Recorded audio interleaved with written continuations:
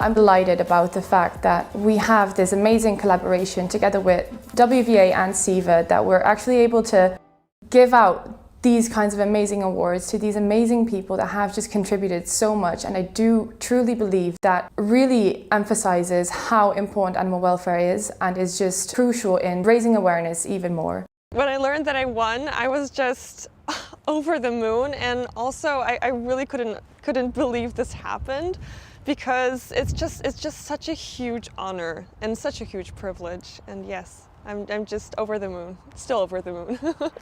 It means the world to me, it really does. It's such a massive honor, I just can't put it to words. I feel really, really happy and very excited for the future that was going to come. The collaboration with CEVA is, I think, one of the best things that has happened to the committee in these last few years. That is something that we have set up last year. CEVA sponsors the Animal Welfare Committee, so our member organisations can apply with a specific animal welfare project and a budget and the amount of money they need, what they want to achieve, just to kind of improve the animal welfare. For example, to help out at a local animal shelter or to do rabies vaccinations. And they do webinars, they do articles, they do workshops at our events. They do so much, and they're really, really making a difference for us.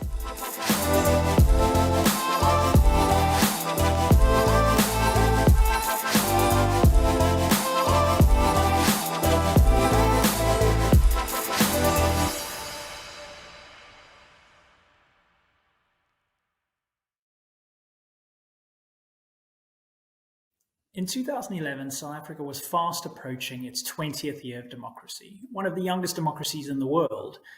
But during this time, there was a lot of protests, there was a lot of unrest, the media was filled with people that were generally just not happy with the direction the country was going. But was the country really moving out of its honeymoon period of democracy? Was everyone really unhappy? Were things not working all over the country? The media was mainly portraying things in some of the bigger centers, and every now and again you'd see some of the small sort of towns being portrayed. But I suddenly thought, I wonder if the rest of the country, all the small towns, all the places you don't often hear about, what were their feelings? What was working and what was not working? So it was with this in mind that I set out to try and see if I could spend a full year on the road, traveling around South Africa and visiting as many different towns, villages as possible, and meeting as many people as possible and finding out what was going on, what were the success stories, what were the challenges, what were the failures. And in doing that, maybe I could start to get re-inspired again by the country, by what to do next in my life. So for 6 months, I set out and started planning a trip that was to take me around the perimeter of South Africa. So along the sort of the border areas, mapping out the shape of the country. And I wanted to stop off in as many towns as possible along that route and spend as much of 2012 on the road as possible. Looking back now, it was absolutely mind-blowing, because I spent 250 days on the road and stopped off in 192 towns and managed to stay in 176 different accommodation establishments.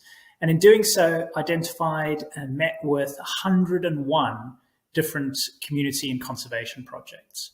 I don't think many countries in the world would have opened their doors and opened their arms as much as South Africa did during that year on the road. And one of the goals was to get re-inspired, and that's exactly what happened. I fell in love with my country all over again. And during a time when there was so much sort of unease and unrest, and people just generally not being very happy with the direction the country was going, I suddenly got more inspired and more energized than ever. And it was the warmth of the people that I suddenly realized was what everyone has been talking about when they come on holiday to South Africa. And as a South African, sometimes you don't really realize that until maybe you do something like this and you realize just how amazingly open and warm everyone is. The idea during this year and then after this year was actually to make a movie, to make a documentary and highlight some of the amazing stories and inspirational stories around the country. And this was a period where GoPro had just come out a few years before. Not many people had heard of GoPro or used GoPro. And I couldn't afford much other than a couple of GoPros, and so I got a couple of GoPros and hit the road and started filming. Now, I wanted to tell the world about all these different towns that a lot of people didn't hear about, and really just highlight some of the projects and some of the amazing tourism establishments that were trying to help me along the way. And I didn't fully fulfill those promises to everyone in order to publicize them as much as possible. I didn't get the funding I needed to make the documentary, and really felt disappointed that I'd fallen short on some of the things I wanted to deliver. So I've spent the next 10 years promoting all of these projects and all of these tourism establishments that had helped me along that road as much as possible. And I'm going to continue to do that as much as I can. But now looking back to where it all began, I've suddenly taken stock again about that journey that I took. And it wasn't just conservation projects that I found, but there were community projects, there were education projects, sports projects, health projects, art projects. There was so much. But it was the conservation projects that really captured my heart, because that was where my main interest was. Now, I knew I would find a lot of wildlife out there. Everyone knows South Africa is just teeming with so much wildlife. But what I wasn't expecting was the amount of small projects, but also the amount of really passionate people that were so willing and open to share their information, their resources, their findings, and to try and collaborate, which I thought was fantastic. And in doing this journey in 2012, I started to identify exactly what the criteria were that I wanted the expedition project to go on to achieve, and the kind of projects that I wanted to most work with. And those criteria were things like community, collaboration, transparency, sustainable, ethical. And those were really important to me, because this was a time, remember, where volunteer tourism had been doing really well and then started to get a really bad reputation. And a lot of conservation projects in doing so started to get a bad reputation. So I really wanted to be very specific about who I worked with. So some of the projects you're going to meet are going to be some of those projects that I most value, and that tick off those boxes that are so important to me. So please do join us along this journey. And if you're joining it in open eyes and ears, like I once did, then enjoy this journey with me. Find out more about these amazing organizations. They really, truly are fantastic. And after the year that we've had and all the difficulties we've had with COVID, there's so much uncertainty, not just in the world, but in conservation. So a lot of these organizations and a lot of the speakers that are representing them, they don't know what's around the corner. They don't know how much longer things can go on. What they do know is how passionate they are to continue. And this isn't always just about donations and funding. It's about people all over the world that share that passion and that are able to help them in any way that they can, be it promotions, be it social media, be it sharing those success stories, but also the challenges that need help. And I really, truly think the next 20, 30 years of the world is so crucial.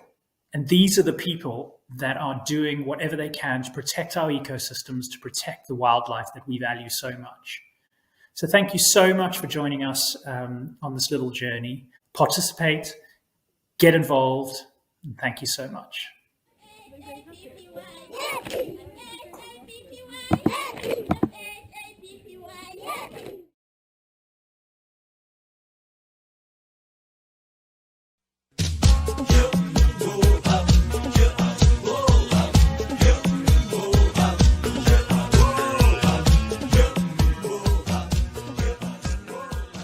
Vetbooks for Africa is a student-driven venture established in 1993.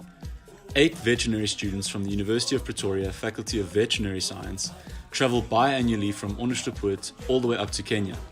In this 7-week trip, we aim to distribute textbooks, journals, veterinary supplies and equipment, as well as stationery, to veterinary faculties, rural communities, sanctuaries, animal rehabilitation centers and schools in various parts of Africa.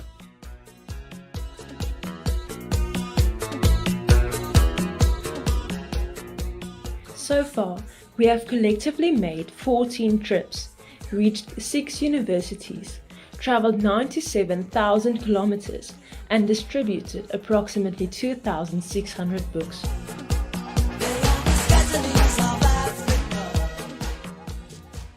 An enormous project like this requires a lot of planning, preparation and the necessary funds.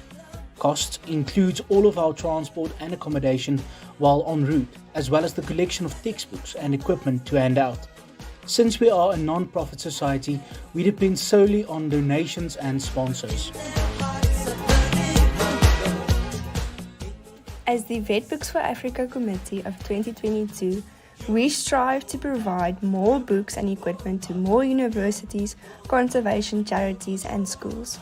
We strive to promote education and conservation through our actions to unite veterinary students all over Africa in order to achieve the ultimate goal of preserving this world for generations to come.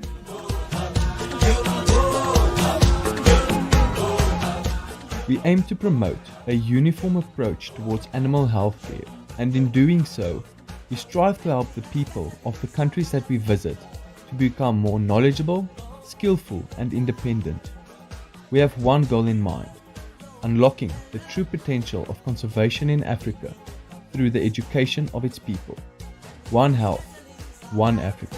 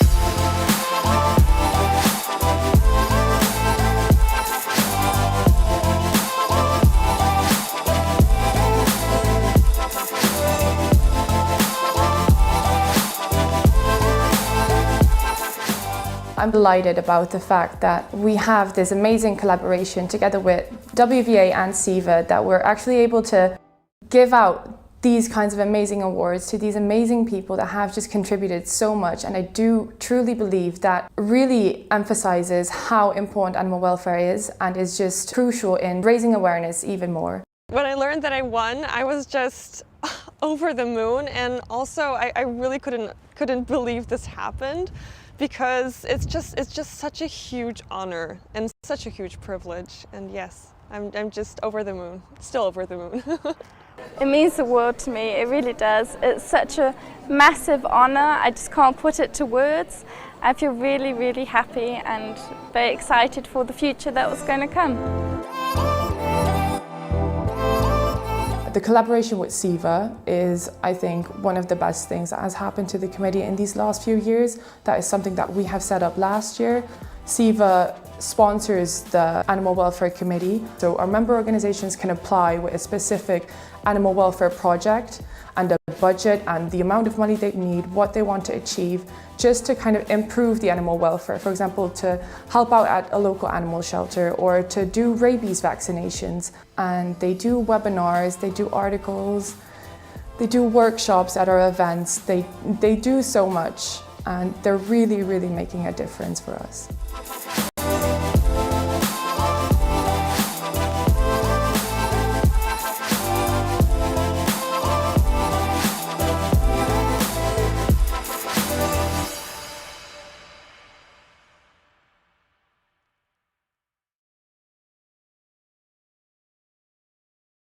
In 2011, South Africa was fast approaching its 20th year of democracy, one of the youngest democracies in the world.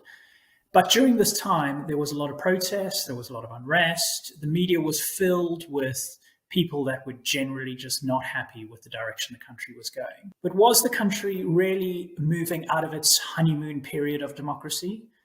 Was everyone really unhappy? Were things not working all over the country? The media was mainly portraying things in some of the bigger centers And every now and again, you'd see some of the small sort of towns being portrayed. But I suddenly thought, I wonder if the rest of the country, all the small towns, all the places you don't often hear about, what were their feelings? What was working and what was not working?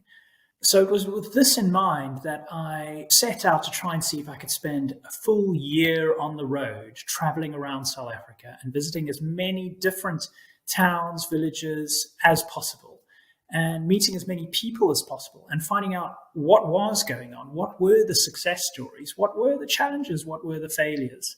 And in doing that, maybe I could start to get re-inspired again by the country, by what to do next in my life.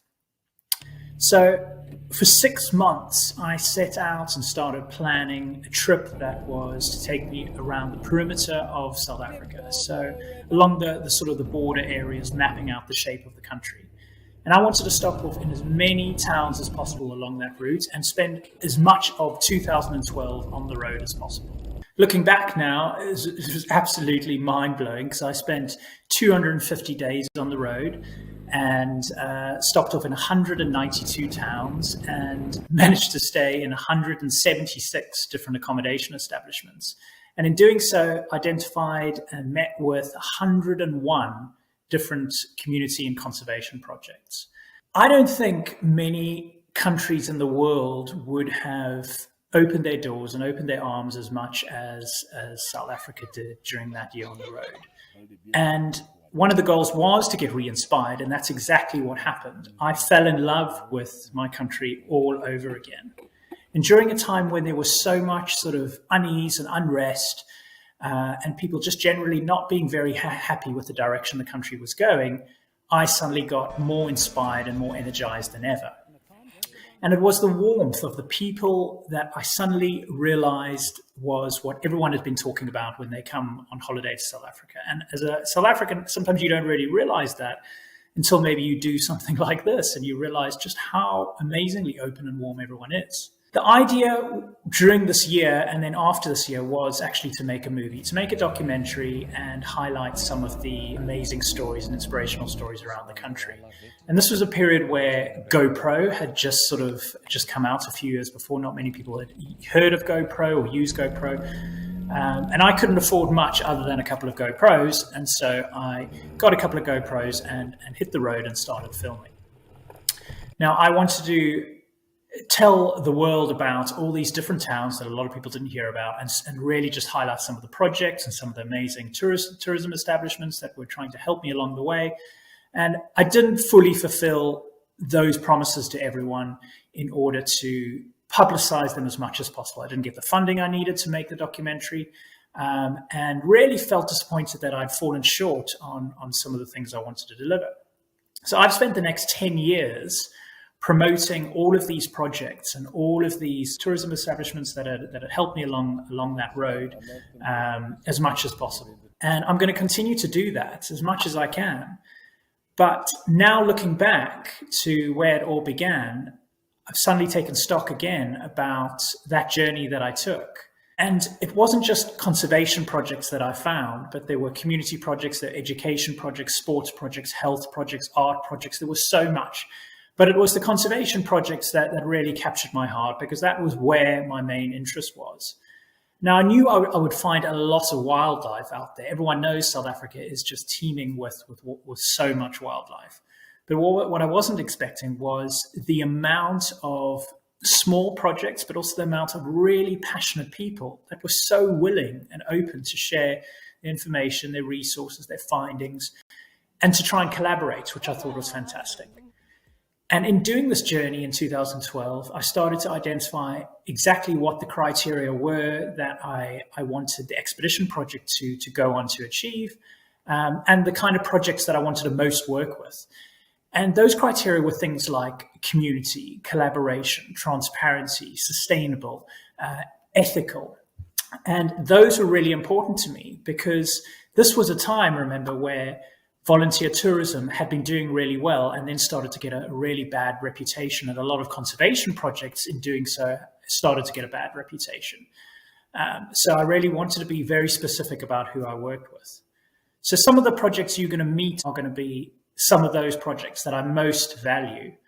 and that tick off those boxes that are so important to me. So please do join. And if you're joining it in open eyes and ears like I once did, then enjoy this journey with me. Find out more about these amazing organizations. They really, truly are fantastic. And after the year that we've had and all the difficulties we've had with COVID, there's so much uncertainty, not just in the world, but in conservation. So a lot of these organizations and a lot of the speakers that are representing them, they don't know what's around the corner. They don't know how much longer things can go on. What they do know is how passionate they are to continue. And this isn't always just about donations and funding. It's about people all over the world that share that passion and that are able to help them in any way that they can, be it promotions, be it social media, be it sharing those success stories, but also the challenges that need help.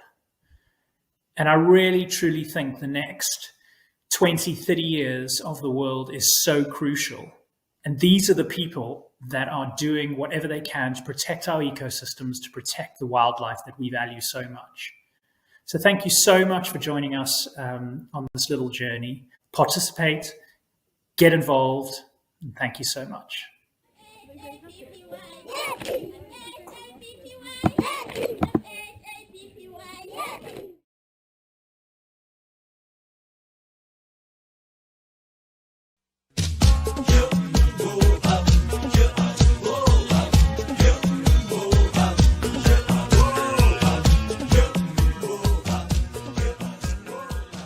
Vetbooks for Africa is a student-driven venture established in 1993. 8 veterinary students from the University of Pretoria Faculty of Veterinary Science travel biannually from Onderstepoort all the way up to Kenya. In this 7-week trip, we aim to distribute textbooks, journals, veterinary supplies and equipment, as well as stationery, to veterinary faculties, rural communities, sanctuaries, animal rehabilitation centers, and schools in various parts of Africa.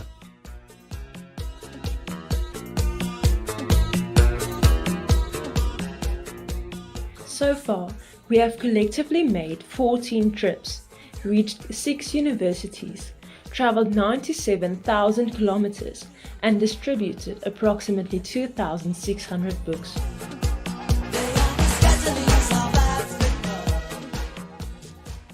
An enormous project like this requires a lot of planning, preparation, and the necessary funds. Cost includes all of our transport and accommodation while en route, as well as the collection of textbooks and equipment to hand out. Since we are a non-profit society, we depend solely on donations and sponsors. As the Vetbooks for Africa Committee of 2022, we strive to provide more books and equipment to more universities, conservation charities and schools. We strive to promote education and conservation through our actions to unite veterinary students all over Africa in order to achieve the ultimate goal of preserving this world for generations to come.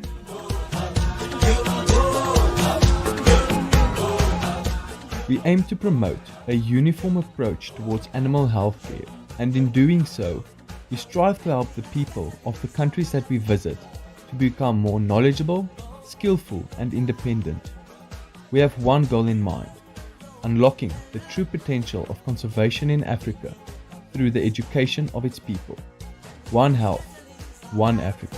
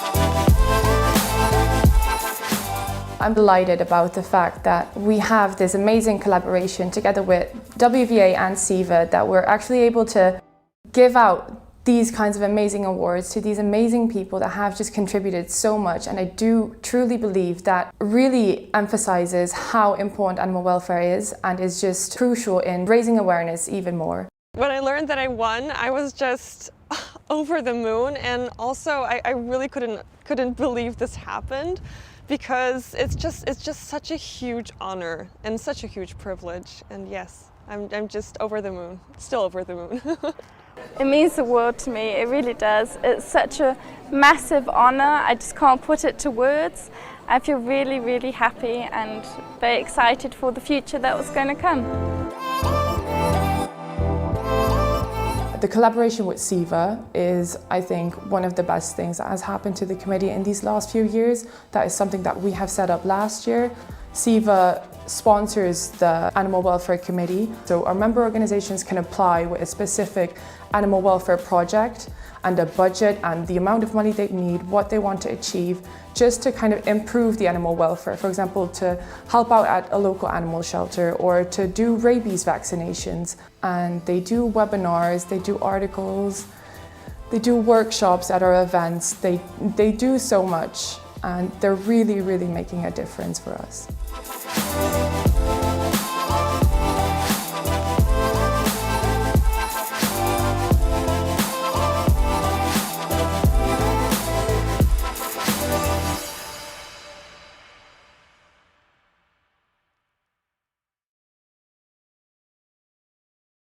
In 2011, South Africa was fast approaching its 20th year of democracy, one of the youngest democracies in the world. But during this time, there was a lot of protests, there was a lot of unrest, the media was filled with people that were generally just not happy with the direction the country was going. But was the country really moving out of its honeymoon period of democracy? Was everyone really unhappy? Were things not working all over the country? The media was mainly portraying things in some of the bigger centers, and every now and again you'd see some of the small sort of towns being portrayed. But I suddenly thought, I wonder if the rest of the country, all the small towns, all the places you don't often hear about, what were their feelings? What was working and what was not working? So it was with this in mind that I set out to try and see if I could spend a full year on the road, traveling around South Africa and visiting as many different towns, villages as possible, and meeting as many people as possible and finding out what was going on, what were the success stories, what were the challenges, what were the failures. And in doing that, maybe I could start to get re-inspired again by the country, by what to do next in my life. So for 6 months, I set out and started planning a trip that was to take me around the perimeter of South Africa. So along the sort of the border areas, mapping out the shape of the country. And I wanted to stop off in as many towns as possible along that route and spend as much of 2012 on the road as possible. Looking back now, it was absolutely mind-blowing, because I spent 250 days on the road and stopped off in 192 towns and managed to stay in 176 different accommodation establishments. And in doing so, identified and met with 101 different community and conservation projects. I don't think many countries in the world would have opened their doors and opened their arms as much as South Africa did during that year on the road. And one of the goals was to get re-inspired, and that's exactly what happened. I fell in love with my country all over again. And during a time when there was so much sort of unease and unrest, and people just generally not being very happy with the direction the country was going, I suddenly got more inspired and more energized than ever. And it was the warmth of the people that I suddenly realized was what everyone has been talking about when they come on holiday to South Africa. And as a South African, sometimes you don't really realize that until maybe you do something like this and you realize just how amazingly open and warm everyone is. The idea during this year and then after this year was actually to make a movie, to make a documentary and highlight some of the amazing stories and inspirational stories around the country. And this was a period where GoPro had just come out a few years before. Not many people had heard of GoPro or used GoPro. And I couldn't afford much other than a couple of GoPros, and so I got a couple of GoPros and hit the road and started filming. Now, I wanted to tell the world about all these different towns that a lot of people didn't hear about, and really just highlight some of the projects and some of the amazing tourism establishments that were trying to help me along the way. And I didn't fully fulfill those promises to everyone in order to publicize them as much as possible. I didn't get the funding I needed to make the documentary, and really felt disappointed that I'd fallen short on some of the things I wanted to deliver. So I've spent the next 10 years promoting all of these projects and all of these tourism establishments that had helped me along that road as much as possible. And I'm going to continue to do that as much as I can. But now looking back to where it all began, I've suddenly taken stock again about that journey that I took. And it wasn't just conservation projects that I found, but there were community projects, there were education projects, sports projects, health projects, art projects. There was so much. But it was the conservation projects that really captured my heart, because that was where my main interest was. Now, I knew I would find a lot of wildlife out there. Everyone knows South Africa is just teeming with so much wildlife. But what I wasn't expecting was the amount of small projects, but also the amount of really passionate people that were so willing and open to share their information, their resources, their findings, and to try and collaborate, which I thought was fantastic. And in doing this journey in 2012, I started to identify exactly what the criteria were that I wanted the expedition project to go on to achieve, and the kind of projects that I wanted to most work with. And those criteria were things like community, collaboration, transparency, sustainable, ethical. And those were really important to me, because this was a time, remember, where volunteer tourism had been doing really well and then started to get a really bad reputation. And a lot of conservation projects in doing so started to get a bad reputation. So I really wanted to be very specific about who I worked with. So some of the projects you're going to meet are going to be some of those projects that I most value, and that tick off those boxes that are so important to me. So please do join us along this journey, and if you're joining it in open eyes and ears like I once did, then enjoy this journey with me. Find out more about these amazing organizations. They really, truly are fantastic. And after the year that we've had and all the difficulties we've had with COVID, there's so much uncertainty, not just in the world, but in conservation. So a lot of these organizations and a lot of the speakers that are representing them, they don't know what's around the corner. They don't know how much longer things can go on. What they do know is how passionate they are to continue. And this isn't always just about donations and funding. It's about people all over the world that share that passion and that are able to help them in any way that they can, be it promotions, be it social media, be it sharing those success stories, but also the challenges that need help. And I really, truly think the next 20, 30 years of the world is so crucial. And these are the people that are doing whatever they can to protect our ecosystems, to protect the wildlife that we value so much. So thank you so much for joining us on this little journey. Participate, get involved, and thank you so much.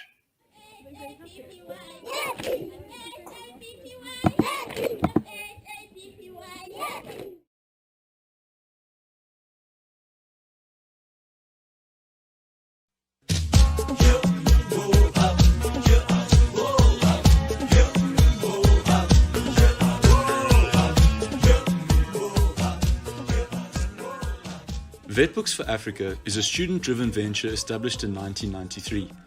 8 veterinary students from the University of Pretoria Faculty of Veterinary Science travel biannually from Onderstepoort all the way up to Kenya.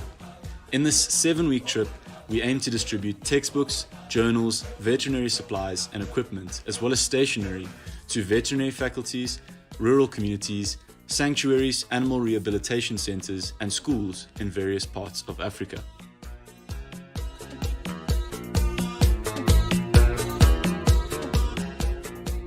So far, we have collectively made 14 trips, reached 6 universities, traveled 97,000 kilometers and distributed approximately 2,600 books.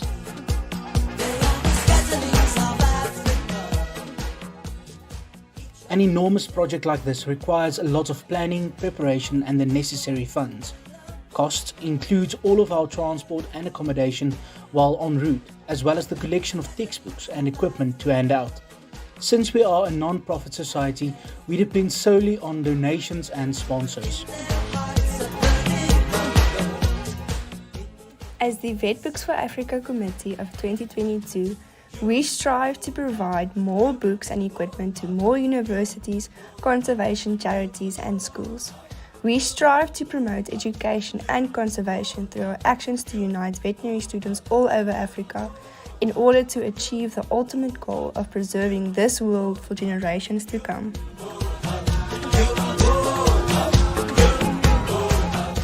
We aim to promote a uniform approach towards animal health care, and in doing so, we strive to help the people of the countries that we visit to become more knowledgeable, skillful, and independent.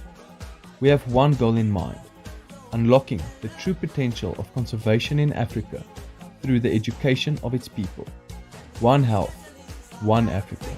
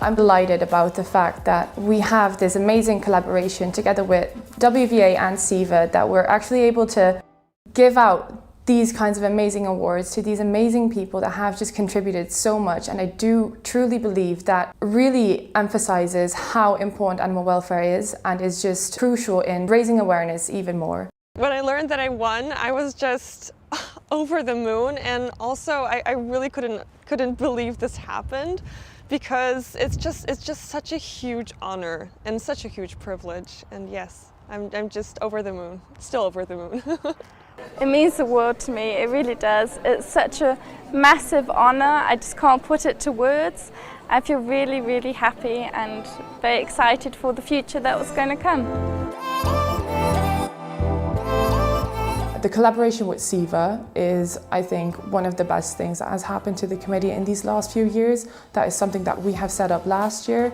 CEVA sponsors the Animal Welfare Committee, so our member organizations can apply with a specific animal welfare project and a budget and the amount of money they need, what they want to achieve, just to kind of improve the animal welfare. For example, to help out at a local animal shelter or to do rabies vaccinations. And they do webinars, they do articles, they do workshops at our events. They do so much, and they're really, really making a difference for us.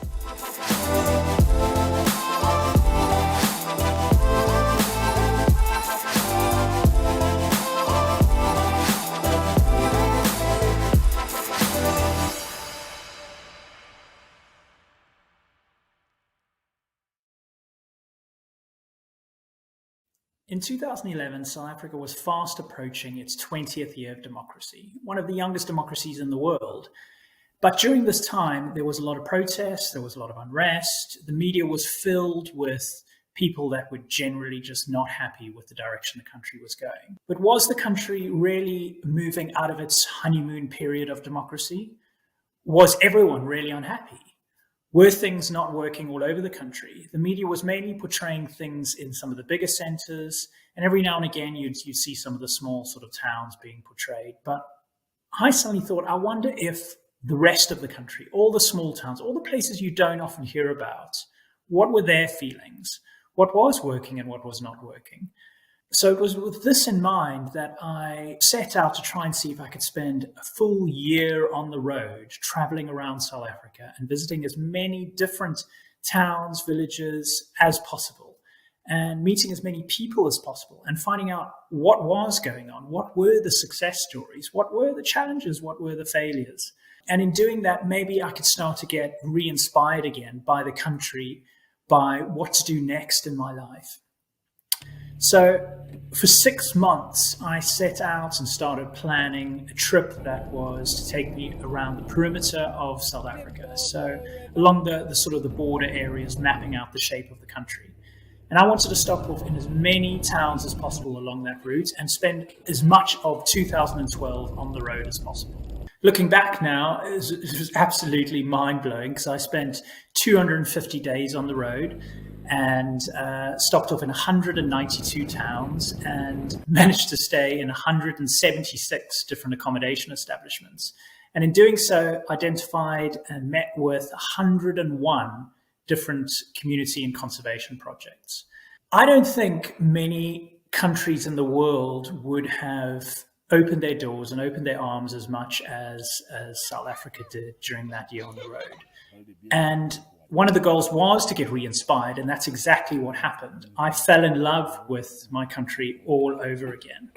And during a time when there was so much sort of unease and unrest, and people just generally not being very happy with the direction the country was going, I suddenly got more inspired and more energized than ever.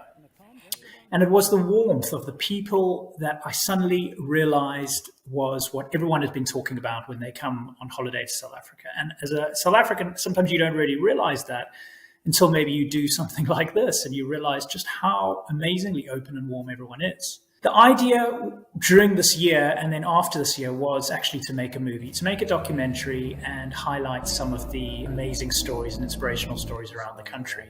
And this was a period where GoPro had just come out a few years before. Not many people had heard of GoPro or used GoPro.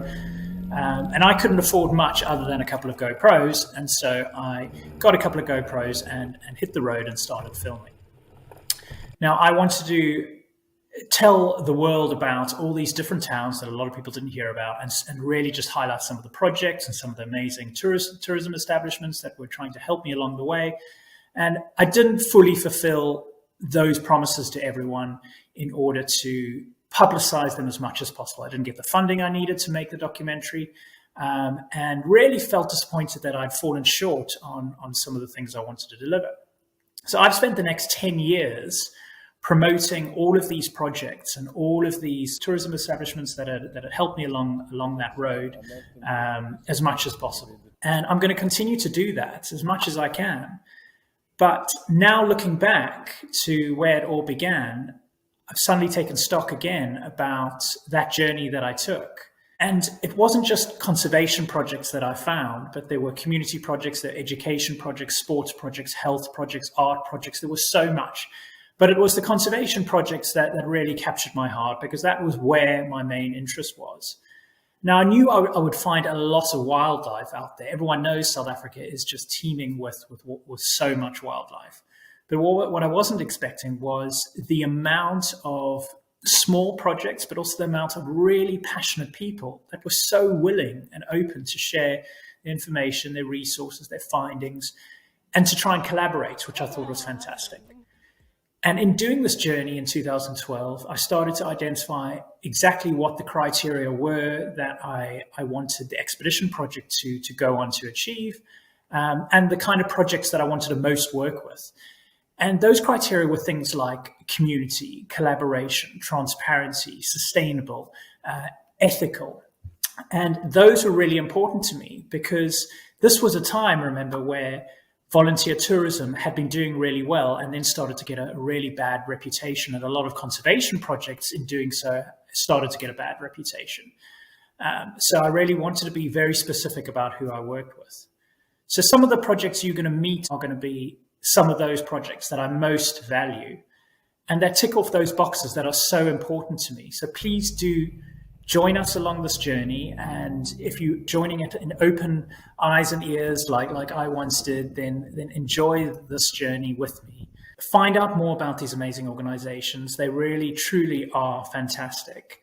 And after the year that we've had and all the difficulties we've had with COVID, there's so much uncertainty, not just in the world, but in conservation. So a lot of these organizations and a lot of the speakers that are representing them, they don't know what's around the corner. They don't know how much longer things can go on. What they do know is how passionate they are to continue.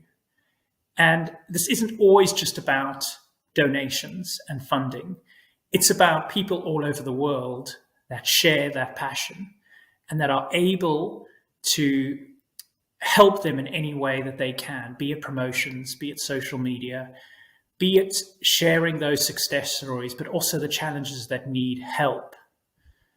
And I really, truly think the next 20, 30 years of the world is so crucial. And these are the people that are doing whatever they can to protect our ecosystems, to protect the wildlife that we value so much. So thank you so much for joining us on this little journey. Participate, get involved, and thank you so much.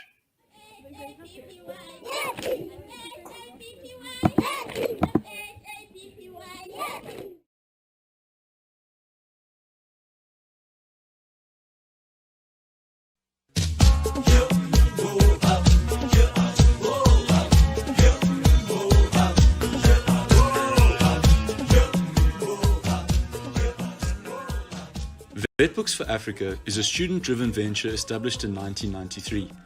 8 veterinary students from the University of Pretoria Faculty of Veterinary Science travel biannually from Onderstepoort all the way up to Kenya.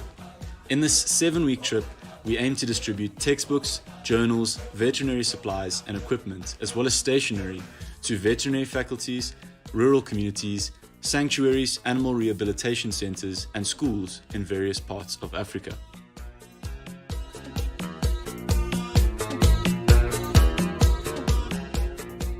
So far, we have collectively made 14 trips, reached 6 universities, traveled 97,000 kilometers, and distributed approximately 2,600 books.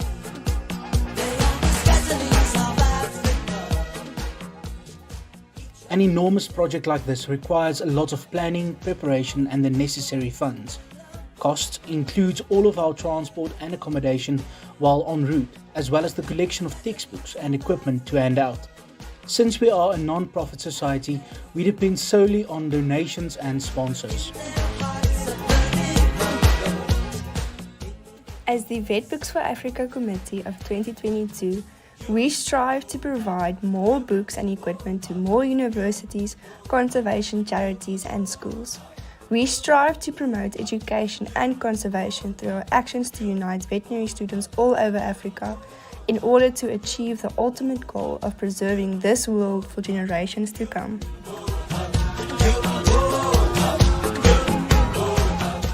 We aim to promote a uniform approach towards animal health care, and in doing so, we strive to help the people of the countries that we visit to become more knowledgeable, skillful, and independent. We have one goal in mind: unlocking the true potential of conservation in Africa through the education of its people. One health, one Africa.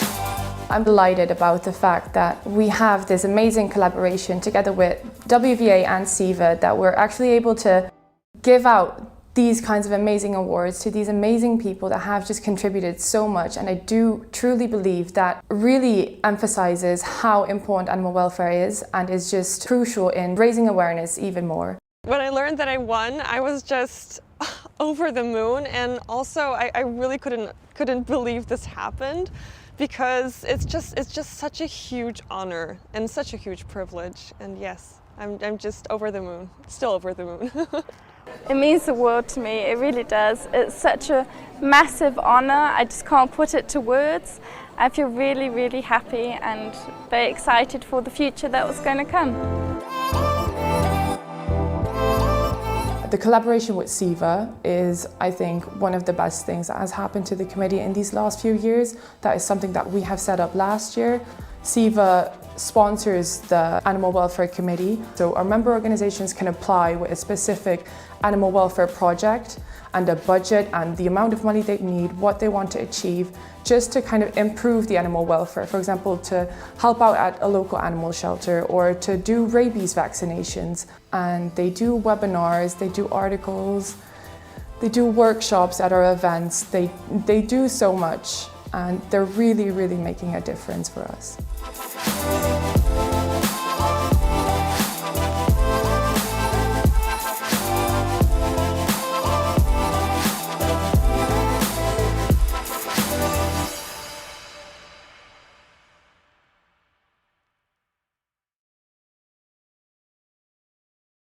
In 2011, South Africa was fast approaching its 20th year of democracy, one of the youngest democracies in the world.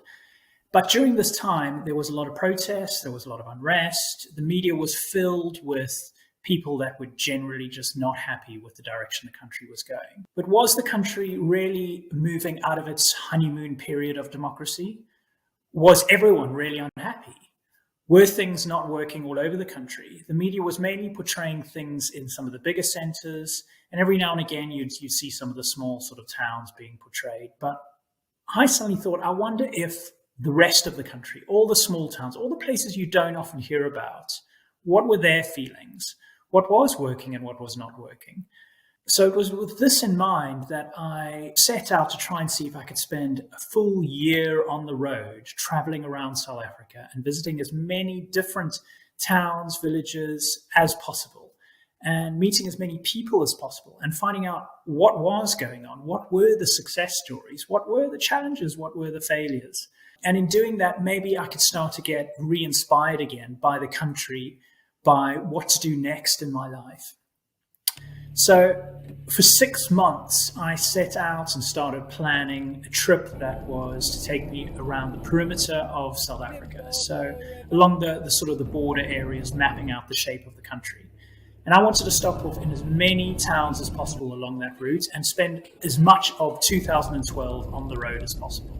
Looking back now, it was absolutely mind-blowing, because I spent 250 days on the road and stopped off in 192 towns and managed to stay in 176 different accommodation establishments. And in doing so, identified and met with 101 different community and conservation projects. I don't think many countries in the world would have opened their doors and opened their arms as much as South Africa did during that year on the road. And one of the goals was to get re-inspired, and that's exactly what happened. I fell in love with my country all over again. And during a time when there was so much sort of unease and unrest, and people just generally not being very happy with the direction the country was going, I suddenly got more inspired and more energized than ever. And it was the warmth of the people that I suddenly realized was what everyone has been talking about when they come on holiday to South Africa. And as a South African, sometimes you don't really realize that until maybe you do something like this and you realize just how amazingly open and warm everyone is. The idea during this year and then after this year was actually to make a movie, to make a documentary and highlight some of the amazing stories and inspirational stories around the country. And this was a period where GoPro had just come out a few years before. Not many people had heard of GoPro or used GoPro. And I couldn't afford much other than a couple of GoPros, and so I got a couple of GoPros and hit the road and started filming. Now, I wanted to tell the world about all these different towns that a lot of people didn't hear about, and really just highlight some of the projects and some of the amazing tourism establishments that were trying to help me along the way. And I didn't fully fulfill those promises to everyone in order to publicize them as much as possible. I didn't get the funding I needed to make the documentary, and really felt disappointed that I'd fallen short on some of the things I wanted to deliver. So I've spent the next 10 years promoting all of these projects and all of these tourism establishments that had helped me along that road as much as possible. And I'm going to continue to do that as much as I can. But now looking back to where it all began, I've suddenly taken stock again about that journey that I took. And it wasn't just conservation projects that I found, but there were community projects, there were education projects, sports projects, health projects, art projects. There was so much. But it was the conservation projects that really captured my heart, because that was where my main interest was.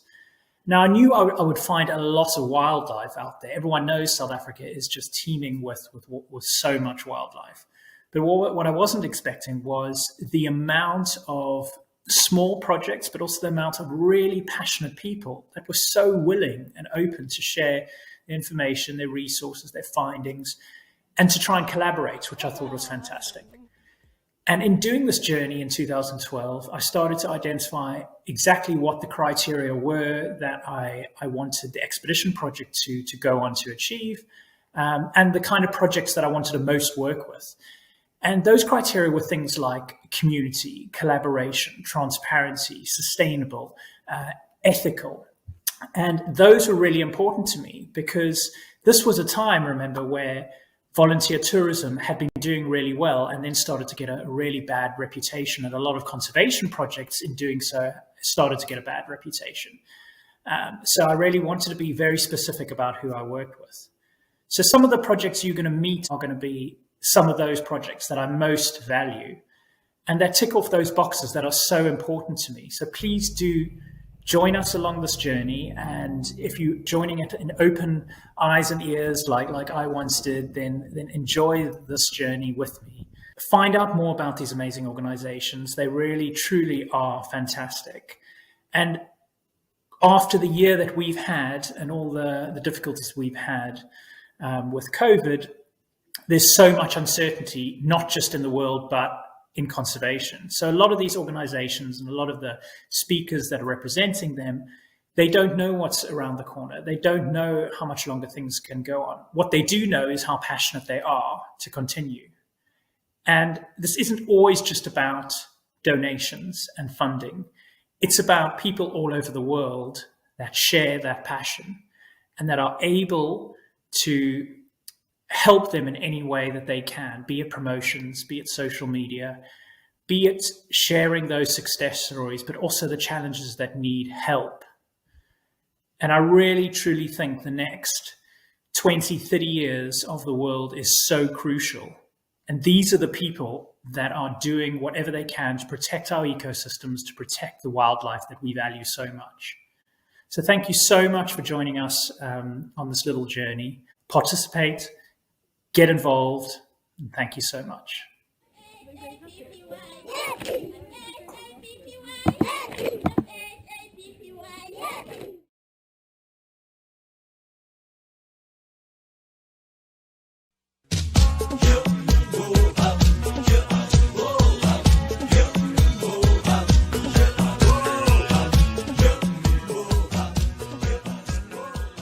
Vetbooks for Africa is a student-driven venture established in 1993. 8 veterinary students from the University of Pretoria Faculty of Veterinary Science travel biannually from Onderstepoort all the way up to Kenya. In this 7-week trip, we aim to distribute textbooks, journals, veterinary supplies and equipment, as well as stationery, to veterinary faculties, rural communities, sanctuaries, animal rehabilitation centers, and schools in various parts of Africa.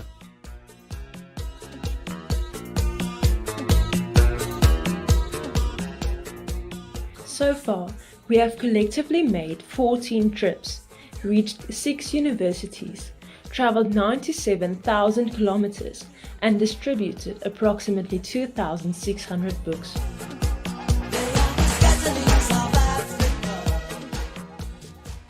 An enormous project like this requires a lot of planning, preparation, and the necessary funds.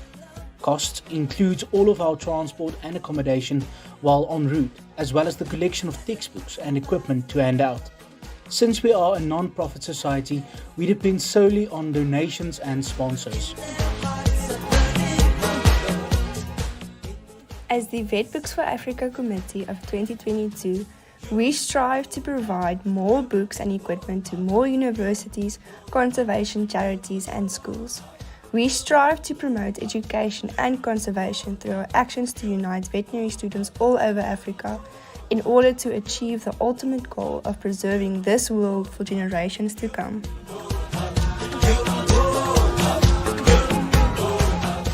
We aim to promote a uniform approach towards animal health care, and in doing so, we strive to help the people of the countries that we visit to become more knowledgeable, skillful, and independent. We have one goal in mind: unlocking the true potential of conservation in Africa through the education of its people. One health, one Africa.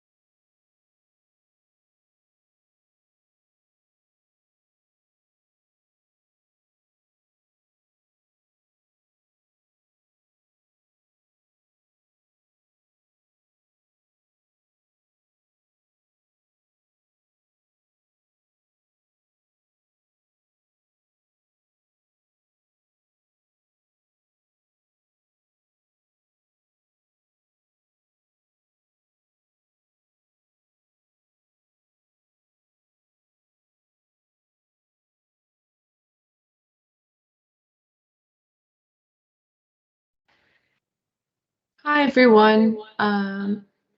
Please mute yourselves, guys. Hi everyone.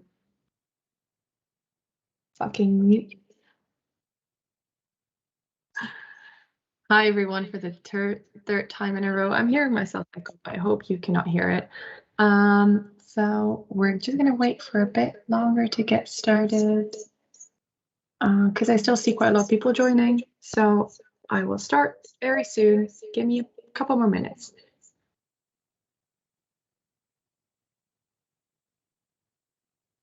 Why?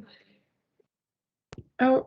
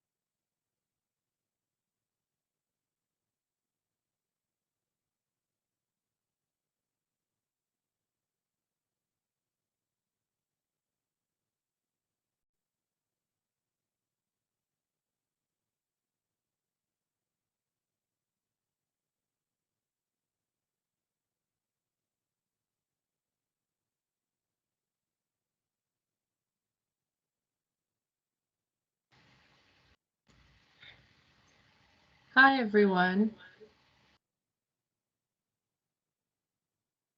Stop.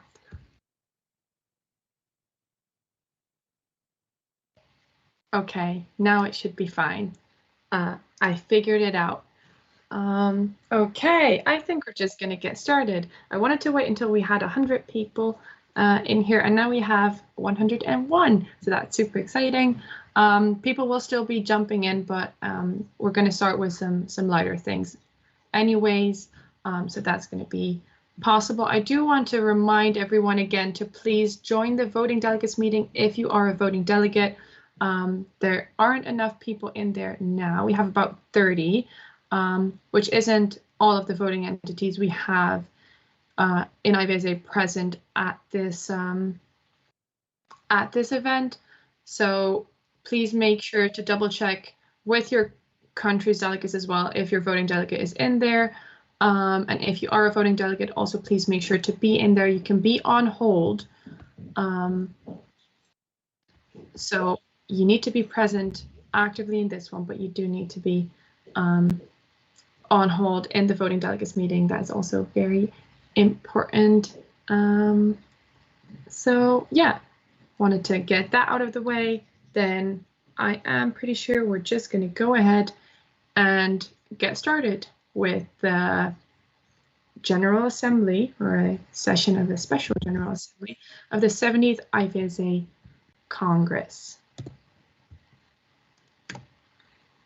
So first up, for GA1, the agenda has been sent to all of you, so we're just going to go ahead and get started with an introduction of IVSA by the President. And for those of you that don't know yet, the President is me. Thanks, Navisha. I wanted to look pretty today, since I had to have my camera on for the entire day and I had to stare at myself for so long, so I figured I might as well like what I'm seeing. So, introduction of IVSA by me. What is IVSA? IVSA is the International Veterinary Students Association. It was established in 1953 in Germany. So we've been around for quite a long time already, which has also made us the largest veterinary students association in the world. We're a non-profit, non-governmental organization run by volunteer veterinary students from around the world. Our mission statement, which I'm very, very sure you have seen or heard before, is to benefit the animals and people of the world by harnessing the potential and dedication of veterinary students to promote the international application of veterinary skills, education, and knowledge. Which is a mouthful, but it is something I have now completely memorized after having said it so often over this past year. So, IVSA around the world. Our lovely regions, which is a structure that we've only very recently established about 1.5 years ago. So these are our regions, and these are all of the countries that we have as far as we are at this point. As you can see, there's still some lands uncovered by IVSA, but we are definitely working on, getting some more. So that's good. And then here are the IVSA officials. Our officials tree, I'm going to just go over everyone a bit more. The executive committee, we have me, Mehdi, our Secretary General, who's going to power through about 20 hours of writing minutes during this General Assembly. So do think of him and everything he's doing now. Then we have Nina, our committee coordinator, Nicole, the external relations officer, Panos, the treasurer, and Ellen, our development aid director. Then there's the secretariat. We have Caroline, Glenn, Adinda, Lauren, and Jasmine. And then also, ever since our last symposium in February, we had elections for 2 new secretaries, and those are Nelson and Carol. Our lovely, lovely chairs, Maureen Rua for SCA, so animal welfare, Isabella for career attributes, Aditona for One Health, Diana for veterinary education, Navisha for wellness, and Vincenzo for alumni. And then our regional representatives, we have Adnan and Laure.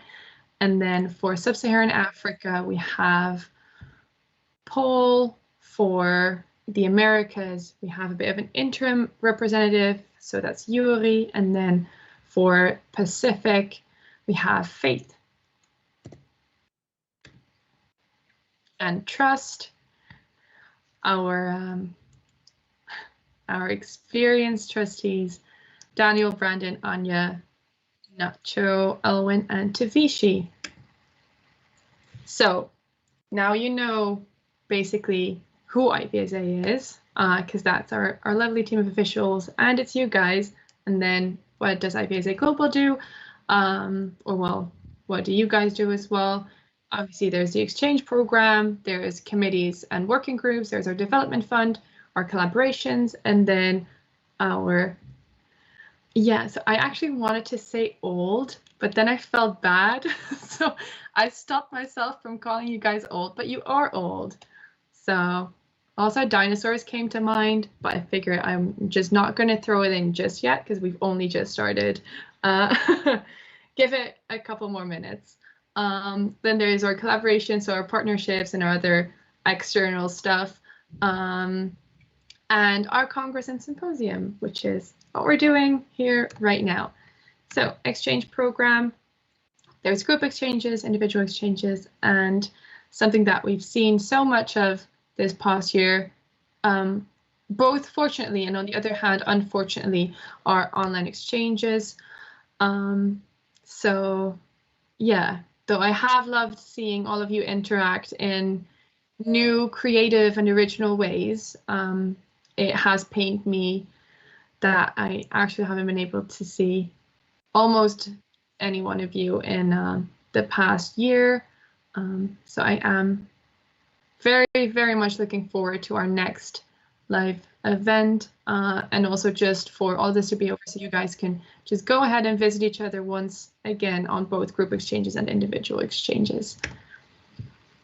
Off to our committees. So these are the ones we have with their very pretty logos. So starting from the top, going clockwise, we have our working group on alumni. We have the Standing Committee on Animal Welfare, Standing Committee on Wellness, Standing Committee on Career Attributes, Standing Committee on Veterinary Education, and our Standing Committee on One Health. So the WGA has the aim of bringing IVSA alumni closer to IVSA. So it has the aim of bringing our old people closer to IVSA. They are there to provide and receive information to and from the alumni. So this year, Vincenzo has been working on the alumni network, some workshops, Q&As, the mentor-mentee project, and I'm mainly covering the mentor part from the alumni perspective. Alumni events, unfortunately, have not been able to happen this year, but I do hope they will be back in fashion when I graduate. And then there's the graduate database and the partnerships that the WGA has also been working on. Then there is a Standing Committee on Animal Welfare, which has the aim to promote animal welfare amongst veterinary students worldwide. Welfare is, of course, the cornerstone of the veterinary profession. So there used to be an animal welfare conference. Unfortunately, also, COVID has just postponed that for quite a while already. And then there's the Animal Welfare Awards that we do alongside with CEVA. Nominations for that are actually open as we speak. So if you're interested in that, do check it out on their websites. They have an ambassador program. They've done lots of workshops, really amazing debates as well. They have had their Animal Welfare Week and Animal Welfare Toolkit and their blog. Then our Standing Committee on Wellness, which aims to raise awareness on the wellness issues that veterinary students and veterinarians deal with and to help improve their mental and physical health. We all love ourselves some #wellness. So do check out their wellness toolkit. I love it so much. They've also done a conference on managing stress. They've just this term, they've started their ambassador program. There's the vet recipe book with really amazing recipes sent in by all of you guys. They've had their wellness week, done some really great things for Suicide Awareness Day, for Mental Health Day. They are the counterpart for the WGA when it comes to the mentor-mentee project. trying to, take care of those mentees as well. And wellness, yeah, that's about it. Lots of new partnerships getting started as well, so that's very nice too. And then core attributes. So the main focus of SGOCA are soft skills. So those are skills that are not tied to one specific field of expertise, but can be applied to any and all aspects of life. So that's where, we're focusing on communication skills and things like that that are super useful and super important for you to have as a veterinarian, but are often not really taught that much at our universities. So we're gonna, or what SGOCA did originally plan on, launching the TNT, so Training New Trainers Network. Unfortunately, that does really require there to be live events, especially in those first stages that we're in, which means that has been postponed for next term. But they've done really amazing workshops and trainings on, time management. This month was all in the theme of public speaking that they also did their workshop on last weekend. They've done some really great infographics. We've actually had we've had 2 trainings for officials, one in the beginning of the term during our first live meeting, live online meeting, and then a second one only about a month ago, which was on mental health as well. I think that was very needed. And a soft skills marathon. Then off to SCOVI, so the Standing Committee on Veterinary Education, which aims to promote and improve veterinary education worldwide. SCOVI has the philosophy to create material and assist students in veterinary education. So similar to wellness and animal welfare, SCOVI also has their ambassadors. They have the EduPlus platform that provides you guys with lots of really great materials to help you get through your studies. They launched an equine community a little over a year ago, and we've actually also opened up applications for the wild and exotics animal community that was just created this year. There are plenty of other communities in the making, so if your field of expertise or your field of interest isn't there yet, be patient with us. It always takes some time, but they will come eventually. There was a veterinary education conference in the making. They've done lots of quizzes, fact cards, webinars, and they have, of course, their own journal on veterinary education. And then last but not least, there's a Standing Committee on One Health, which aims to promote One Health to veterinary students worldwide. I don't think I need to explain this, but One Health is a movement to improve the health of animals, humans, and the environment all together. So once again, plans of a One Health conference that did unfortunately not happen. The OIE Ambassador Program was also unfortunately put on hold due to restrictions on the OIE side. But that doesn't mean that the One Health Committee has been sitting still. They've done lots of really amazing things. Collaborate with the World Health Student Alliance, collaborate with IFMSA on so many things. They've done a global AMR Youth Summit. They have their Journal on Veterinary Public Health, so the VPH journal. There's always the World Antibiotic Awareness Week that they've done so much about. And Rabies Day, of course, and an amazing collaboration with the Global Alliance on Rabies Control. So yeah, also they have not been sitting still, even though it has been harder to, have actual live events happen both internationally but even locally. Off to our task forces, which we have 3 of. There's the OC Manual Task Force, the Task Force on Bylaw Realignment, and the Task Force on Diversity, Equity, and Inclusivity. So the OC Manual Task Force was basically tasked to rewrite the OC Manual. For those of you that don't know, the OC Manual is a manual for organizing committees. An organizing committee is the team of people that basically arranges and organizes an entire event for IVSA. So it's an organizing committee for the symposium and one for the Congress. This year, we've had 2 OOCs, which are online organizing committees, and we've made sure to actually also include a part on online organizing of events in there. And yeah, I think that's about it for the OC Manual Task Force. The OC Manual was extremely outdated, and you know, with our events kind of expanding so much over the past couple of years, we felt it was necessary to, you know, actually get it done this time around. So we had a really amazing team of lots of experienced OC people, new OC people as well to learn, and we made sure to rewrite it entirely. And then there is the task force on bylaw realignment. So that was chaired by our past president, Elwin, and basically all of us are responsible for you having to go through over 40 pages of bylaws for this event. On the one hand, I apologize. On the other hand, I really do not, because our bylaws were not great.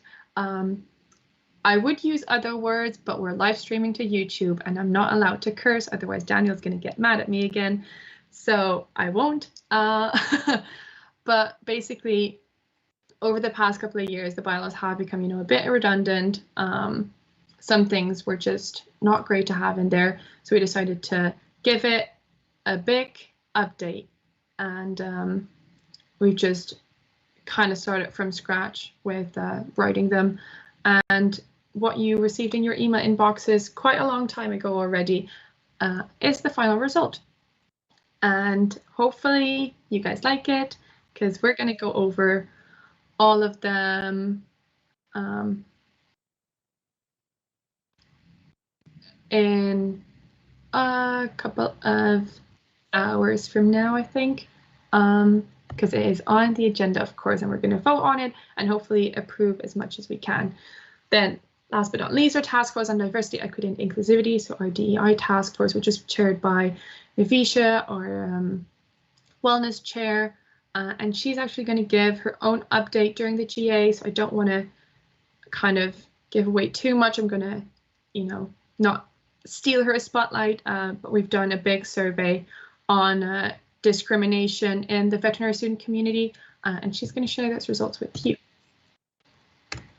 Next up, Development Fund. So the IVSA Development Fund basically exists to help underprivileged countries around the world.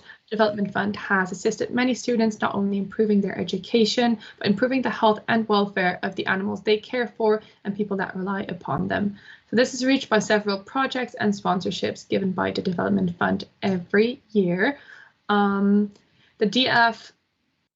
The DF's income depends on the auctions we usually do. So we have live and silent auctions during our congresses and symposia.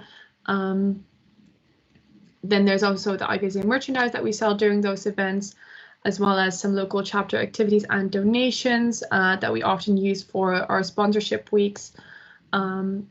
Unfortunately, as you can see, quite a lot of the Development Fund's income did depend on there being live events, which has been pretty hard. Last time we did an online raffle with about 15 euros in profit, which is probably not something you can compare to the thousands we usually get from these events. So in the delegates book that we did ask for donations, so check it out, because the Development Fund really does need it, and it always goes back to our members that need it to most, or communities that really do need it. So the development projects that your donations would be used for are the Be Kind Award, reduced fee spots for our events, donating money to charities, the DF scholarships that we hand out to 6 IVSA members every year, and the membership fee fund that is used to cover the membership fees of MOs that are financially struggling and cannot afford their membership fees themselves. Collaborations and partnerships, which is my favorite thing in the world. So how do I get an IVSA sweater? Unfortunately, at this point, you cannot. That's what our events are for. And since they're not there, I know it makes me very sad too. Would you believe me if I say that I don't even have an IVSA, I don't even have any type of IVSA merchandise? It's horrible. I'm going to spend all my money on everything at the next event. I know it's crazy. Anywho, diamond sponsor, Purina Institute. Then we have our silver sponsors, Anacura, Purina Pro Plan, Royal Canin and CEVA, and our bronze sponsors, Battenfield and IVC Evidencia. Why is this not working? Oh, here we are. It's not changing though.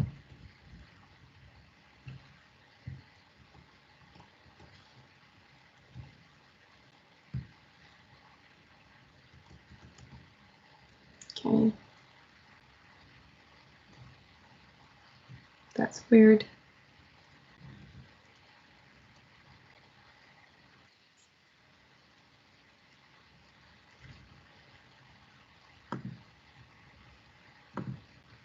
Give me a second.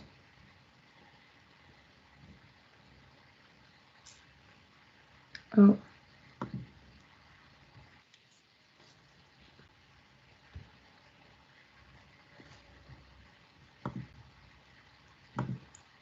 I'm just going to go ahead and share again.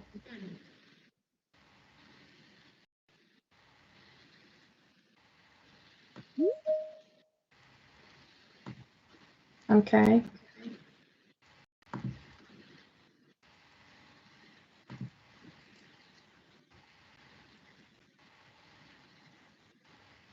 I'm continuing now.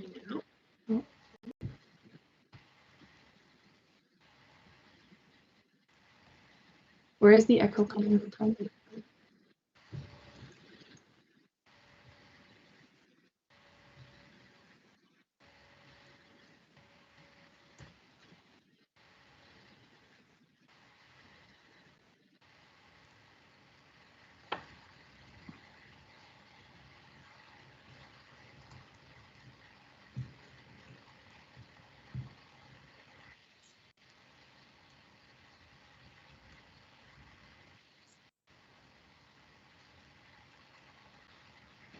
I'm just going to go ahead and try again. I think this time there's not going to be an echo.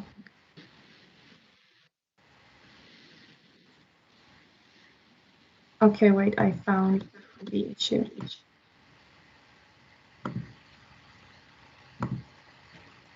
Now it's going to be fine. I'm super bad with like computers and stuff, and I literally have 4 different devices in front of me, like 2 laptops, an iPad, and my phone, trying to figure out how to be in all meetings at the same time and share and stuff. So I apologize if things are wrong, but here we are, partners. There's the ROI, WFPHA, WHSA, AVMA, WSAVA, FICAVA, VSA, VA, BIVA, EAVE, UFA Next, FEE, WVA, and the AVA, or FAVA.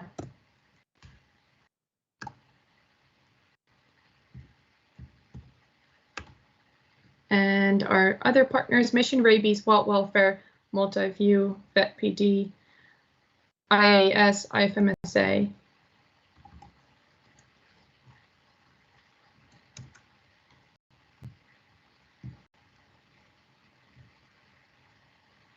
ISOA, IPSF, Bioethicus, the London Vet Show, Vet Festival, Vet Books for Africa, VMS, and VetX Thrive.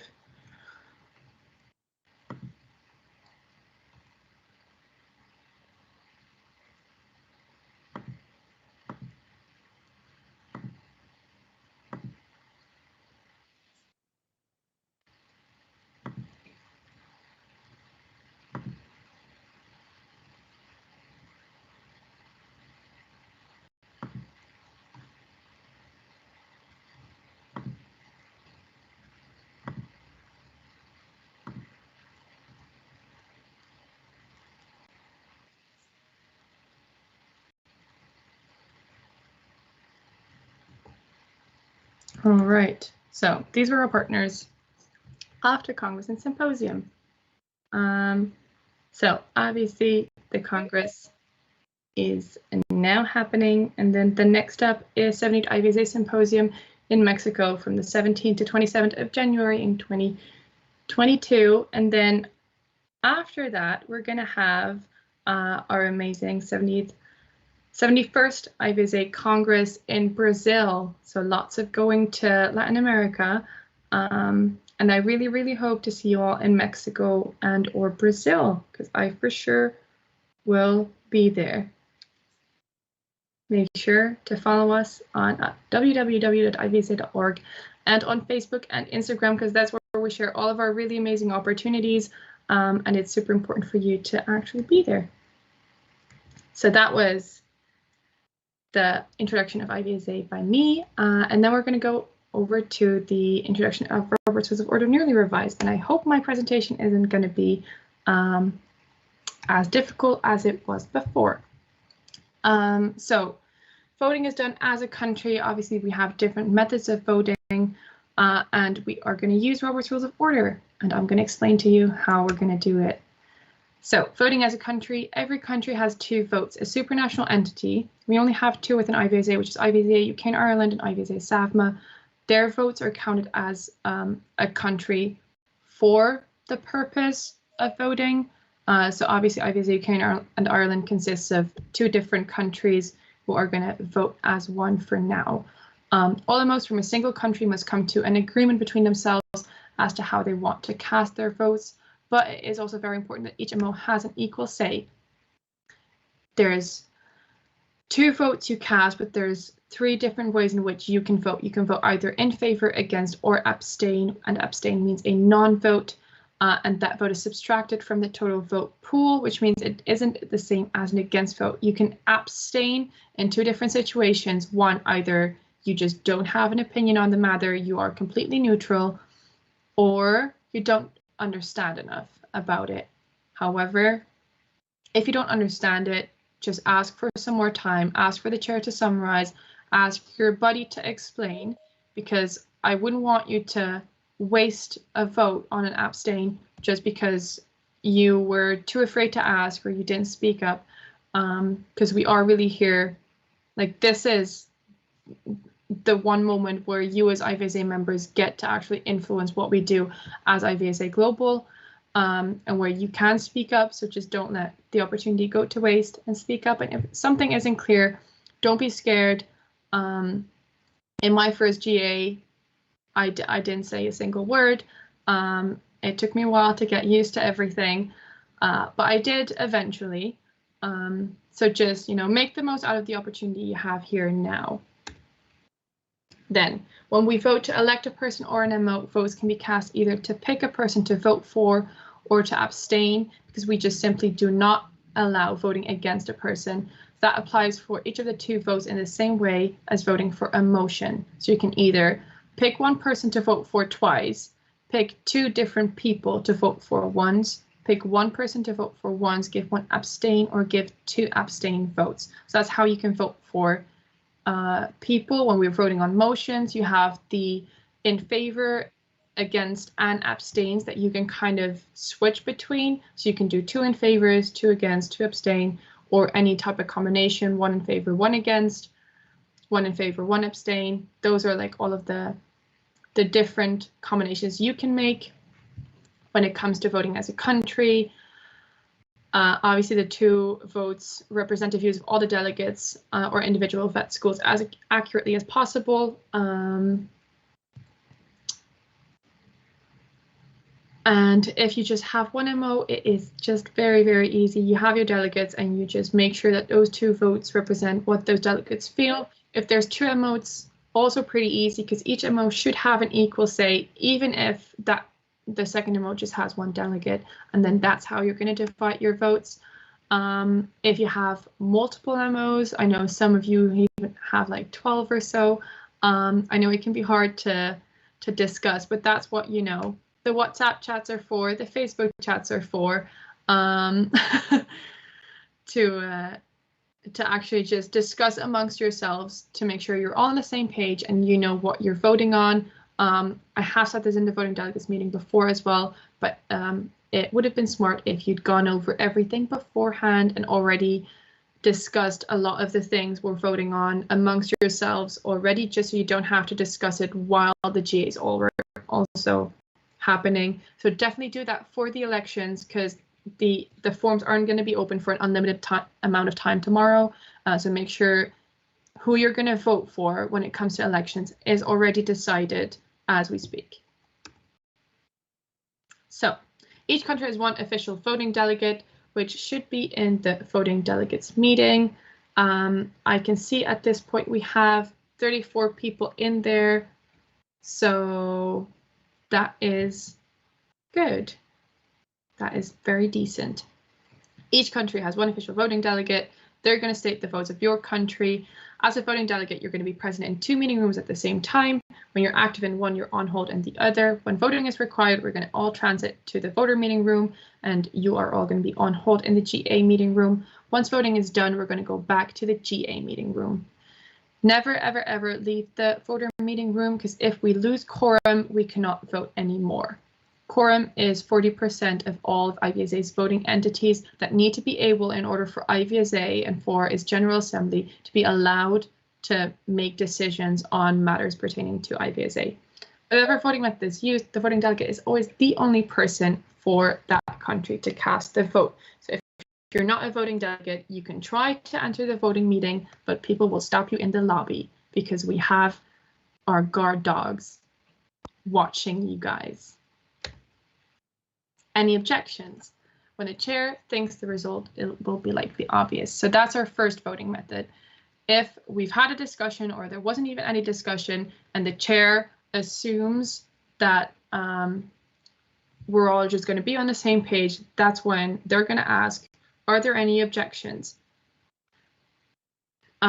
Which means there's going to be minimal voting time for you to actually think of it. If you want time to think about the vote, you have to say so right then and there. If you don't object, don't say anything. If you wish to vote on it, to actually have a vote for everyone, you need to say, I object. That's basically what's going to happen. Then a digital vote is going to be used if there's likely to be some divided opinion on a motion, if a 2/3 majority is required, or if any member calls for it. So if someone calls, I object, the chair is going to move to a digital vote. 2 polls are going to be opened in the voting delegate meeting, each representing one of each country's votes. Always make sure to vote for both polls as a voting delegate, because those are your 2 votes you have. As mentioned previously, you don't have to vote the same way in both, and any votes that weren't cast are going to be counted as abstains.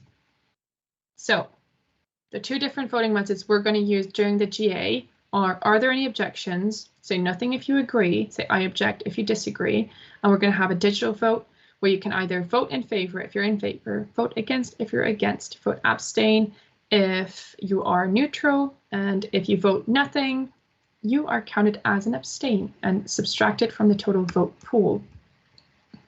Now, off to Robert's Rules of Order. Robert's Rules of Order, newly revised, is a set of rules for conduct at meetings. It is orderly, efficient, and very widely used, and it is also used by IVSA as long as those rules do not conflict with our own constitution and bylaws, which means that, sometimes we have specific things in there that say this needs a 50% majority, this needs a 75% majority, things like that. As long as if that conflicts with Robert's Rules of Order, we always follow our own constitution and bylaws. So our constitution and bylaws supersede Robert's Rules of Order in the situation that we use it. Under no circumstances should undue strictness be allowed to intimidate members or limit full participation, which is a nice way of saying we want you to speak up and don't be afraid of not following Robert's Rules of Order. Obviously, we use these rules to make the meetings less chaotic, but I also know there's lots of first-time delegates here again. So if you don't 100% know how to say something, what to say, just really don't be scared. Raise your hand, obtain the floor, and just speak up. Even if you don't know what it is you want to say or how you're supposed to say it, you can just ask the chair. Just say, hey, I want to achieve this.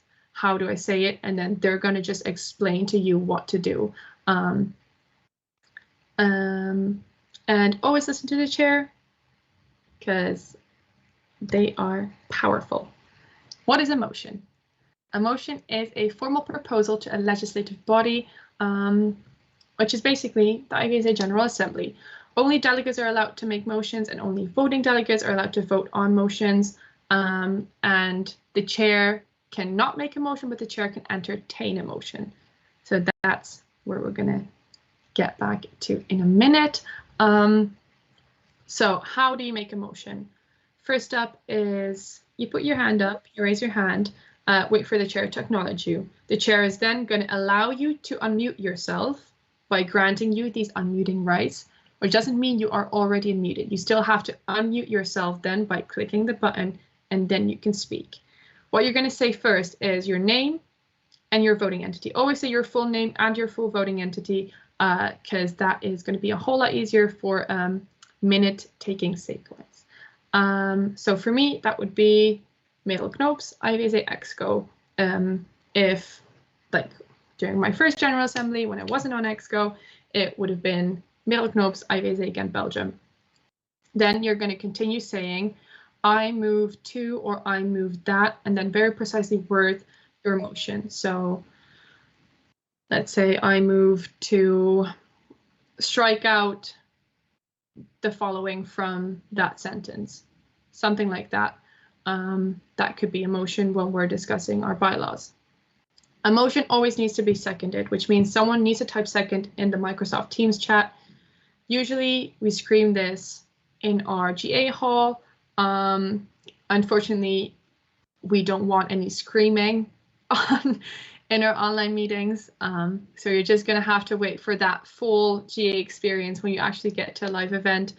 And then once a motion has been seconded, it's going to be open for discussion, and the mover is going to have the first priority to speak. So the person who moved it is going to, talk about why they moved it and their reasons behind it, and just give a bit more of a background information. No one's allowed to speak twice to the same issue until everyone else wishing to speak has spoken once. So that means that the mover can also only speak again once every single person that has their hand raised and hasn't spoken before has had their turn. That is to make it as fair as we can, and to make sure that everyone gets a fair say as well. And then when there's no further debate, the chair can either ask for any objections or move to a vote directly. So some considerations. During our General Assembly, all remarks are going to have to be relevant and are going to have to also debate the motion, not the person. We don't want any personal attacks, even if discussions can get heated sometimes. I would like to remind everyone to please stay professional, but above all, be a nice human being. You never know what's going on in someone's life, and listening to our #wellness, we're also here to be kind to each other. Also, try to avoid using people's names and always speak directly to the chair. You cannot actually speak to other delegates. So if you want to maybe say something concerning something that was said before, you can always mention the previous speaker, but you can't actually mention their names. After a motion is voted on, it also cannot be brought up again because the GA has already voted on it, and we don't want to just go around in circles and discuss the same motion over and over again. Now, those are primary motions. Now we're off to our secondary motions, which are other motions that relate to or interrupt a main motion. There's a point of privilege, point of information, point of order, a parliamentary inquiry, and moving the previous question. So a point of privilege relates to noise, personal comfort, etc. For example, saying, I can't hear the speaker, slow down, or louder. Those are things you can just type into the chat. You can say, point of privilege, please speak up, something like that. A point of information is used to ask for information affecting the motion, such as a question like to the chair, or to the previous speaker, or to, let's say, the mover of the amendment, or whatever. You can say, let's say, Merel Knoops, IVSA EXCO, point of information. Could you please summarize what was just said? or could you please explain what this would mean for the bylaw amendment? So if you're not sure about something and you require more information, you use a point of information. A point of information is not used to give information. You can just give information as much as you want, whenever you want to. Of course, only once the chair has acknowledged you. And then a point of order is used when the rules are not being followed.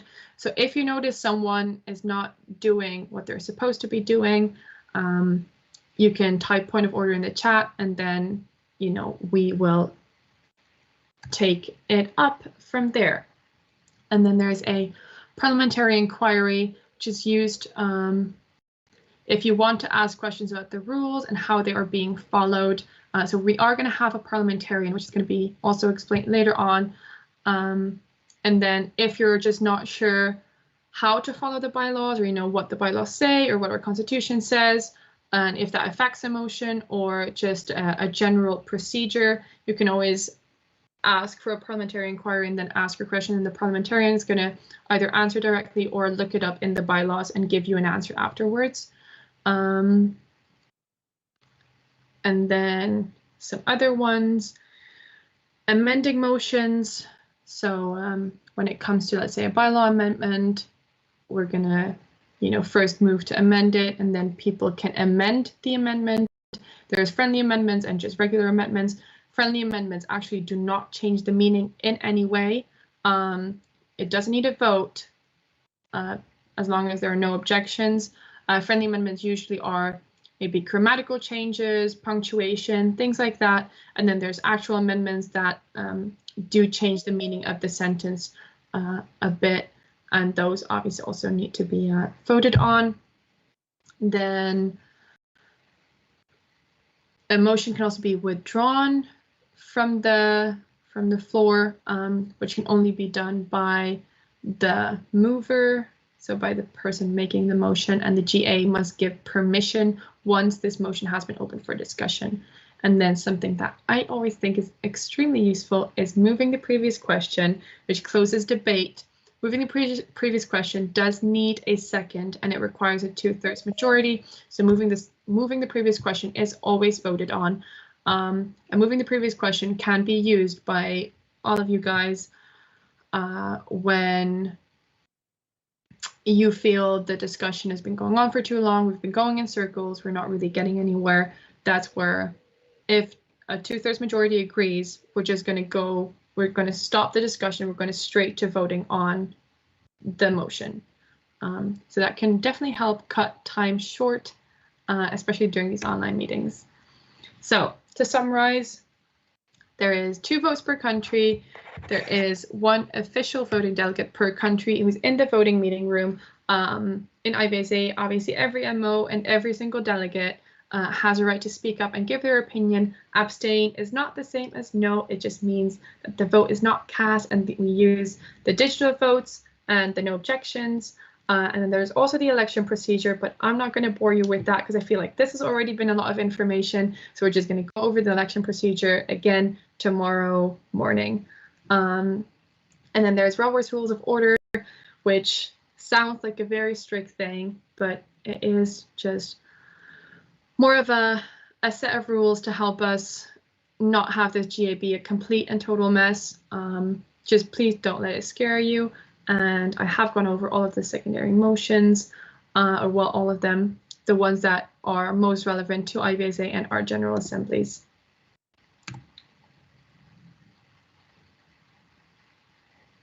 Okay, so we're going to do an example. I almost forgot this was in there.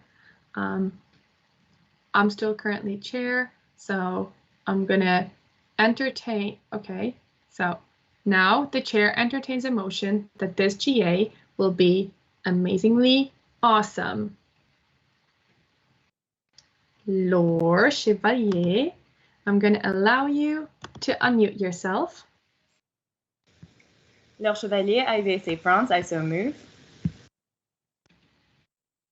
And now someone needs to type second. Yes, all right. So just doing a quick recap of what just happened. As I am currently chair, I cannot actually make a motion myself. So I cannot move that this GA will be awesome. I can only entertain a motion that the GA will be awesome, which means I require someone to move it for me. And that's what Laure just did. She said, Laure Chevalier, IVSA France, I so move.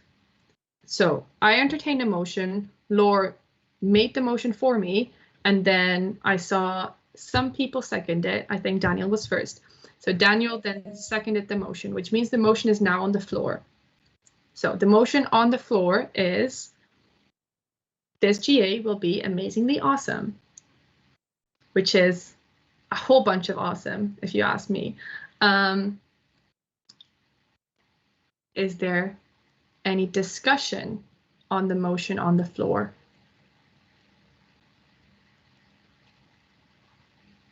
So now, once I've asked this, you guys have the opportunity to amend it. So let's say if you don't think it's going to be amazingly awesome, but you think it's just going to be plain awesome, now you can, raise your hand and amend it.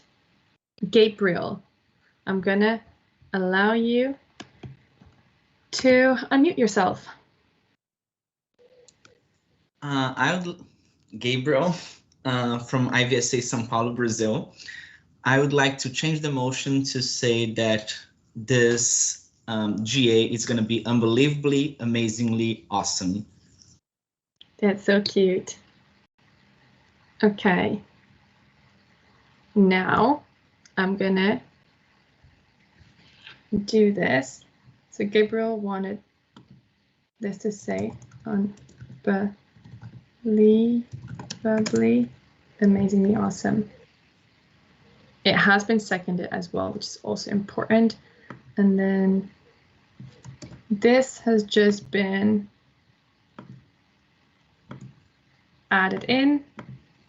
Now the motion on the floor states the chair entertains a motion that this GA will be unbelievably, amazingly awesome. Is there any discussion on this motion?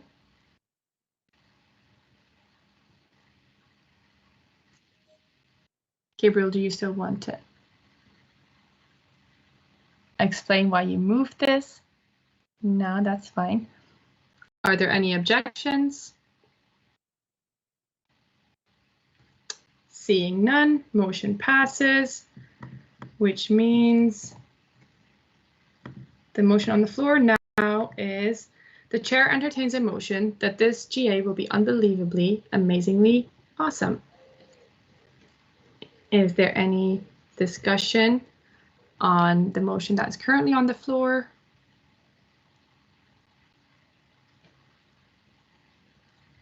None. Are there any objections? Seeing none, motion passes. So now it is a fact. This GA is going to be unbelievably, amazingly awesome. I'm going to try and share this again. Okay, so this was a quick test run, for you guys to also help. So thank you for also participating. And now for real, the chair entertains a motion to grant observers of this session of the General Assembly the right to speak.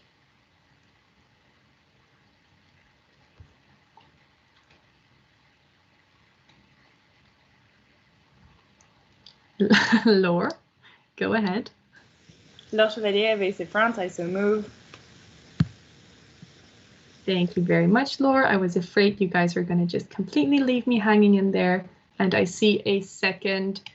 I see lots of seconds. Thank you, guys, which means observers of this session of the General Assembly now have the right to speak. And yes, Laure doesn't own them. So whenever the chair entertains a motion, you guys also can do this. And last but not least, don't be afraid to speak up, because we really are all here to help you. Yes, and I think that is not yet it for me. I was just thinking I was going to be able to shut up now. I can't. We're going to go ahead and do roll call now. So what are we going to do? I'm going to go over a list of 124 MOs. both local and national. I'm only going to do local ones if there isn't a national MO. If I call on your MO, please just raise your hand. I'm not going to allow you to unmute yourself. You don't have to say anything. Just need you to raise your hand. This is going to go quick. I know it's going to take a while, but it's going to go quick as if everyone just pays attention. I know it can be tedious to just wait around for your MO to be called upon, except for Austria maybe because they're like Algeria because they're like always first. But like Venezuela, please hang in there. Your turn will come. I'm going to just name your MO. If you're present, raise your hand. I'm going to repeat it once if not, and then otherwise, if you've come in later, also feel free to type it in the chat. I will try and keep my eye on that as well. Okay, getting started now. IVSA Algeria Batna. IVSA Algeria Batna. Oh God, I'm already making mistakes.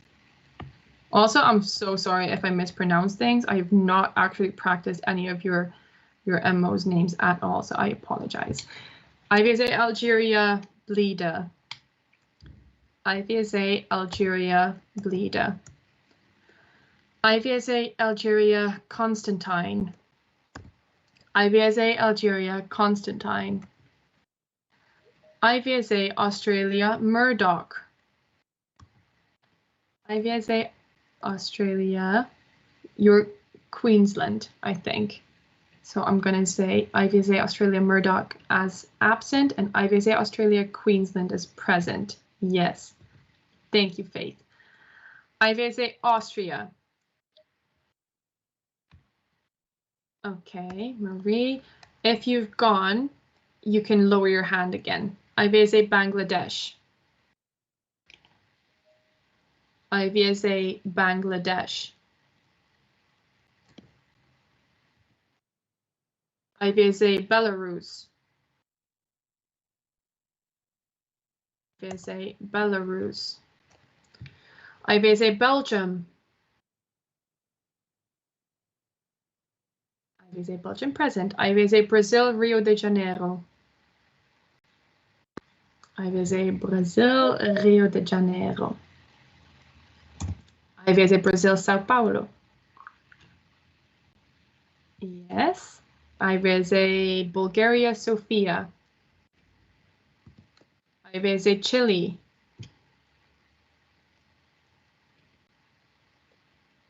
IVSA Bulgaria, I saw you guys. IVSA Chile. IVSA China. IVSA China. IVSA Colombia. IVSA Colombia. IVSA Croatia. IVSA Croatia. IVSA Cyprus.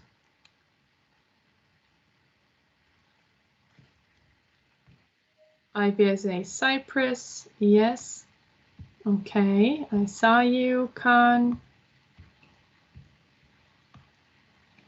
Moving on.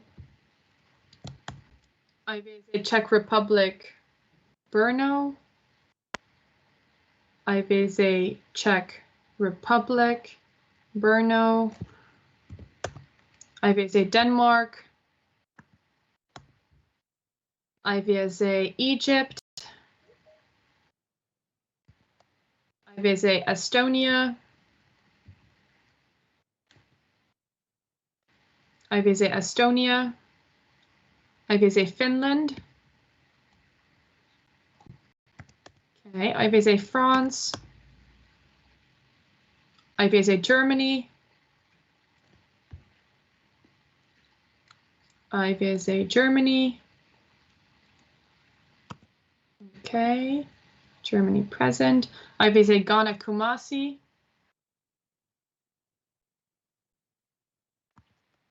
IVSA Ghana Pongtamale.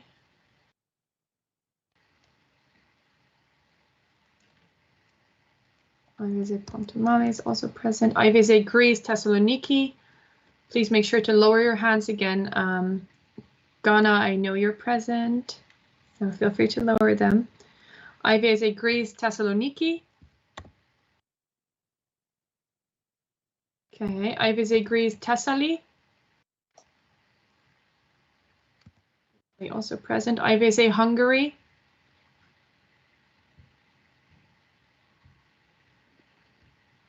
IVSA Hungary. IVSA India.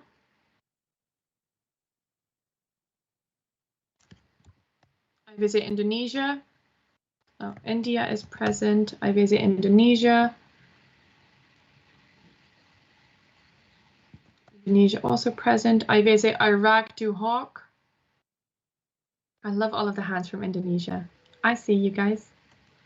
IVSA Iraq, Duhok.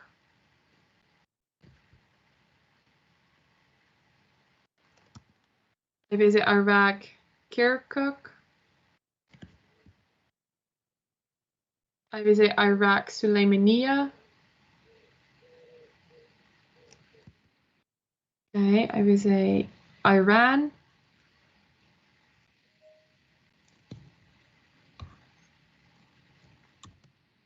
IVSA Italy.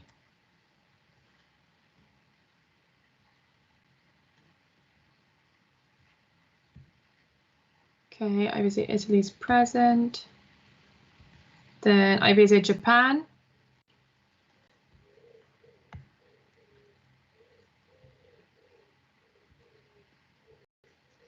IVSA Japan. IVSA Latvia. Okay, IVSA Lithuania. IVSA Lithuania. IVSA North Macedonia. IVSA North Macedonia. IVSA Malawi. IVSA Malawi. IVSA Malaysia, Kelantan. IVSA Malaysia, Kelantan. IVSA Malaysia, Selangor. Okay, IVSA Mexico.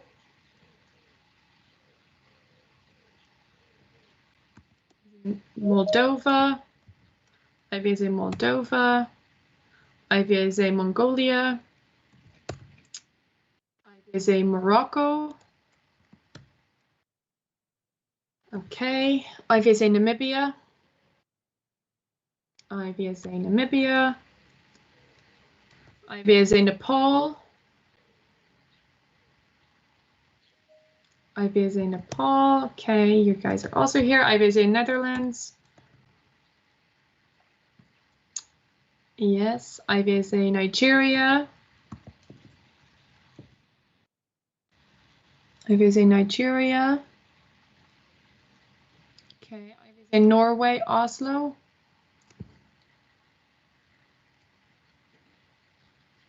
Okay, please lower your hands again. IVSA Norway, Oslo.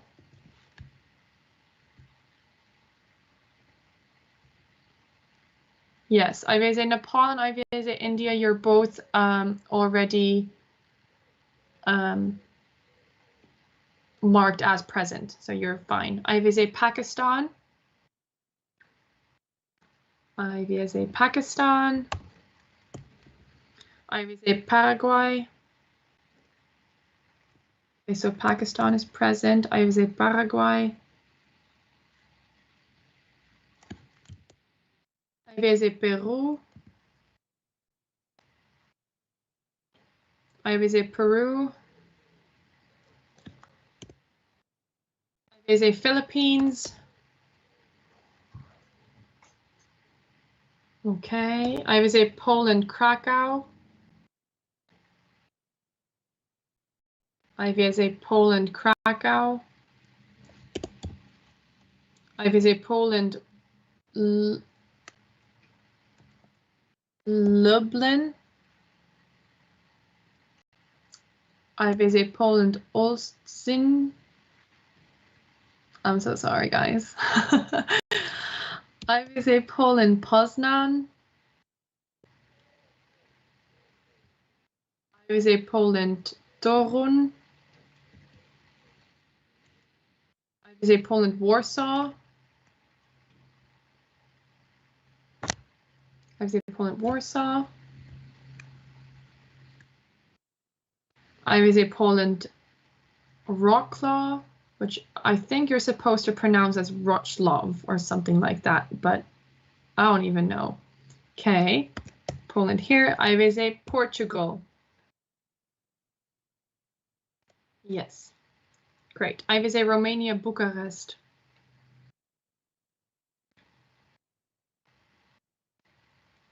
Okay, IVSA Romania Cluj-Napoca. IVSA Romania Cluj-Napoca. IVSA Romania Iasi. IVSA Romania Iasi. IVSA Romania Timisoara. IVSA Russia St. Petersburg. IVSA Russia Kazan. IVSA Rwanda. IVSA Rwanda is here. IVSA Senegal. IVSA Senegal. IVSA Serbia. IVSA Slovakia. IVSA Slovakia. IVSA Slovenia. IVSA Slovenia. IVSA South Africa. Okay, Slovenia is present. IVSA South Africa. IVSA South Korea. IVSA South Korea. IVSA Spain, Barcelona. IVSA Spain, Lyon. IVSA Spain, Valencia. IVSA Spain, Cáceres. IVSA Spain, Zaragoza. IVSA Sudan, Bari. IVSA Sudan, Bari, yes. Okay, IVSA Sudan, Khartoum. Yes, okay. IVSA Sweden. IVSA Sweden. IVSA Switzerland, Bern. Switzerland, Bern. IVSA Switzerland, Zurich. You guys, IVSA Taiwan. IVSA Taiwan, see you there. IVSA Thailand. Lots of people from Taiwan, that's exciting. IVSA Thailand, I also see you there. IVSA Trinidad and Tobago. IVSA Tunisia. IVSA Turkey, Ankara. IVSA Turkey, Aden. IVSA Turkey, Bordeaux. IVSA Turkey, Bursa. IVSA Turkey, Elazig. IVSA Turkey, Erzurum. IVSA Turkey, Istanbul. Okay, Istanbul's here. IVSA Turkey, Kayseri. IVSA Turkey, Kirikale.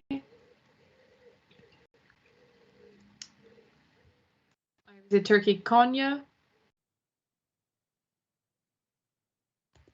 Okay, IVSA Turkey, Samsun. IVSA Turkey, Sivas.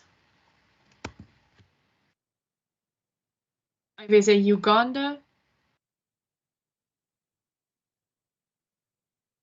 IVSA Uganda. IVSA Uruguay.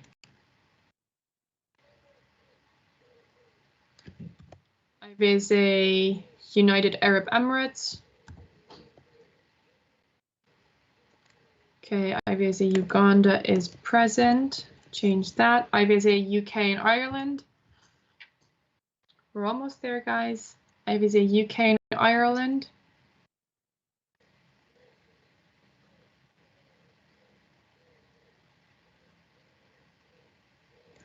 Okay. IVSA Venezuela.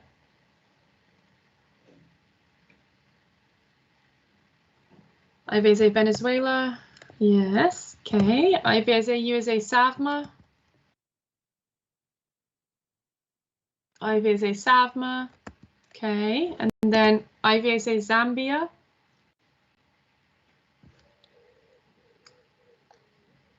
IVSA Zambia.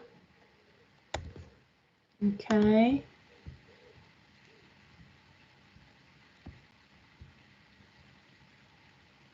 Give me 1 minute to double check. Then we have reached quorum with 64% of total voting entities present. Yay, which means roll call of all member organizations is done. Tomorrow it's going to be a whole lot faster, you guys. I promise. We only need to go ahead and do national MOs that are present. And now I had to go over every single MO we have in IVSA. So tomorrow is going to be quicker. Off to election of the chair. So the chair shall be elected at the beginning of the General Assembly, and the chairman is going to be responsible for maintaining order in the General Assembly according to Robert's Rules of Newly Order Revised. The chair is not going to have a vote. A chair needs to have a great understanding of IVSA Constitution, bylaws, and manuals, a great understanding of IVSA structure, and a great understanding of Robert's Rules of Order Newly Revised. Are there any nominations for chair? Anna Chichkevich, I'm going to allow you to unmute yourself. Anna Chichkevich, IVSA EXCO. I would like to nominate Elvin van Oldenburg from IVSA the Netherlands for the chair. Elwin, do you accept this nomination? I accept. Yay! We have a chair now, which means I don't have to speak anymore. Are there any other nominations for chair? I do have to ask this. Okay. Which means Elwin is the only nominee for the position of chair for the General Assembly, leaving us with him as chair. Congratulations, Elwin. Woo! So I'm gonna talk now. So next point on the agenda is election of the parliamentarian. The parliamentarian is the person that makes sure the General Assembly is run according to our Constitution, bylaws, manuals, and Robert's Rules of Order, so they need to know them or be able to Google them very quickly. Are there any nominations for parliamentarian?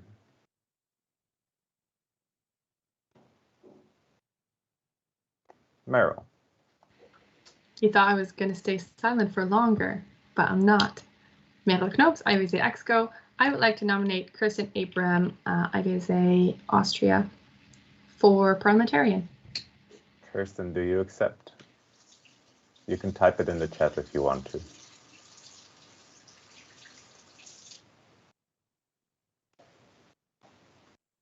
Perfect. Kirsten accepted. Are there any other nominations for parliamentarian? Seeing none, nominations are now closed. Since there's only one nomination, Kirsten is elected without a vote. Kirsten, you are now parliamentarian. Congratulations. Next point on the agenda is election of the election committee. It's almost like it's a double thing. Are there any nominations? Oh, wait, can we go to the next slide? Yes. So these are the people that will run the elections, basically. So they need to know how to do that. Are there any nominations for election committee? Luren, I will allow you to unmute yourself. Lorraine von Planta, IVSA Zurich, Switzerland. I nominate Vivian Lee from IVSA SGA for election committee. All right, Vivian, do you accept?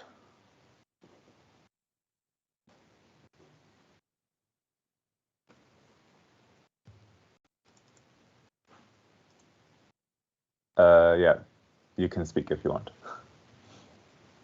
You should be able to unmute yourself. Yes, I accept. Perfect. Are there any other nominations for election committee?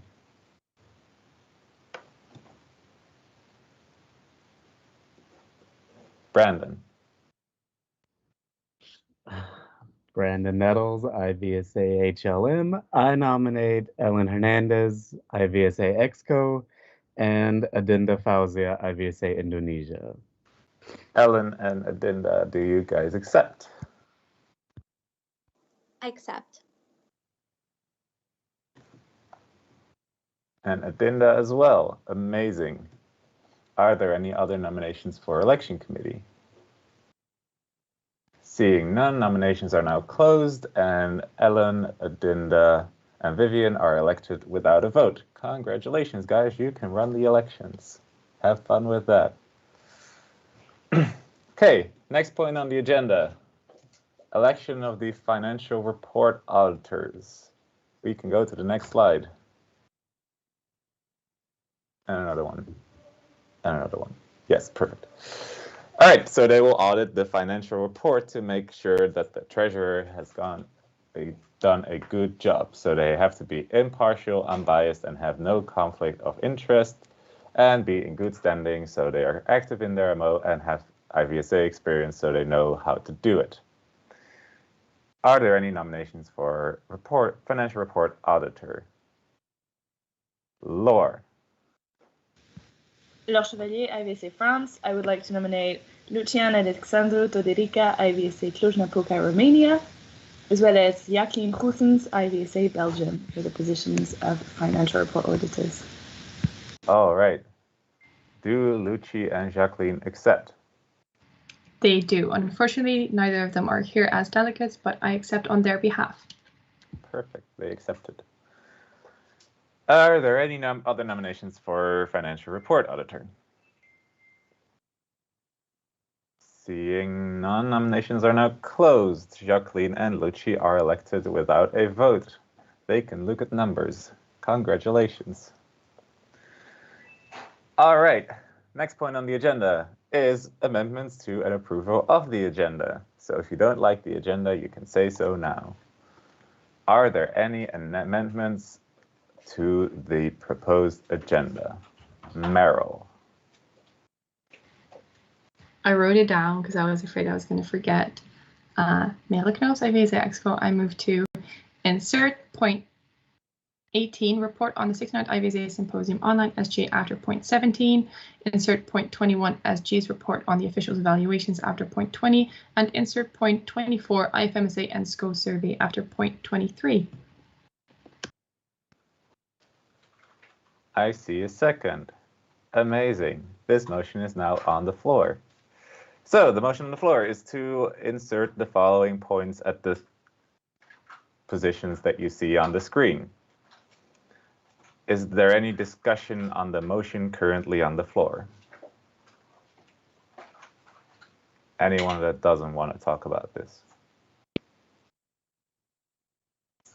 All right, are there any objections to inserting said agenda points? Repeat. We're discussing the motion that is on the screen right now. So we're inserting 3 more agenda points into the agenda. So we will talk about them whenever the time comes, which will probably be tomorrow. So, any objections to the motion? Seeing none, motion passes. The things are added to the agenda. Next point on the agenda, presentation of the nominees. So normally in a physical event, we would have the nominations open during the GA, but now since we don't have a lot of time and people need time to think about who they want to vote for, the nominations were open before the actual event, but they still need to be presented inside of the GA. So here we go, all of them. For Secretary General, we have Nelson Achong from IVSA Uganda, nominated by Vivian Lee from IVSA SGA. Since there is only one nominee for this position, Nelson is elected without a vote. Congratulations, Nelson. You will be our next Secretary General. Then, for Treasurer, we have Inina Mananguit, if I'm pronouncing it correctly, from IVSA Philippines, nominated by our very own Diana. Since there's only one nominee for the position of Treasurer, Inina is elected without a vote. Congratulations. This is going very fast. All these EXCO people without a vote. All right, for DAD, we have Adnan Ingi from IVSA Morocco. You might know him if you were there in Morocco. Nominated by Maulida from IVSA Indonesia. Since there's only one nominee for the position of DAD, Adnan is elected without a vote. Woo! Congratulations, Adnan. We all love you. Then, for PRC, we have Maulida. We saw her before from IVSA Indonesia. Nominated by Liren from Panta from IVSA Switzerland Zurich. Since there's only one nominee for the position of PRC, Maulida is elected without a vote. Congratulations. Now we're getting to the good stuff. These people are not yet elected. So for MOD, we have Gabriel de Assis Duarte from IVSA Brazil Sao Paulo, nominated by Diana from IVSA Portugal. Nina Vasic from IVSA EXCO, nominated by Navisha from IVSA Malaysia Selangor. And Brenda Gomez KJ from IVSA India, nominated by Kavya from IVSA India. The election for MOD will be tomorrow. Then, for committee coordinator, we have Liren from Planta, IVSA Switzerland Zurich, nominated by Navisha, IVSA Malaysia, and Adetona Mutiat from IVSA Nigeria, nominated by Abdullah Al-Alal, also from IVSA Nigeria. The election will also be tomorrow. Please watch the videos, or read the documents, or do both, ideally. For external relations officer, we have Navisha from IVSA Malaysia, nominated by Laure from IVSA France, and Yuri from IVSA Brazil Sao Paulo, nominated by Brandon, IVSA HLM. Then, for Secretariat, we have Otim Alvin John from IVSA Uganda, nominated by Lorraine. Ahmed Hafaz from IVSA Egypt, nominated by Lorraine. Hajar Saidi from IVSA Morocco, nominated by Navisha. John Gian Kvishi Yeboah from IVSA Ghana Kumasi, nominated by Isa from IVSA Poland Krakow. Pradhan from IVSA India, nominated by Victoria from IVSA Austria. Tristan from IVSA Taiwan, nominated by Glenn from IVSA Ghana Kumasi. Naja from IVSA Indonesia, nominated by Diana from IVSA Portugal. Alison from IVSA Trinidad and Tobago, nominated by Yuri from IVSA Brazil. Martina from IVSA Indonesia, nominated by Marin Rua from IVSA Wroclaw. Fari Yaha from IVSA Morocco, nominated by Nelson from IVSA Uganda. Then, for trust, we have Elwin van Oldenburg, which is me, from IVSA the Netherlands, nominated by Daniel Lund. Then we have Daniel Lund from IVSA Denmark, nominated by yours truly. Then we have Kirsten Abraham, IVSA Austria, nominated by Lorraine. Meryl from IVSA EXCO, you saw her before, nominated by Daniel. And Mehdi Amrani, who is typing furiously with all these things that I'm saying, from IVSA EXCO, nominated by Adinda. Since there's only 5 nominees for the position of trustee, and there is 6 spots, all these 5 people are elected without a vote. Congratulations to us, I guess.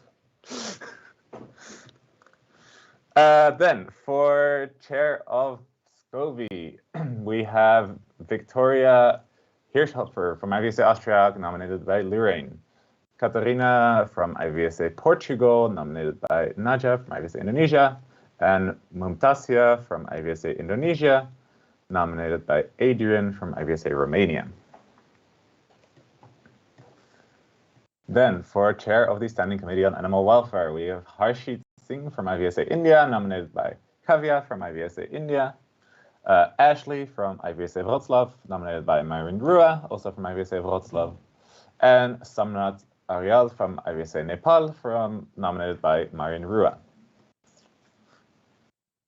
Chair of the Standing Committee of One Health, we have Mariah D. from IVSA SAVMA, nominated by Lorraine, and, okay, I'm gonna not pronounce that correctly, probably, Suvai Batul Anissa from IVSA Indonesia, nominated by Nelson from IVSA Uganda. And then for Chair of the Standing Committee on Wellness, my favorite committee. I'm not biased at all, I was just chair of it for a while. We have Juan Paulo Galitino from IVSA Philippines, nominated by Charles from IVSA the Philippines. Since there's only one nominee for the position, Juan is elected without a vote. Congratulations. And for Chair of the Standing Committee on Career Attributes, we have Jade from IVSA Brazil Sao Paulo, nominated by Lorraine. Since there's only one nominee for the position, Jade is elected without a vote. Congratulations. And for the chair of the Working Group of Alumni, we have Lisa Buren from IVSA the Netherlands, nominated by Kirsten from IVSA Austria. Since there's only one nominee for the position, Lisa is elected without a vote. Congratulations, Lisa. Then onto our regional representatives. For the Asia region, we have John from IVSA Philippines, nominated by Inina from IVSA Philippines. We have Kushi Yain from IVSA India, nominated by Shubham from IVSA India, and Nidhi from IVSA India, nominated by Arya from IVSA Nepal. For our European regional representative, we have Christina Almazidu from IVSA Greece Thessaloniki, nominated by Kushi from IVSA India, and Tessa van Duinen from IVSA the Netherlands, nominated by Daniel Lund from IVSA Denmark. For the MENA regional representative, we have Yoshra from IVSA Tunisia, nominated by Hajar from IVSA Morocco. Since there's only one nominee for the position, Yoshra is elected without a vote. Congratulations. Then for the Americas, we have Amanda from IVSA Brazil Sao Paulo, nominated by Yuri from IVSA Brazil. Since there's only one nominee for the position, Amanda is elected without a vote. Congratulations. And for the Sub-Saharan regional representative, we have Damilari Paul from IVSA Nigeria, who is nominated by Atatona Mutiat from IVSA Nigeria. Since there's only one nominee for the position, Damilari Paul is elected without a vote. Congratulations. And then for the 71st IVSA Symposium, which is the place where we will all be going in 1.5 years, we have IVSA Slovenia, nominated by Mehdi Amrani from IVSA EXCO. Since there is only one nominee for the position, IVSA Slovenia is elected without a vote. Congratulations, IVSA Slovenia. Woo! That was the whole list. Tomorrow you're going to have to vote, so make sure if you haven't yet to watch the videos and read the documents. Then, nominations for the 72nd IVSA Congress, which will take place in 2 years. Nominations for this will also be open at the next GA and the next session of the General Assembly in Mexico, where we will hold the elections. Are there any nominations for the 72nd IVSA Congress?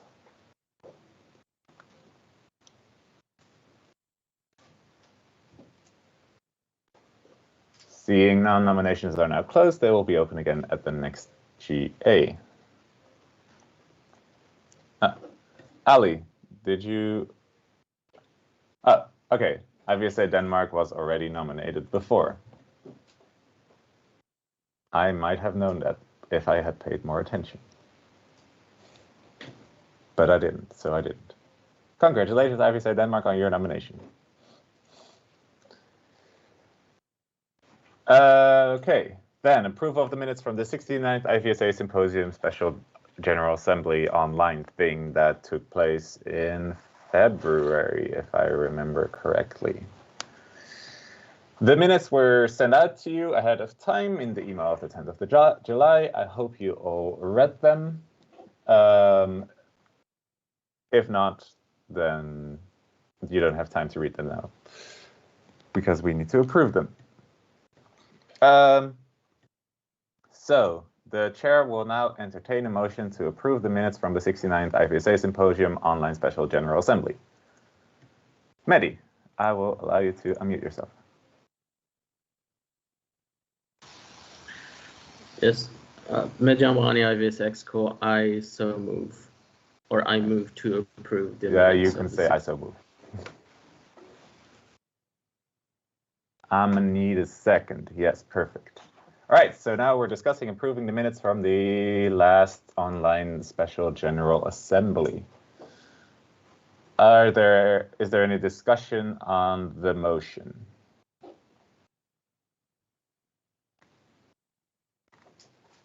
I see a hand from Brandon. You may unmute yourself. Brandon Nettles, IVSA HLM. I move to replace all the mentions of IVSA officials or IVSA Secretariat or IVSA Trust after a speaker's name to be the correct country for the said speaker.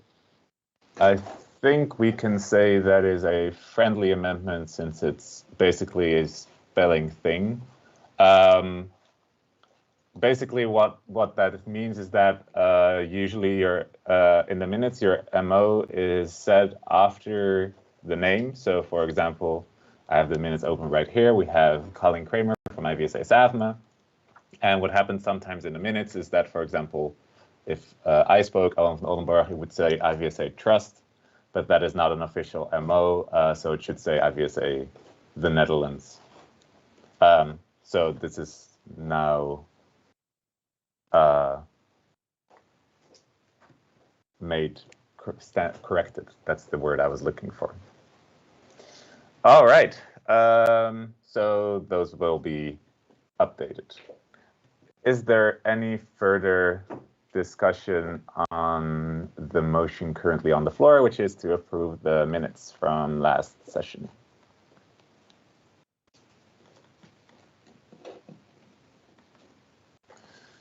Are there any objections to approving the minutes?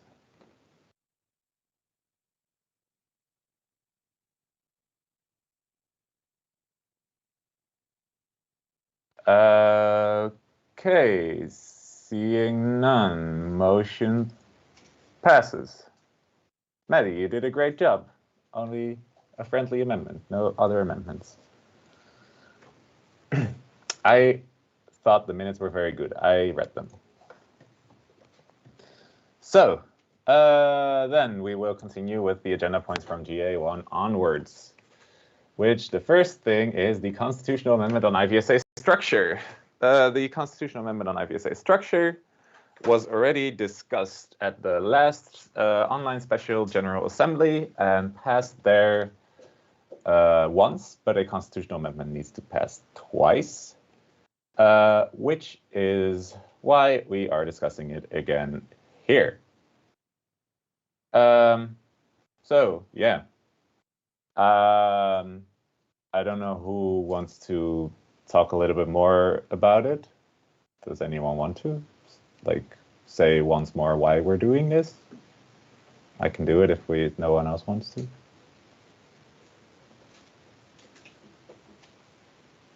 I see Meryl and Mehdi. You guys raised your hand at the exact same time. Okay, Meryl's the only one left. Meryl, you may speak. Meryl Knoops, IVSA EXCO.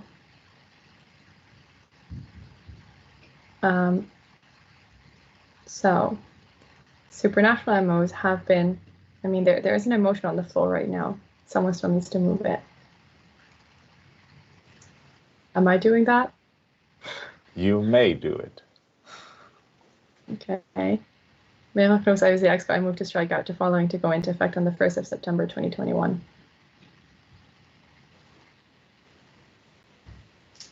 Okay. I see a second. Amazing. Would anyone like to speak on the motion? Meryl, you may talk first if you want to, since you moved the motion. All right, good.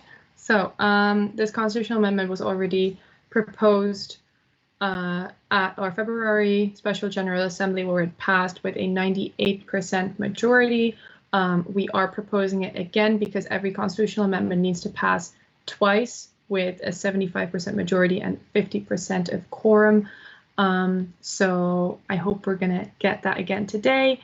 So that's why we're doing it again. Basically, we are striking out the part on supranational veterinary student organizations, so supranational MOs basically. So that only applies to IVSA SAFMA, IVSA UK and Ireland, because we wanted more of a similar structure within IVSA, more of a fair structure within IVSA as well, allowing every single country to have their own individual voting rights, also meaning they're going to have to pay for their own individual membership fees.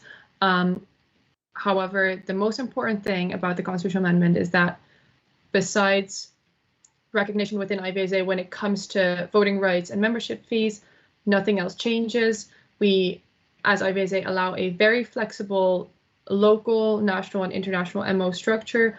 Or MO kind of like work. We do not in any way hinder RMOs to collaborate on international levels with each other, no matter if they're called a supranational MO or not. So that's why we're striking it out, to make everything within IVSA a little bit more fair, give everyone fair voting rights, give everyone the same type of recognition without actually limiting RMOs in the way that they want to collaborate themselves. I think that is kind of the main thing here. I do want to also mention that this constitutional amendment was proposed for the first time 1 year ago at the SGA, also in July. It was then written by Anya, who's now our president-elect, and then we re-proposed it again in February with a whole team of current presidents, past presidents, future presidents, and a whole bunch of other relevant and experienced IVSA officials.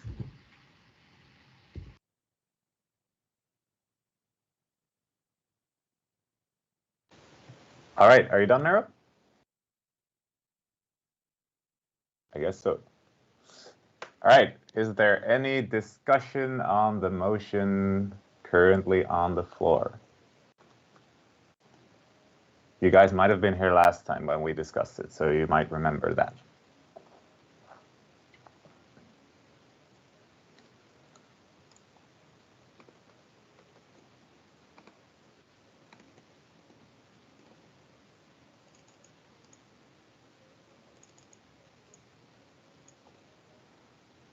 Lorraine.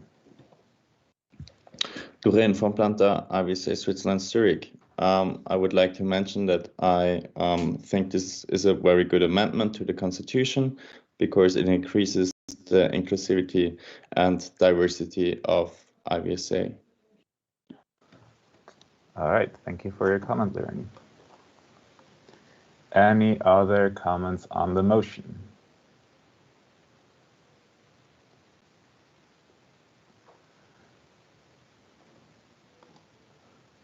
All right, seeing none, the chair is going to call a digital vote for this vote. So since this is a constitutional amendment and it is very important, the chair has the freedom to call whatever vote they deem best.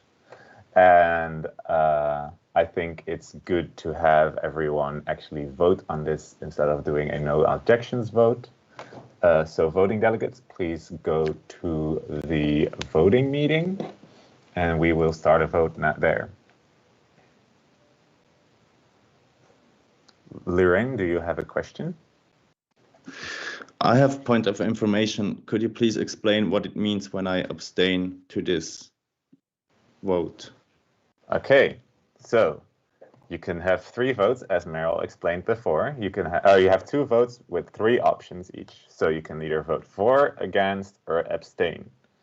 So if you vote for, that means you're for the motion. Against means you're against. And if you abstain, that means you basically resign from your right to vote. You don't really want to vote on the motion, so your vote gets retracted from the total voting pool. So that means that your vote is not counted in the total.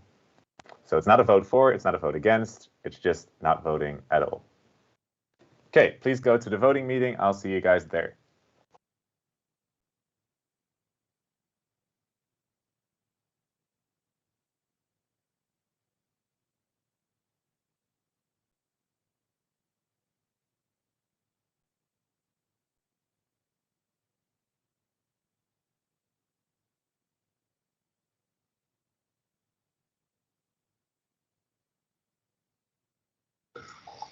I would like to ask IVSA Malaysia, IVSA Sudan, and IVSA Finland to please enter the voting delegates meeting. I see you are still on hold, which means you are still active in this meeting. So please go ahead and join the voter delegates meeting. I'm going to repeat it again. IVSA Sudan Bari, IVSA Malaysia, and that's it.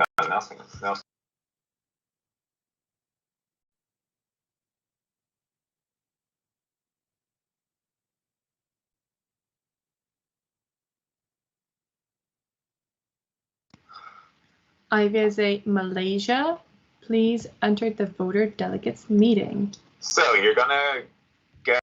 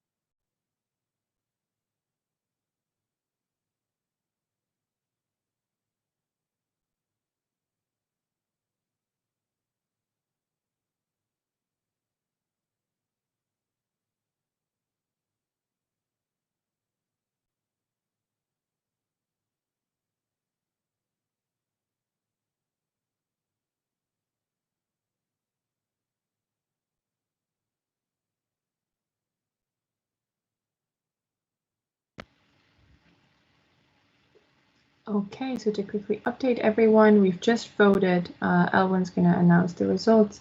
And we've asked all of the voting delegates to rejoin this meeting. So we'll have people come in and then we're going to continue with the GA room.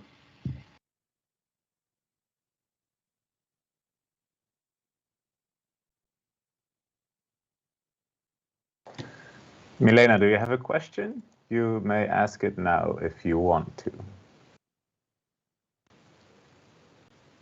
Okay, no hand anymore.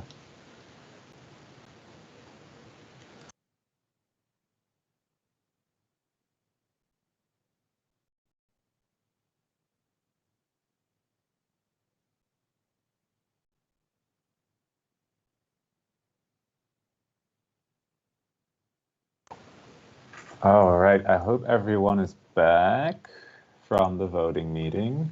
I don't see many people on hold, so that's good. We will continue with the, wait, first we need to know the results from the vote.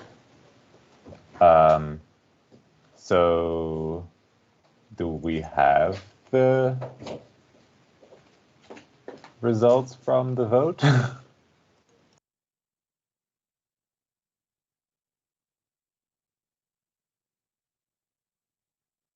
Daniel Lund, IVSA Denmark.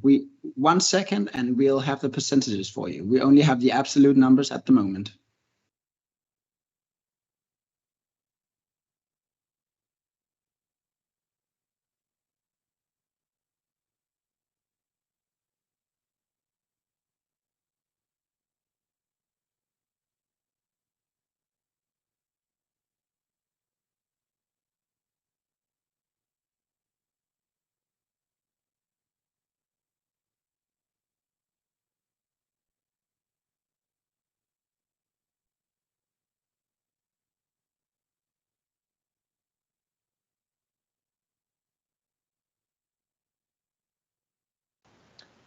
Maybe we can save the motion passed or not. I think we should be able to see that and then move on and then say the percentages later.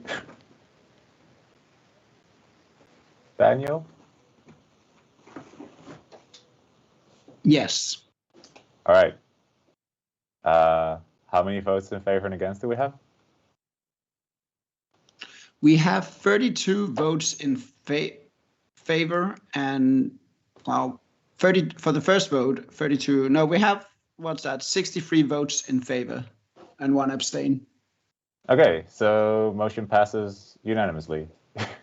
Cool. We approve the constitutional amendment. We're gonna strike this out from the 1st of September. Amazing. Only took us like a year, guys. Woo. Then we're gonna get to the good stuff. Discussion and approval of the revised bylaws. So what we're gonna do is approve it section by section, so that we can discuss it section by section. I know it was a lot of pages of stuff, but you should have read it. Yeah, so you can open it there. We're gonna start with section 1. So the chair will now entertain a motion to strike out section 1 of the bylaws and replace it with section 1 of the bylaws on screen. Mehdi. Medjamrani IVSA EXCO, I so move.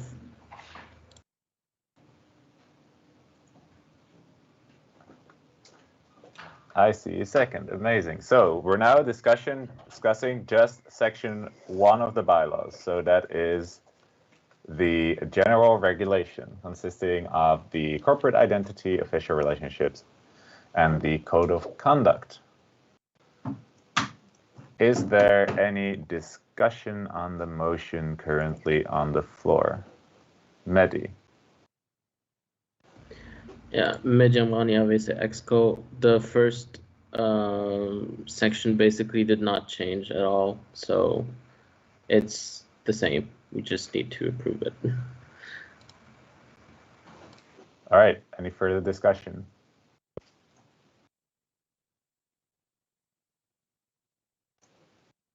Any objections to approving this section? Seeing none, motion passes. This is going great, guys. Only 13 more sections to go.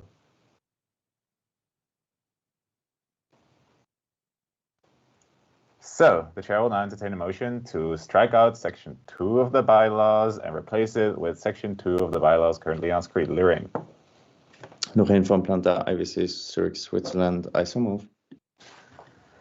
All right, so now we're talking about the part on, thank you for the seconds. So now we're talking about the part on the General Assembly. There have been some changes here. There is also a nice document called the explanations, where I outlined what the main changes to the bylaws were. So if you didn't want to read the long document, you could have also read that. It's sort of a summary. Is there any discussion on the motion? Mehdi? Medjambani IVSA Exco, we might not need it in the earlier sections of the bylaws, but I think that after a while it might be worth considering to also share that document whenever we're discussing a specific section. Just a little I don't know who is sharing their screen, but maybe you can open the other thing on the side of it. Thank you. Okay. Is it Meryl? Yes, it is me. I can also share my screen if you want to. No, it's fine. Just give me a minute because I'll need to find the document first. Okay.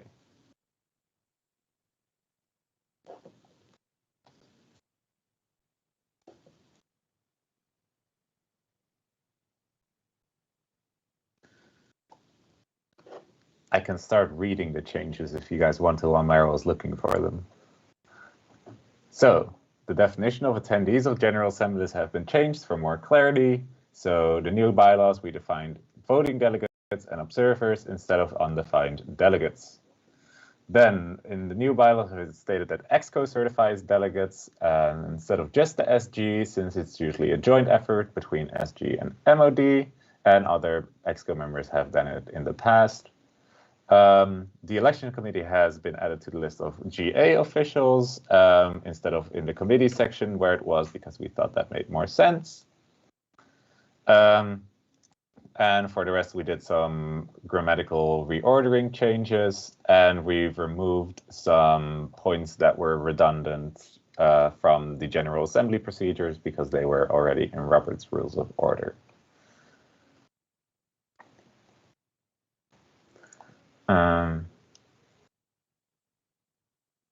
Can you find the document, Meryl? Yeah, I'm just opening it now. Just give me a second, please.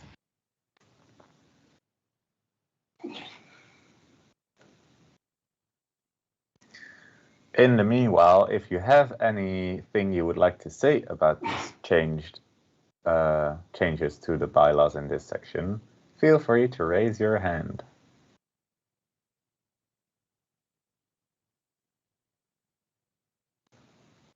Woo! There they are. Meryl, the computer wizard.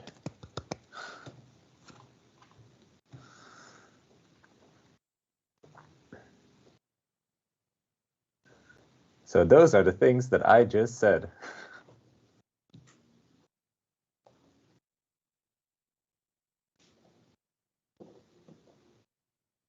Any discussion on the motion currently on the floor, which are the changes to point 2?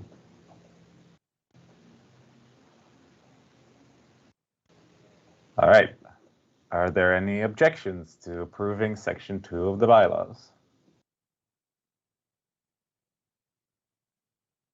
Seeing none, motion passes. Guys, I want discussion. We've spent a lot of time and effort on this. I mean, if you think it's good, that's also fine, but I hope you all read it. All right, so the chair will now entertain a motion to strike out section 3 of the current bylaws and replace it with section 3 of the new bylaws sent to you.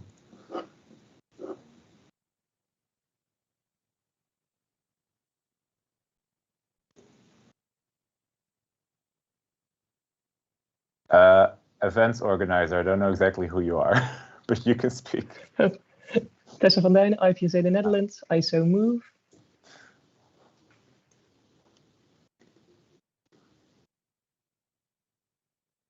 I see a lot of seconds, so people are actually listening. That's good.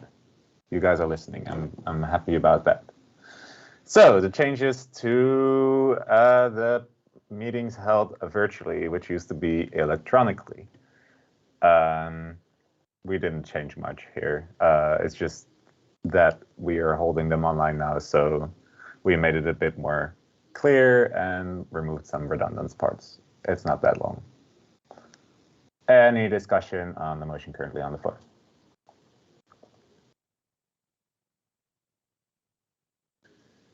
Any objections?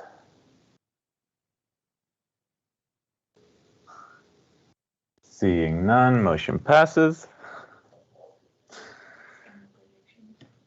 It's going fast, guys. Only like 11 more to go. All right, so the chair will now entertain a motion to strike out section 4 of the current bylaws and replace it with section 4 of the new bylaws. So section on policy papers. Brandon. IVSA, or Brandon Nettles, IVSA HLM, I so move. Cool. I see seconds. So, policy papers. We changed some definitions here. The term position statement has been changed to statement. Since there was a bit of confusion in the past between what is a policy paper, what is a position statement, when do we use what, we made the policy papers, state policy papers, and position statement just became statements. So EXCO can make statements, and policy papers have to be approved by the GA. We also changed that we want a 3/4 majority instead of a 2/3 majority because we want a diverse set of MOs to approve it, not just some from maybe one region. And that's all that we changed. Brandon, would you like to say something on the motion? No. Okay, cool. Any discussion on the motion?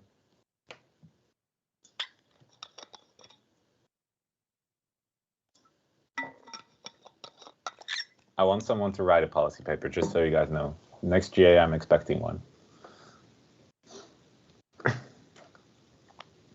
All right, any objections to approving to the motion on the floor, which is replacing the policy paper part with the new policy paper part?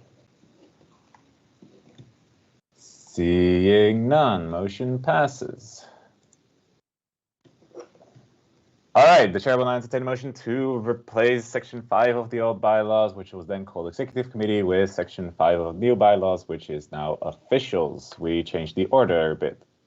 Christy, you were first.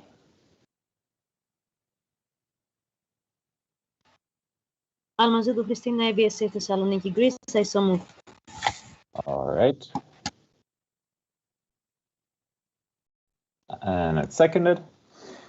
So basically we changed the order around here a bit. So instead of having the general part of the officials at the end, we moved it to the start because we thought that's more logical. First explain what the officials are and then actually go into detail about all the different officials.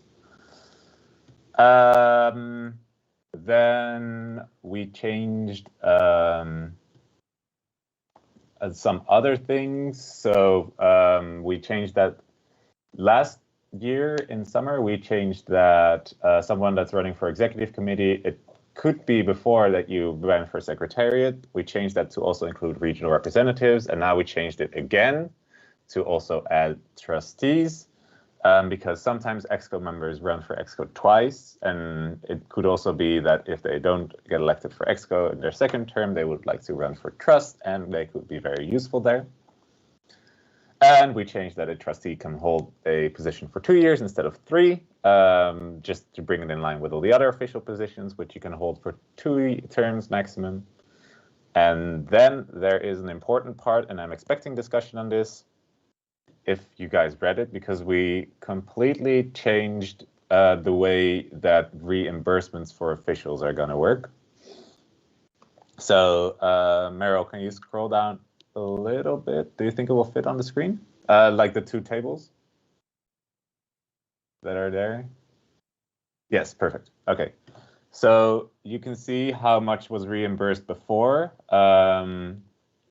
And since a large portion of our budget now goes to reimbursing officials, we would like to have that be a little bit less so that we can use more of our money for other nice projects.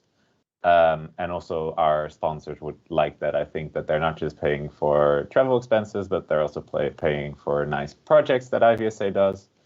So the way that we changed it is that it used to be that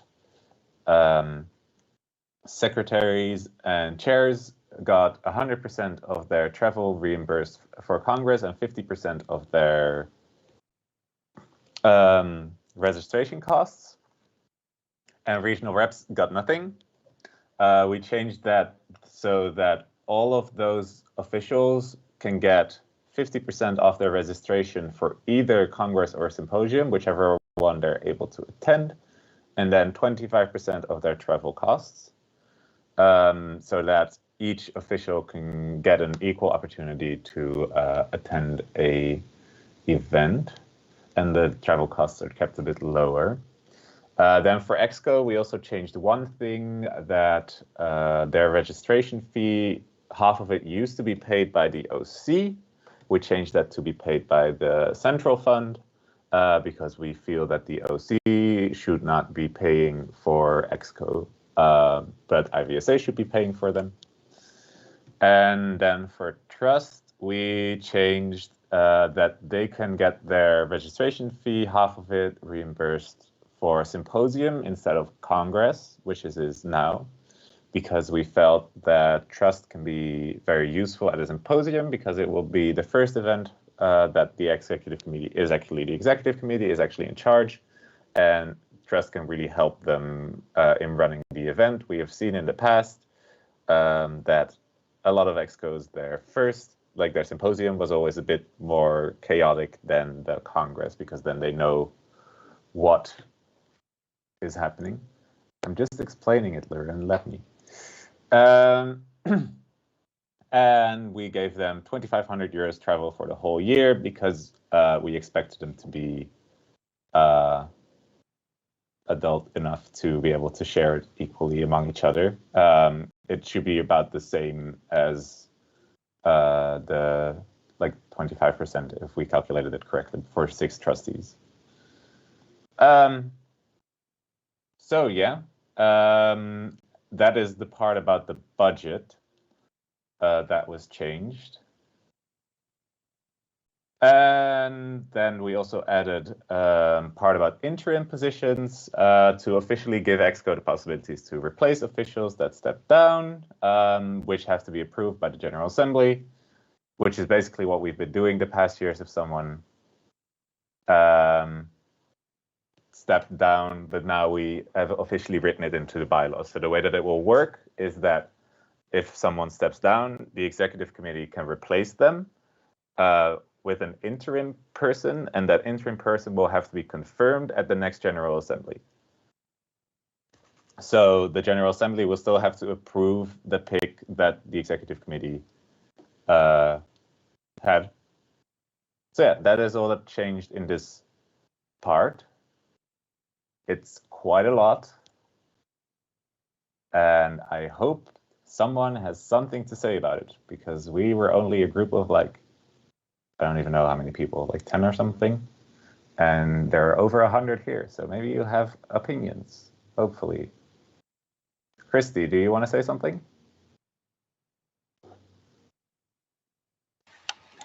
I'm sorry, no. Okay. So is there any discussion on the motion? Alison?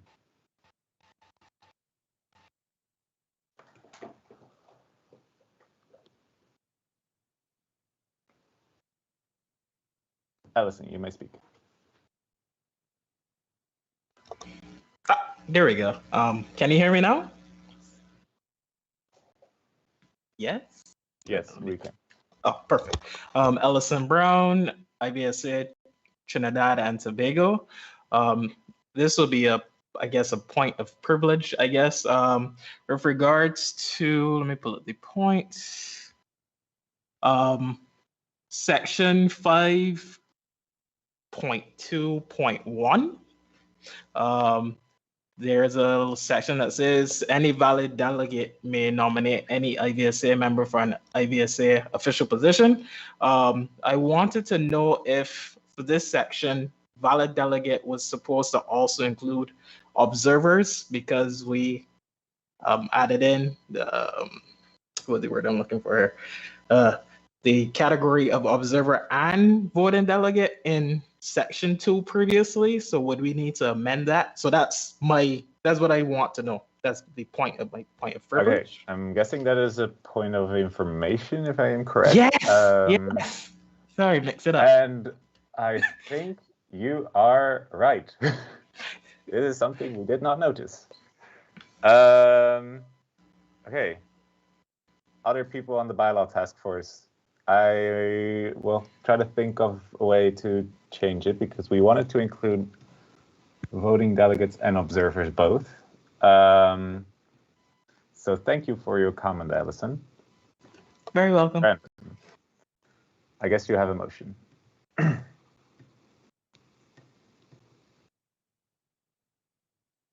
Can I summarize a comment? Yeah, if we go to 5.2.1, can we do it on the screen?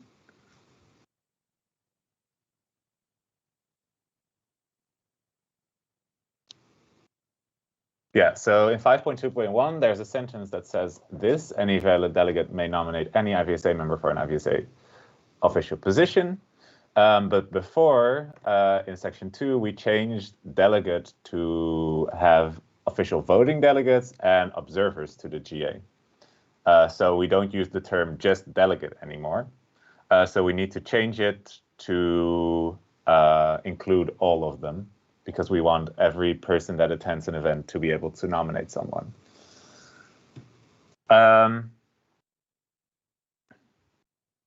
So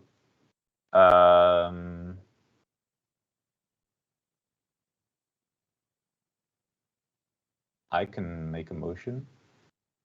Okay, so the chair, or Daniel, you can make the motion if you want. Daniel Lund, IVSA Denmark. I move to strike out the sentence in 5.2.1.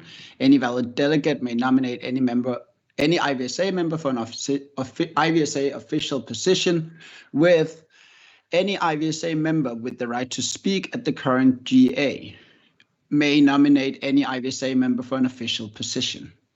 IVSA official position.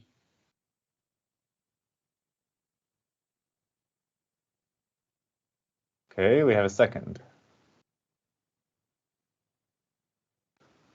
A lot of seconds, actually.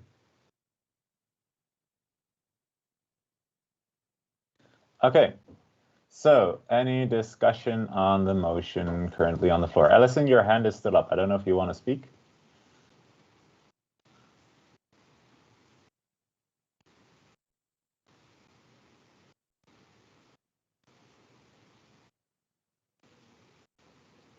Any discussion? Daniel, you want to say something about it? Daniel Lund, IVSA Denmark. This basically enables observers to nominate people as well, because they're usually given the right to speak if approved by the GA during the beginning of the General Assembly. All right, thank you for the explanation, Daniel. Okay, any further discussion on the motion? Any objections? Seeing none, motion passes. So we will be changing the bylaws. Good catch, Alison. Thank you.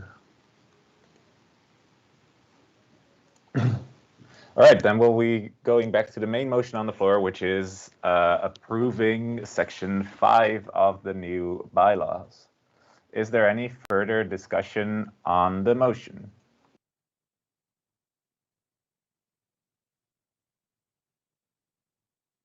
Daniel, your hand is still up. Okay. So everyone, I'm assuming everyone is happy then with the new reimbursement structure. All right. So, are there any objections to approving Section 5 of the new bylaws?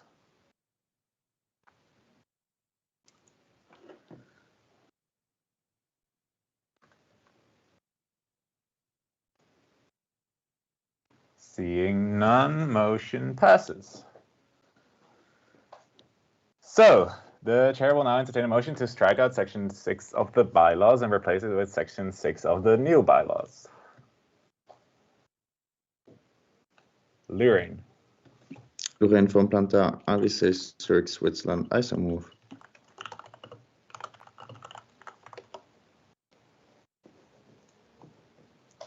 All right, seconded. So we are now on the part executive committee.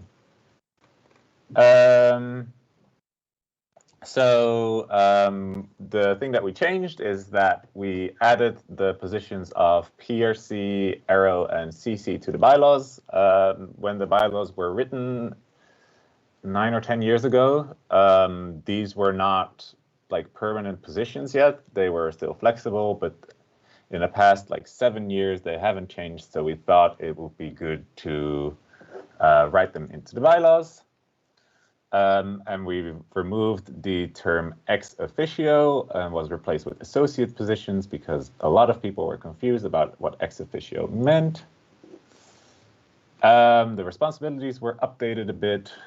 And in the meetings of the executive committee, it was changed so that a simple majority of all exco votes needs to be present, not just the ones that are present in the meeting, so that it's more fair. Basically, the way it used to be is that a vote could be taken if quorum was there, so you only need 5 exco members for that, and then with a majority of 3 exco members, you can make a decision, and now it has to be 4 always of all exco members.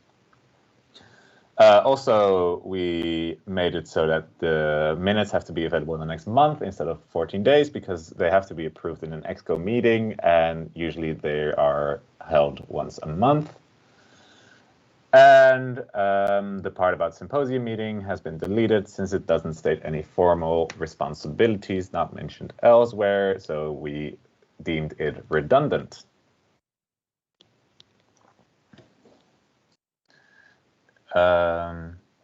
So yeah, any discussion on approving Section 6 of the bylaws? So the exco, Soraya, you may speak.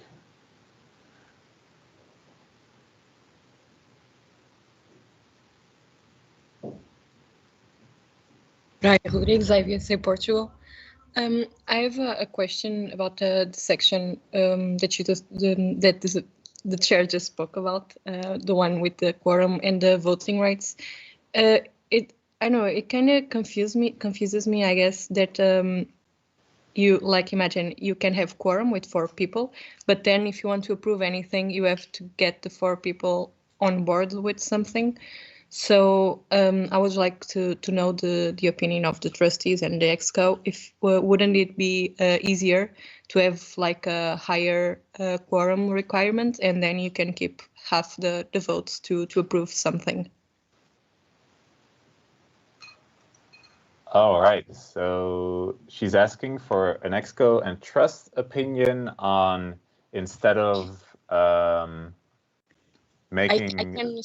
sorry, I can specify, like, for example, you have half the people in order to have the have quorum. Wouldn't it be easier if you have like 2/3 or 3/4 or something like that to have quorum, and then you can keep half of the votes to approve something? This because if for some reason, we hope not, but we all know, everyone that has been in executive position knows this, that if you get members that consistently miss the meetings and still have the right to vote, you will have difficulties approving something because their vote will also count, so to speak. I don't know if I'm making sense or if you want me to reformulate it. Yeah, I get it. I see Mehdi raised his hand. He is from Exco, so I'm going to let him speak. Majam Ghani, IVSA Exco. So the way things usually happen, first of all, I want to say that sometimes it can be very difficult to schedule Exco meetings, and especially when you have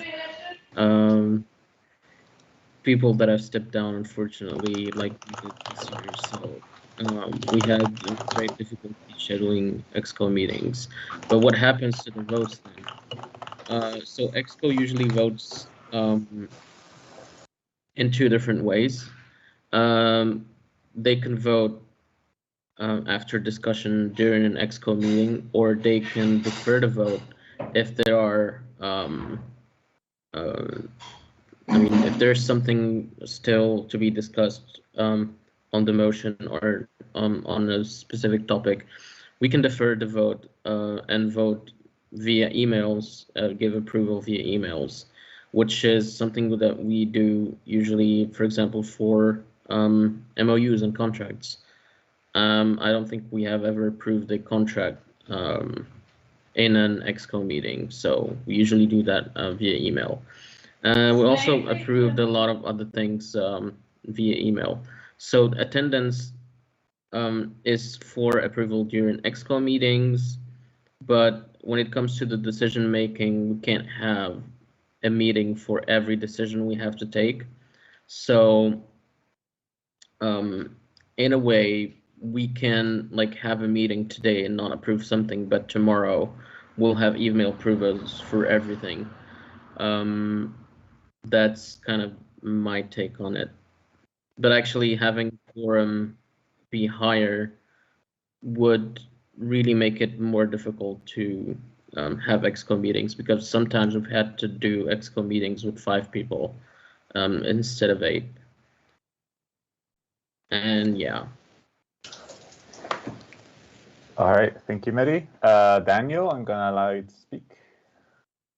Daniel Lund, IVSA Denmark. It is the opinion of trust that Exco members should be available to do a vote either by email or actually be present in the meetings that they ran for. So we do not believe it is necessary to make additional modifications to the quorum in order to facilitate that people will not show up at meetings. Soraya, does that answer your question?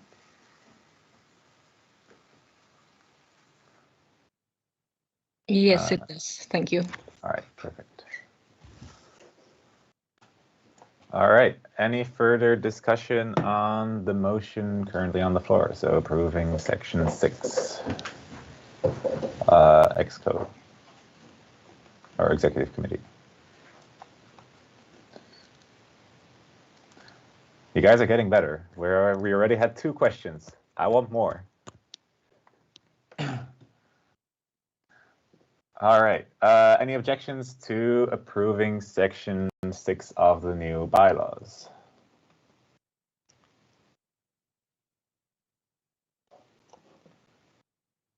Seeing none, motion passes. The chair will now entertain a motion to strike out section 7 of the old bylaws and replace it with section 7 of the new bylaws.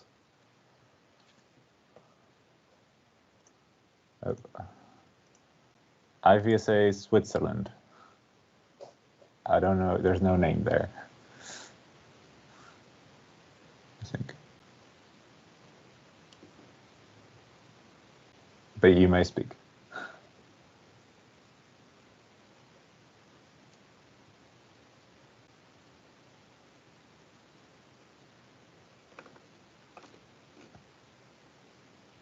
IVSA Switzerland?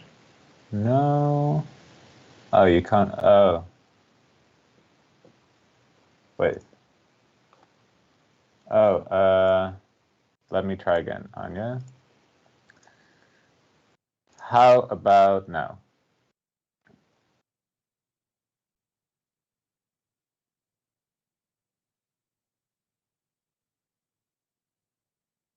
Okay.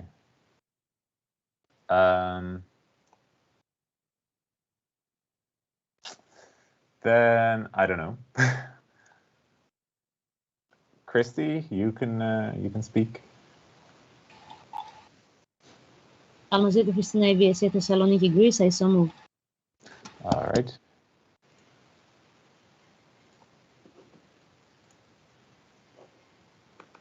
And there's a second.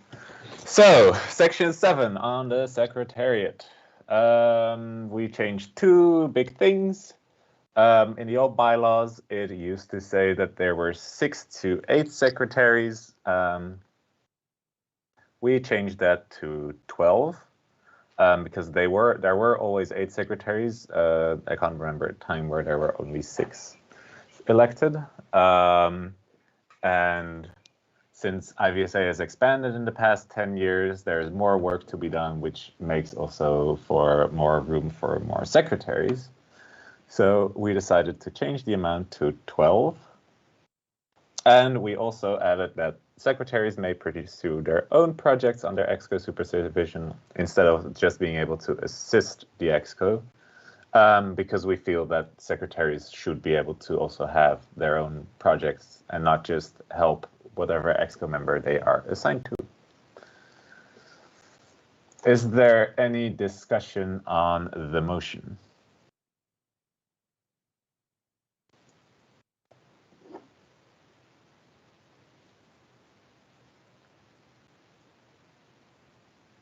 Mehdi. Mijamania IVSA EXCO. So with regards to increasing the number of secretaries, I think that as IVSA grows and as we grow, our structure also needs to grow because we can. I mean, if we grow, we can't handle the extra workload if we don't increase our human resources and our structures. So since the secretaries are like more flexible in terms of officials, so increase the number of secretaries opposed to increasing the number of EXCO, number of trustees, for example. Also, another thing about the secretariat projects, sometimes you find secretaries who have great ideas, but actually have a lot of difficulty to implement them because of the workload coming from EXCO. And also because of the ambiguity that is linked to being a secretary, because you're kind of in charge, but also not in charge. And there's a lot of gray area in there, which means that a lot of the time secretaries are forced to take a step back, unfortunately, which we don't want. We tried this year to have a secretariat project. Unfortunately, the state of the secretariat has been very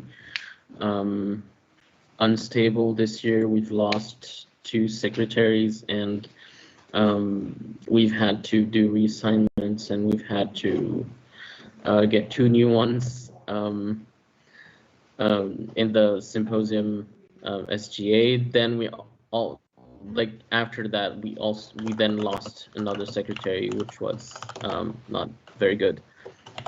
So all things considered, this is why we have these new changes to the secretariat section. All right, thank you, Mehdi. I'm going to remind you to please adhere to the 2-minute speech limit. I didn't mention it before, so I'm mentioning it now. You have 2 minutes to make your point, just so that we can keep moving. Then, Mariah. Kind of waiting for you to stop me. I did not mean to. That was out of order, Mehdi. Mute yourself. Still love you, though. Mariah.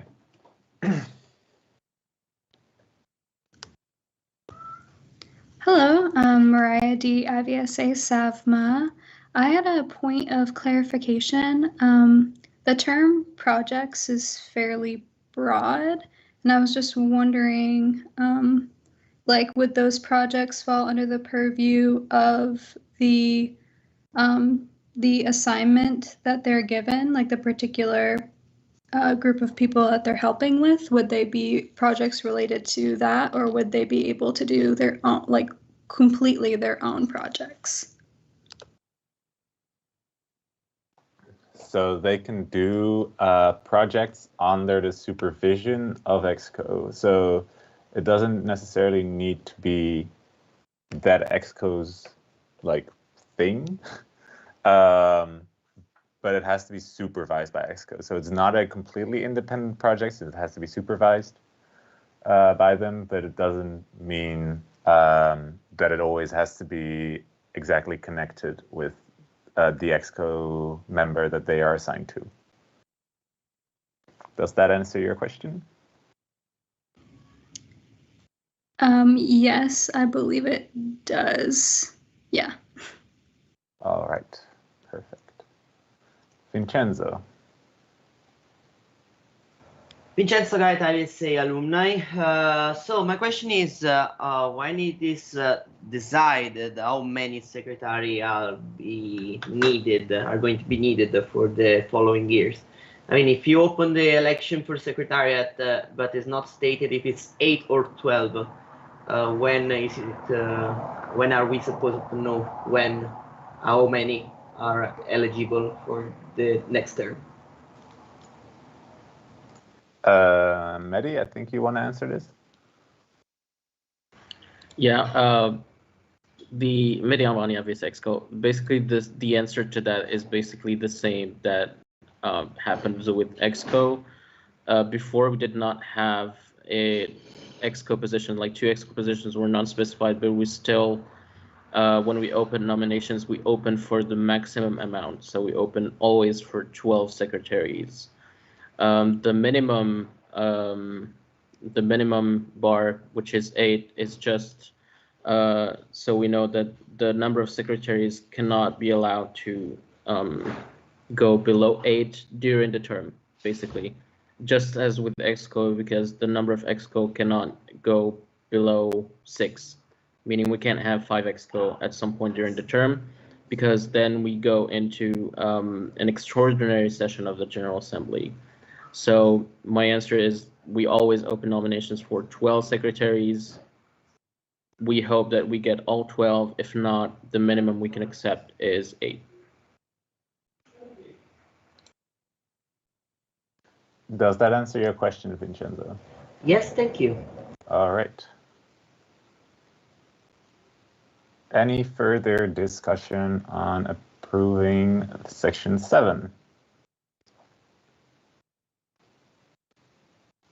So just for clarification, if this part of the bylaws is amended, that means next year we will have 12 secretaries instead of 8. So we will have elections for 12 secretaries since the new bylaws go into effect immediately.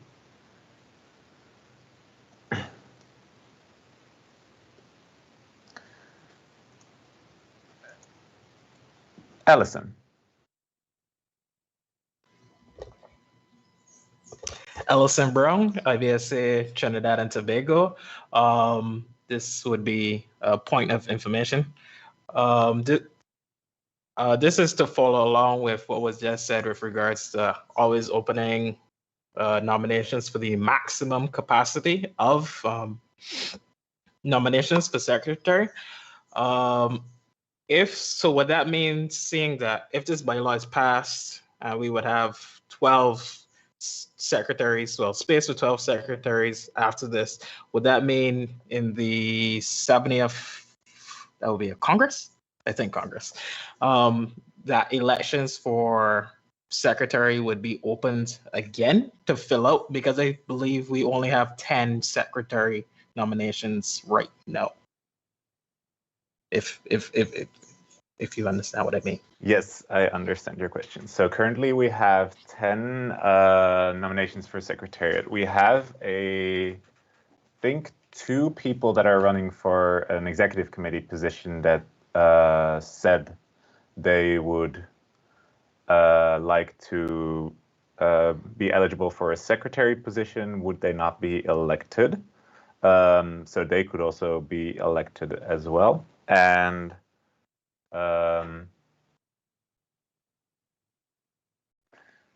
if there is still less than 12 at the after these elections, basically, the executive committee can decide to open elections for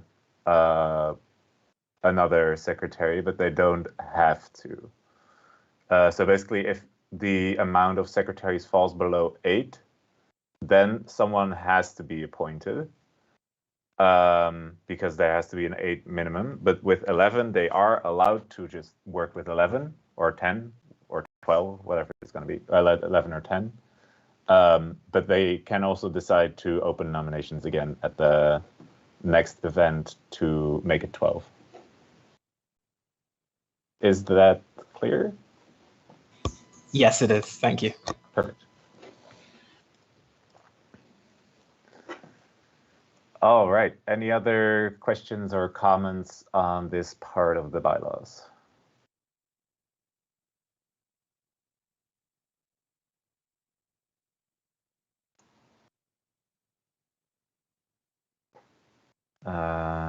Alison, do you have another comment, or is your hand still up for another reason?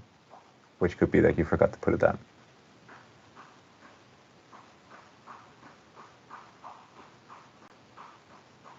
Okay, it was the second.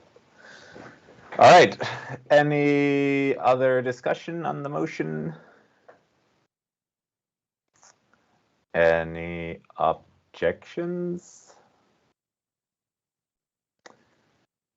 Seeing none, motion passes. Ooh, we are halfway there. Going pretty fast. All right, the chair will now entertain a motion to strike out Section 8 of the old bylaws and replace it with Section 8 of the new bylaws. Brandon. Brandon Nettles, IVSA HLM, I so move. And I see a second. Perfect. So we are now at the trust section. What we changed here is that currently only past EXCO members or secretaries can be nominated to trust. We wanted to change that to include all officials, since we feel that they can all give valuable input to the trust. So that means from next term onward, regional reps and chairs would also be eligible to run for a trust position. And currently the way it works is that past EXCO members are prioritized over other officials to be elected to trust. So even if, for example, this happened in the past, there are 7 people running for trust, but 6 of them are past EXCO and 1 of them is a past secretary, there is no election because the past EXCO people have priority. We felt that that was a little bit unfair. So we changed it to that only 3 of the trust positions are prioritized for EXCO members. So 3, if there is more than 3 EXCO members running for trust and also more than 6 in total, 3 of the EXCO members will be elected first to trust, and then there will be a general election between all of the other people. So that means there can be more than 3 EXCO members on trust, but it doesn't mean that EXCO members automatically can get elected to trust if there is 6 or less of them. I hope that was at least a little bit clear, because it is a little bit complicated. Vincenzo. Yeah, so Vincenzo Gata, IVSA alumni, it is correct to assume that there are going to be 2 rounds of election. The first round between EXCO and the second one between past EXCO, and the second one between the all nominees. Exactly. Yeah, Okay. If it's needed, that will be the way that it works. Okay, thank you.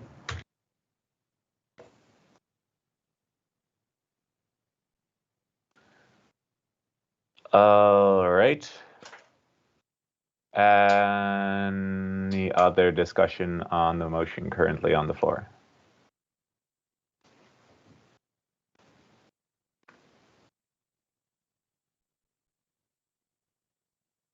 Anyone? All right. Any objections?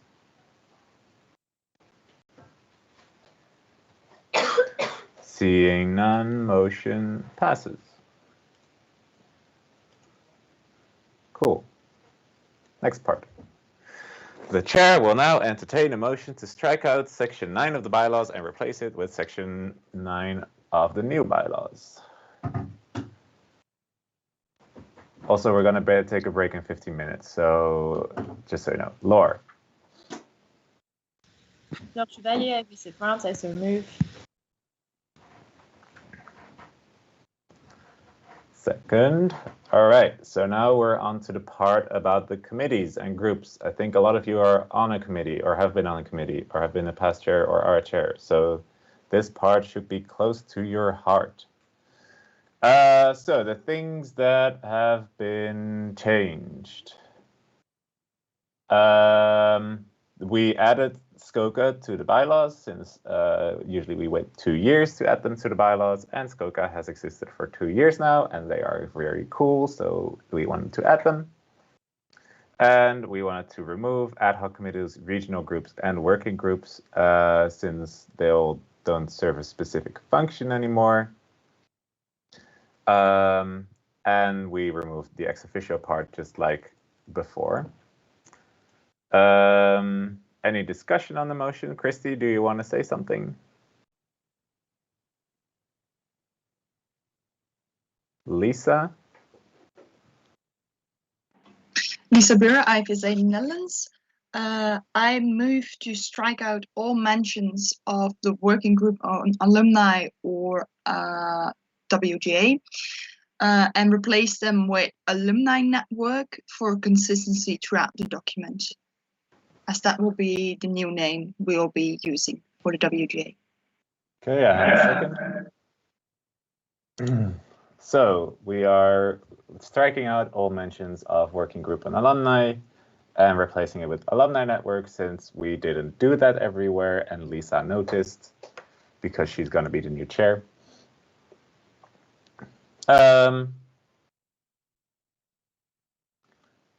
So is there any discussion on the amendment to the amendment, which is what Meryl is currently typing?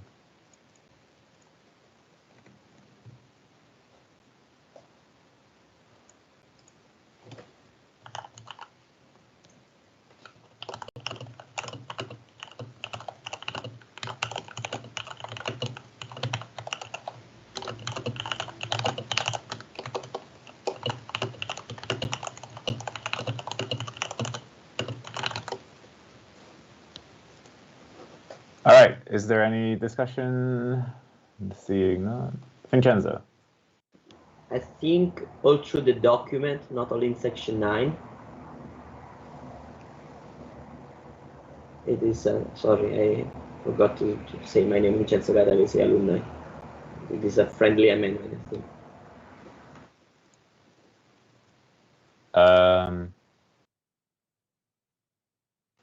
So I don't think we can do that because we are now only talking about section 9. So having it, we'll do it through the entire document would be out of order. We will have to, but I think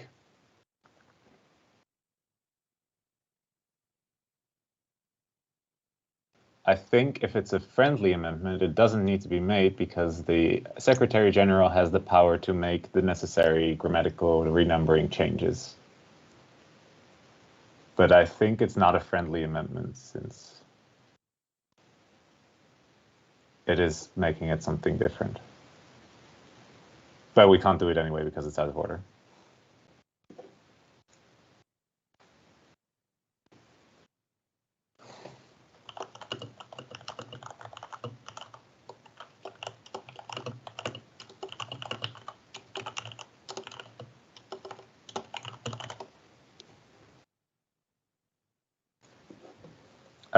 Any other discussion on the motion currently on the floor?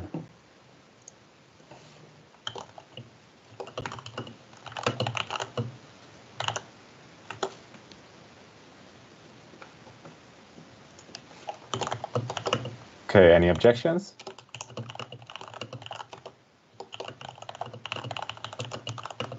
Seeing none, motion passes.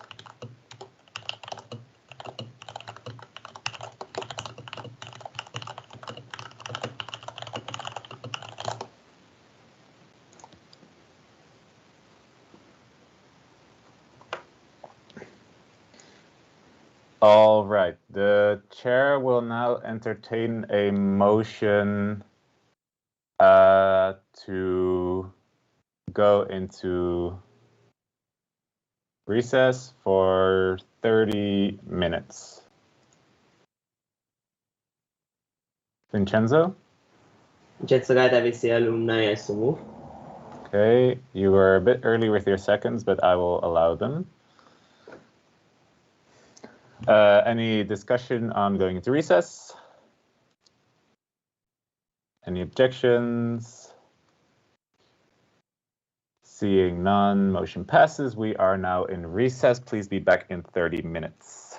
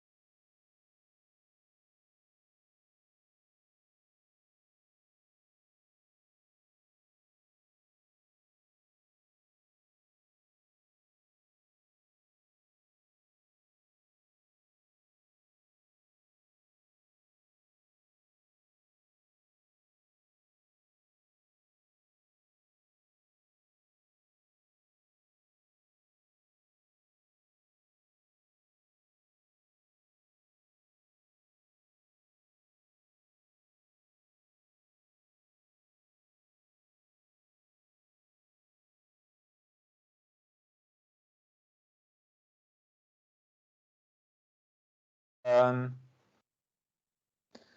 I hope everyone is back.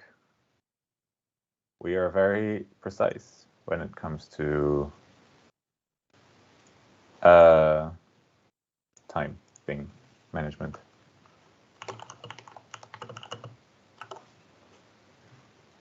Meryl can share the screen again, and then we can continue our discussion on point 9 of the new bylaws. Yes, give me a second.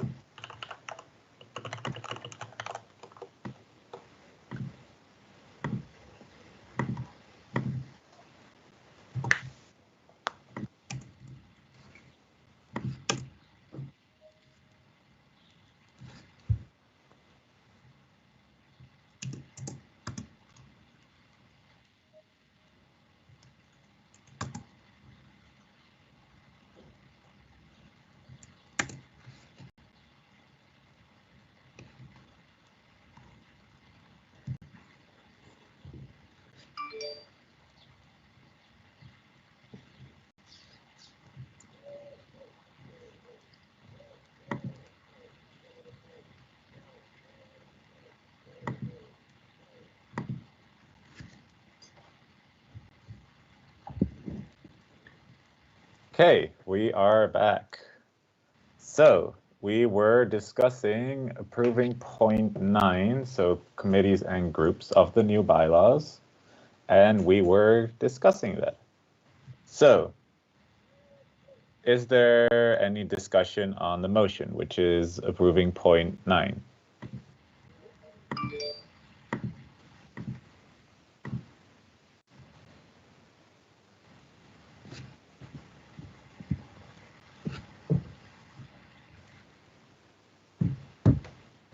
Daniel.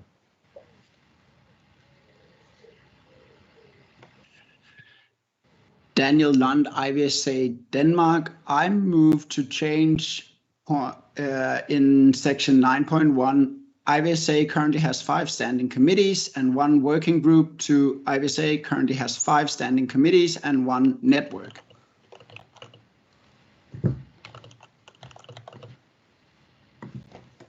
All right, we have a second.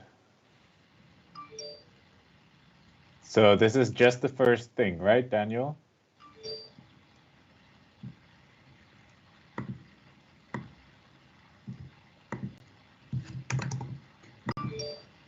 So, yes, this is the motion currently on the floor.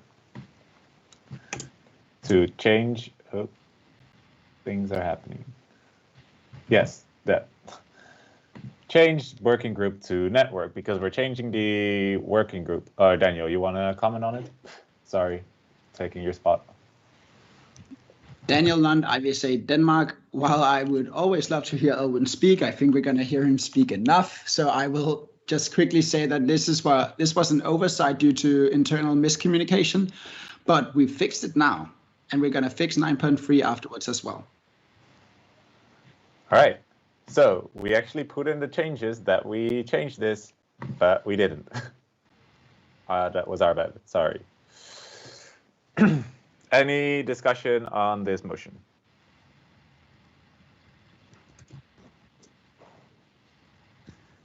Any objections? Seeing none, motion passes. We are now back to the main motion, which is approving section 9. So committees and groups. Daniel. Daniel Lund, IVSA Denmark. I move to change section 9.3. The chair of a committee, working group, or task force shall report their activities to the General Assembly. The chair of a committee or working group is responsible to supply accurate minutes from the work of the committee, working group to the Secretary General. 2. The chair of a committee, network, or task force shall report their activities to the General Assembly.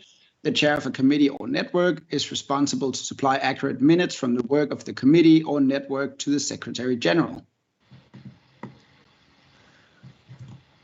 All right. Any discussion on the motion?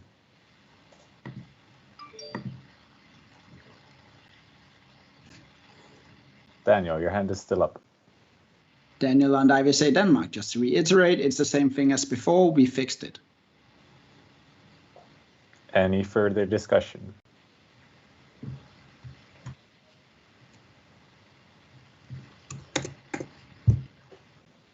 Any objections? Seeing none, motion passes. So we are now back to the main motion, which is approving the entire Part 9 of the new bylaws. Is there any discussion on approving point 9 of the bylaws?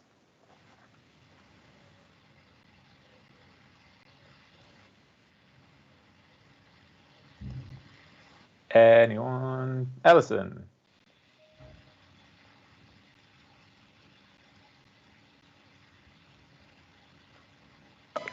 Ellison Brown, IVSA Trinidad and Tobago.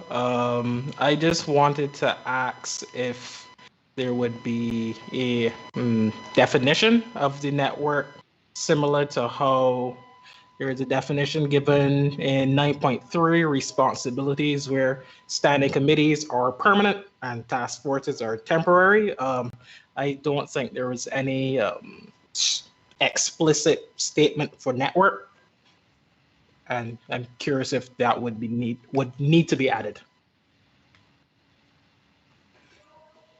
All right, thank you for your question, Daniel.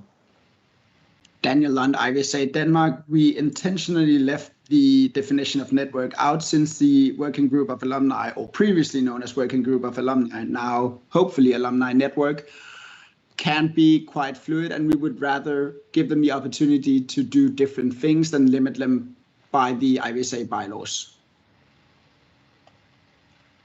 Thank you, Daniel. Does that answer your question, Alison?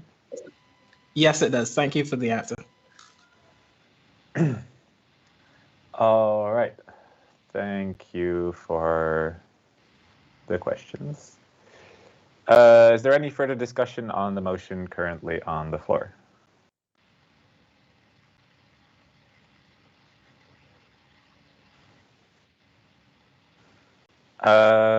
Any objections?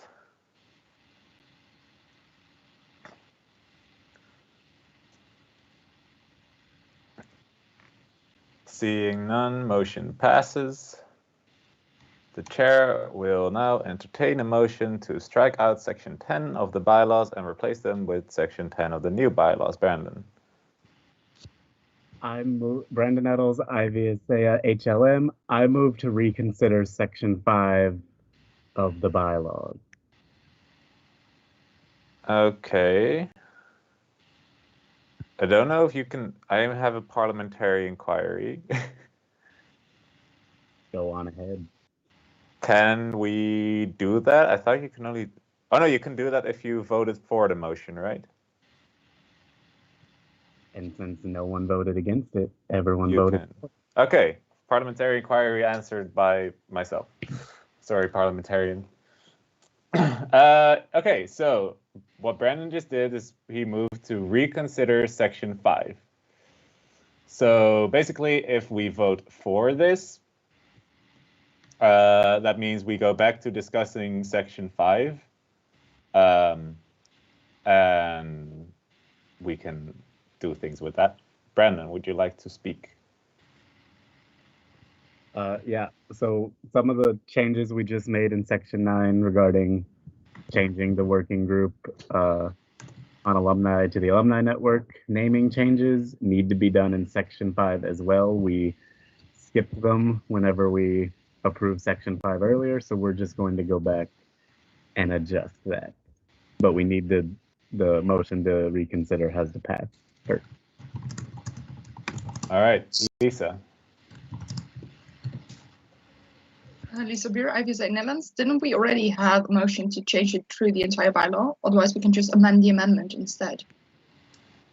We did not, because that was out of order. We were only talking about section 9 at that point. So the motion to change that to the entire bylaws was out of order. Ah, all right. Then I probably have to lower my hand again to make a motion. We are now On 5.1, so we know we are now on the motion to reconsider section 5. Yeah. So, any further discussion on reconsidering approving section 5? Brandon, is your hand still up?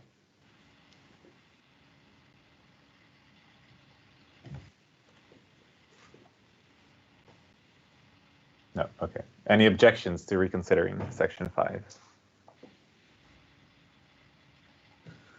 Seeing none, motion passes. So we are now back on section 5. So we are currently discussing approving section 5. So we're back a while back. So that's the part of unofficials. Is there any discussion on approving section 5? Daniel. Daniel Lund, IVSA Denmark. I move to change 5.1, where it says and working groups to and the alumni network.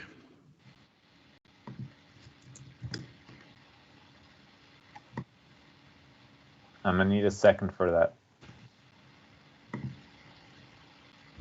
Perfect. All right, so we are currently talking about changing this thing on screen. Daniel, would you like to say something about it? Daniel and IVSA Denmark, same thing as before. And technically, I only said 5.1, so we're only discussing 5.1 and not the green in 5.2.1. Yes, we are only discussing the top thing now. Any discussion on that motion?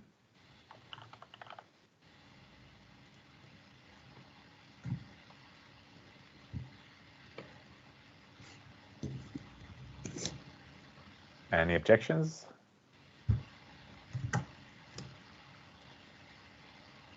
Seeing none, motion passes. We are now back to discussing whole point 5. Any discussion on that, Daniel? You are muted. Daniel Lund, IVSA Denmark. I would like to change section 5.2.1 to what's on the screen. You move to amend. I move to amend the amendment and change section 5.2.1, the chair of the working group and alumni, to the chair of the alumni network. Amazing. You're doing so well, Daniel. I'm proud of you. It's almost like you've done this before. Second. Okay, any discussion on the motion?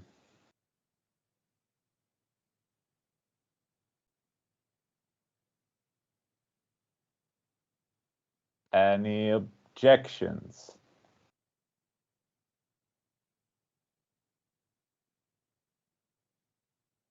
Seeing none, motion passes. We are now back to discussing section 5, approving section 5 as a whole. If you want to make any other changes to section 5 and you forgot about them earlier, now is your time to do so. Is there any discussion on approving section 5 of the new bylaws? Again.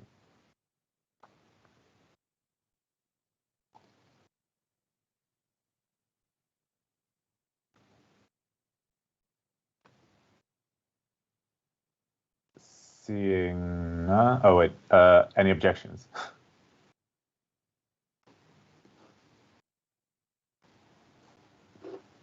Seeing none, motion passes. Section 5 is approved. Okay, back to where we were.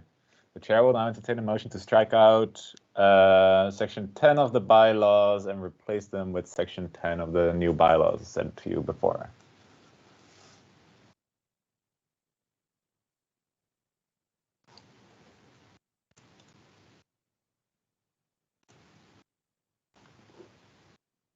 Christy?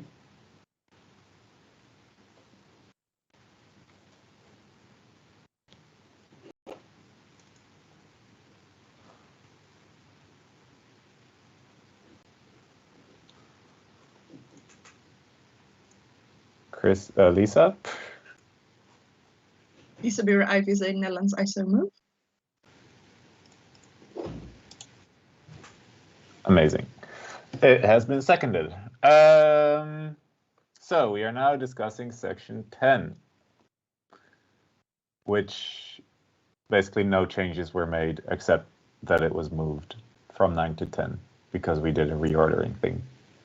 Any discussion on that?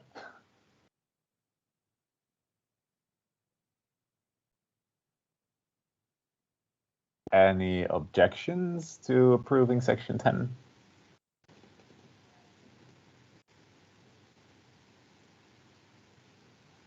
Seeing none, motion passes.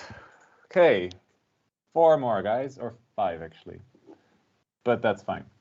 The chair will now entertain a motion to strike out section 11 of the bylaws and replace them with the section 11 of the new bylaws.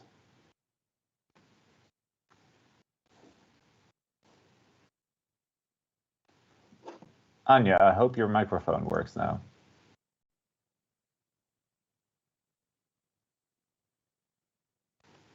It seems like it doesn't.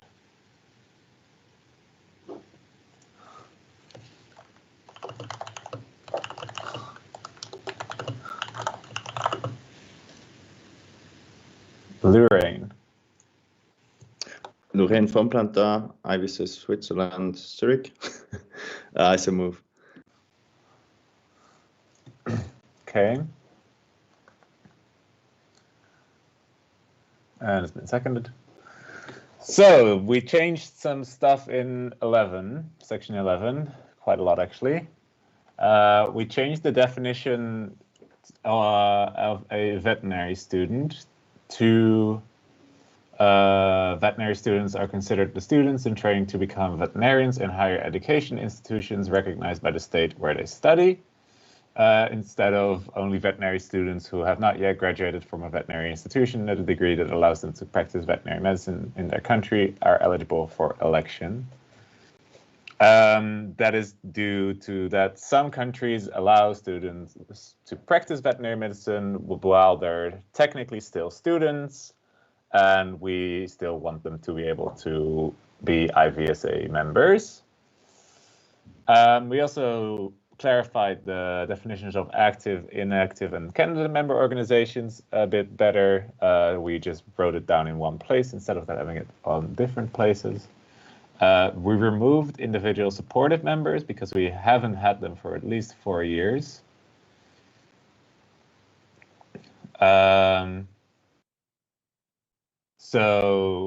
And since you only need 3 people to establish a member organization, we decided that they are not really needed anymore.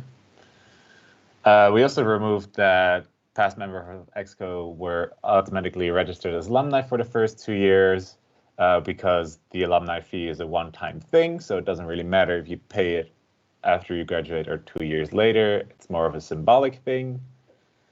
We removed that HLMs can be certified to vote for a member organization, since IVSA does not allow voting by proxy, so we don't allow people to vote for countries that they are not a member organization of.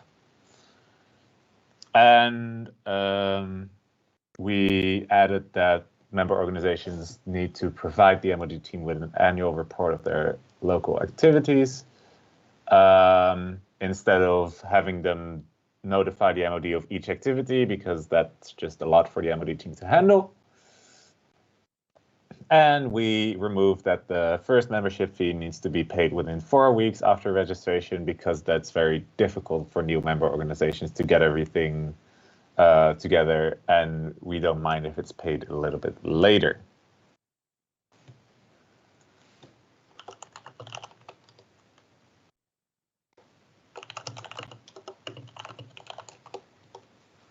So any discussion on the motion currently on the floor?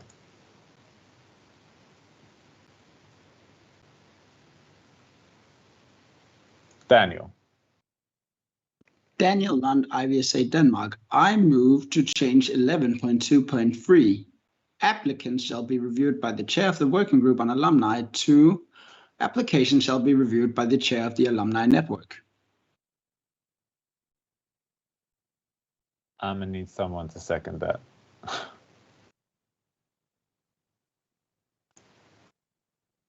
Cool. It has been seconded. Any discussion on the motion? Basically, we're changing alumni things again to the new way.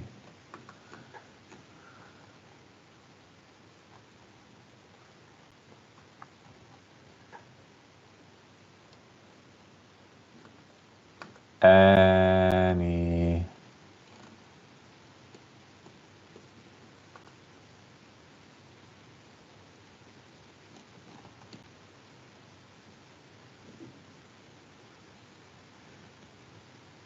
Hannah?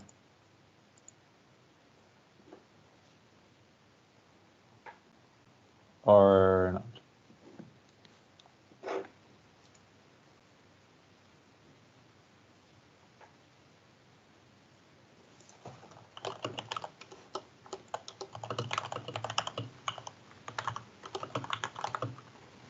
Any discussion?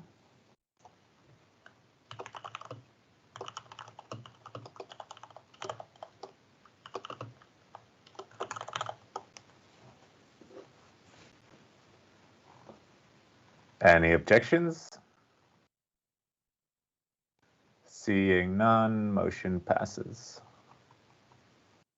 Okay, we are now back to discussing the main motion on the floor, which is to approve section 11 of the new bylaws with quite a bit of changes.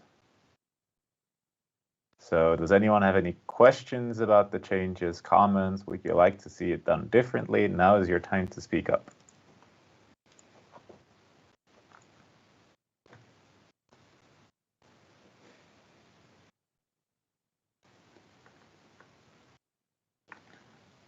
Seems like you are either happy with it or haven't read it. I really hope it's the first one because we spend a lot of time on this. Right, any objections to approving section 11?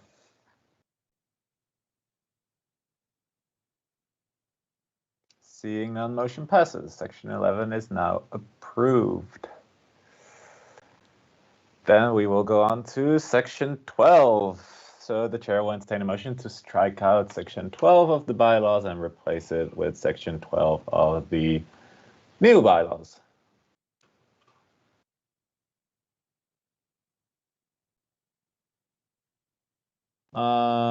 Brandon, I think you were first.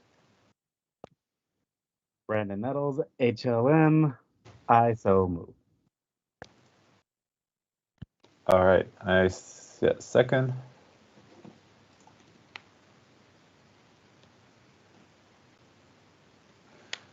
But I always see the same people moving a motion. I want to see someone new do it. It's not that difficult. You raise your hand. I allow you to unmute. You say your name and country, and I so move. That's all you need to do when I entertain a motion. And then you get your name immortalized in the minutes. Amazing, isn't it, right? We always have fights over it whenever we have physical events. Well, not fights, but it's a competition. It's fun. You'll see in Mexico. Okay, so we are discussing section 12. We changed a couple things there. We removed the requirement to introduce an OC of at least 3 members during elections because the OC is usually formed after the election. We removed the requirement to present the GA with an event theme during the elections because that can also be done after elections. We removed that EOs and president have the priority to be accepted to the Congress and Symposium to give more flexibility to the OC and MOD team to select the best delegates for the events. In the new bylaws, it's also stated that the OC is obligated to specify optional activities in the application form instead of 30 days before the event, so delegates can select them while applying. The new bylaws, it stated that the accommodation during the live meeting of EXCO is paid for from the central fund instead of the OC because we don't want the OC to pay for it. because they have enough money problems. Anyway, we stated that EXCO needs to communicate their needs to the OC 90 days to the event instead of 60 days to give the OC more time to prepare so they can get all the rooms that they need and stuff, and adjust the agenda accordingly. And we added international stands as an official part of Congress and Symposium because we think that's a very important part of it.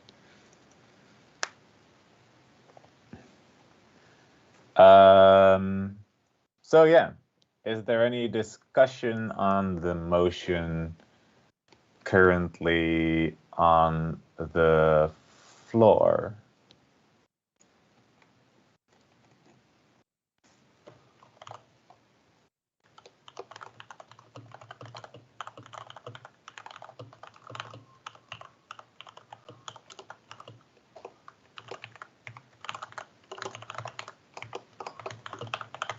Anyone that wants to say something?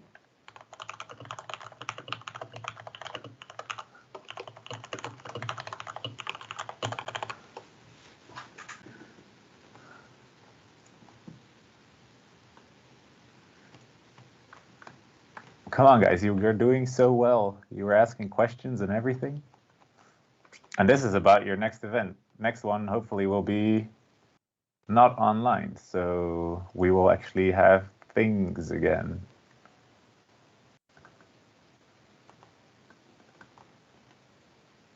Tessa. Tessa van Dijnen, IVSA the Netherlands.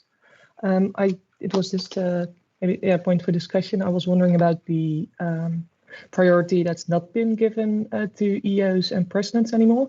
During the meeting, during the bylaw hour last weekend, we talked about maybe prioritizing the EO and president of a national MO instead of every EO and president. And I was wondering what other people think about that point. So this is just an open question to the other delegates. All right, thank you for your questions. So does anyone have any opinions on that, on the EOs and presidents not receiving priority anymore in the bylaws? Laure. Laure Chevalier, IVSA France. I'd just like to say the fact that we don't put the priority in the bylaws doesn't mean that the OCs are not going to take it into account when they choose their delegates, that someone is president or EO of a local or a national MO. So I think I would rather be of the opinion that we can keep the bylaws as flexible as possible and consider that the OCs will take into account all the things that they need when they make their decision, and that if our bylaws restrict them as little as possible, that is best, because then they will also take into account the motivational letters, etc. I don't think that it needs to be in the bylaws for the OC to take it into account. All right, thank you, Laure. Anja? Anna Tschkiewicz, IVSA EXCO. I just wanted to add to that parallelly we are writing the OC manual together with the OC manual task force, and we will make sure to include the priority for EOs and presidents in the manual, as we believe there is a better place for it. Meanwhile, leaving bylaws more flexible would be a better option. All right, thank you, Anja. Anyone else that would like to speak?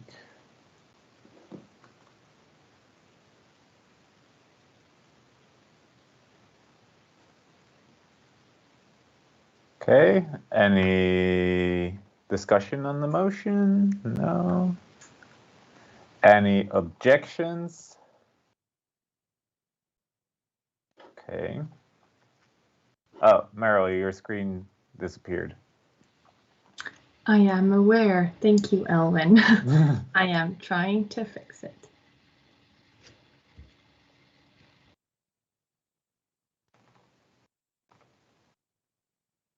Okay. Well, any objections while Meryl fixes her screen? Okay, seeing none, motion passes. Then next point on the agenda is section 13. So the chair will now entertain a motion to strike out Section 13 of the bylaws and insert Section 13 of the new bylaws. Ellison.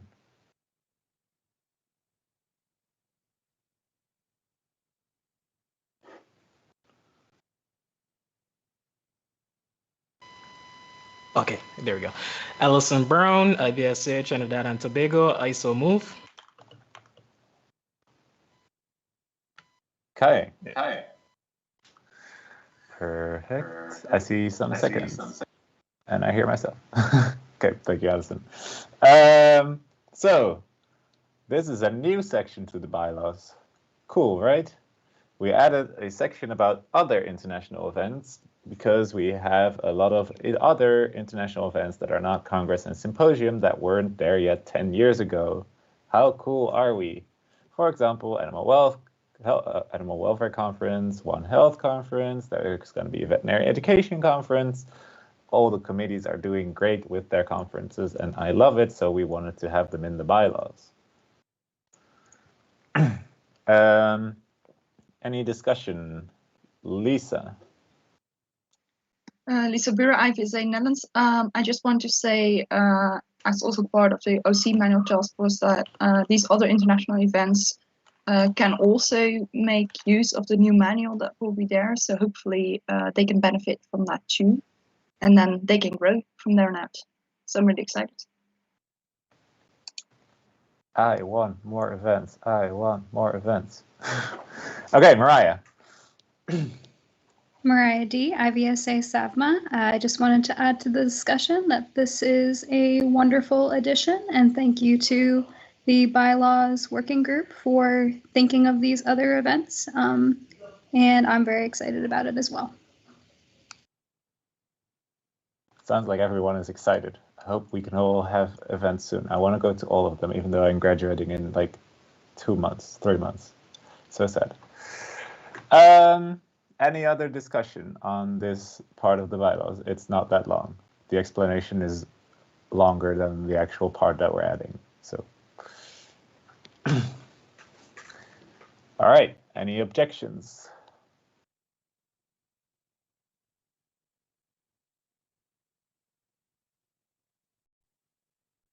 Seeing none, motion passes.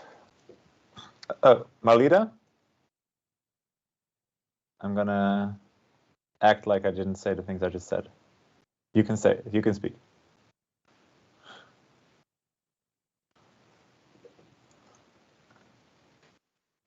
There's also Bylaw, IVSA Indonesia. It's a point of information. I would like to know the limitation of international events because some MOs may create an international opportunities for different kind of events. Does it need to be also approved by the EXCO? For example, IVS Indonesia would like to create international events or conference talking about alternative or traditional medicine. Does it need an approval from the EXCO? Thank you. Thank you for your question. Yes, if there is an international event with IVSA's name on it, organized by a local MO, that does need EXCO approval. That doesn't mean that it's a very big thing. Basically, they usually just want to have a small document outlining what do you want to organize, who do you want to organize it for, and what's going to be the contents of it. Doesn't need to be very long, like 1 page or something, maybe even less.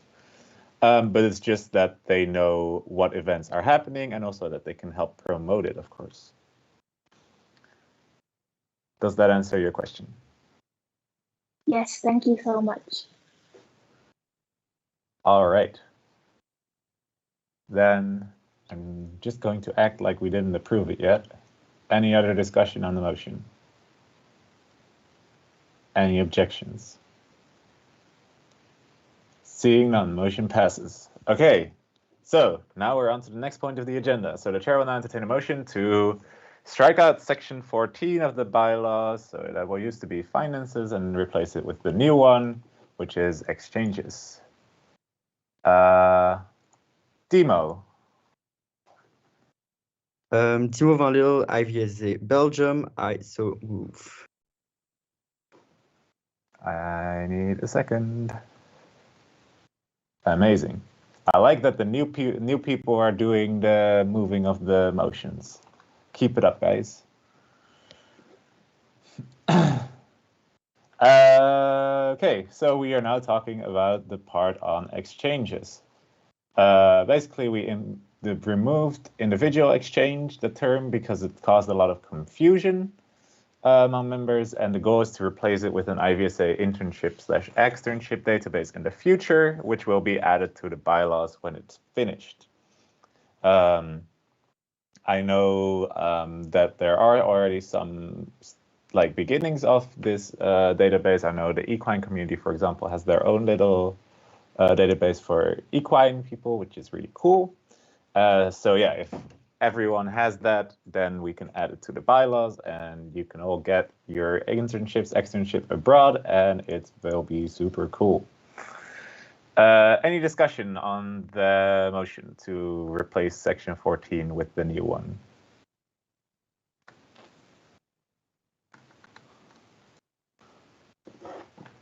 Yes, Ali.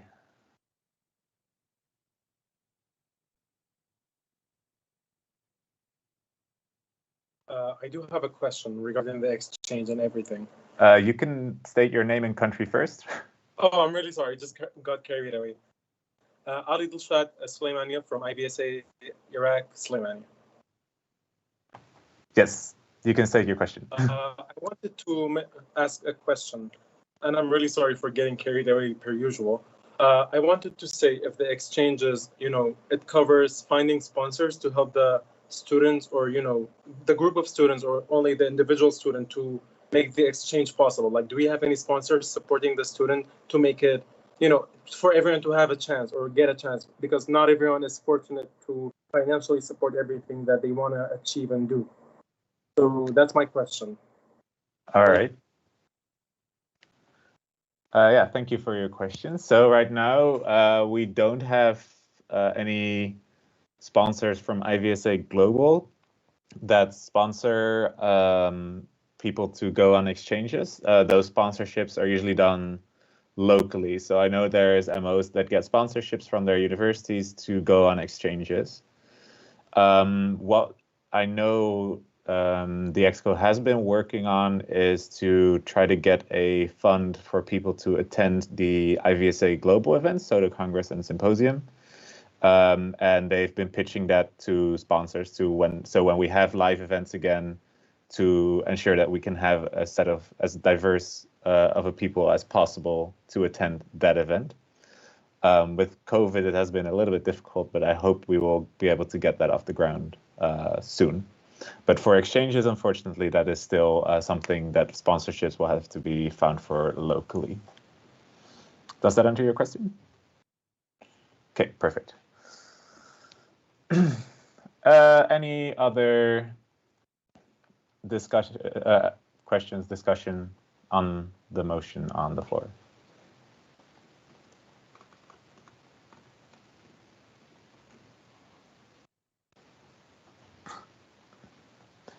Any discussion? Not any objections. Haha. I was close. Seeing none, motion passes. We're on to the last one. So the chair will now entertain a motion to insert section 15 into the bylaws finances. Mariah. Mariah D, IVSA SAFMA, I so move. Okay. I saw a lot of more hands going up this time. I like it. So we are, the section on finances was already there, but it was section 14. So section 15 is a new section. That's why I said insert instead of replace. So we removed a clause that expenses not related to travel may not exceed the budget by more than 25% to give more flexibility to respond to unforeseen circumstances. For example, in the term that I was president, we had a global pandemic hit and things changed a little bit. So we had to get some unexpected expenses, for example, to get some more online things. So it's good to have some flexibility in case something like that happens. And we know that there is a risk associated with that, but the financial report always still has to be approved by the General Assembly and is audited by independent auditors. So we think that risk is negligible. We also added a requirement for the budget and financial report of the development fund to be approved by the General Assembly to ensure transparency. That wasn't there before. And we removed the scholarship fund because the scholarship fund was moved under the development fund a couple of years ago and hasn't been used since. So that doesn't mean the scholarships will go away. It will just mean that they will be given by the development fund, as has been happening for the past couple of years. And we removed the alumni fund since it can be included in the central fund. Any aspiring treasurers / money people that have something to say about this part of the bylaws. You don't have to be an aspiring treasurer. You can also just say something if you want to.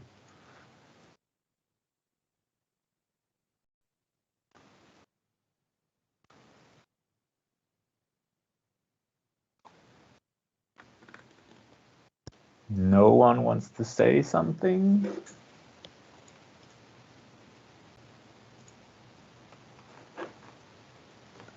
All right.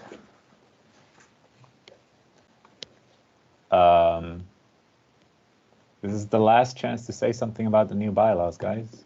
We'll be done after this.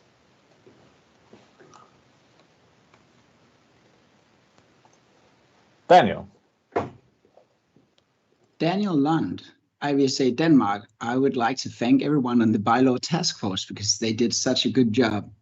And yes, I know I was on there myself, but I had to say it anyway because I wasn't the only one there. Thank you, Daniel. Yeah, I have an idea. I'm gonna call each and every one of you out by name.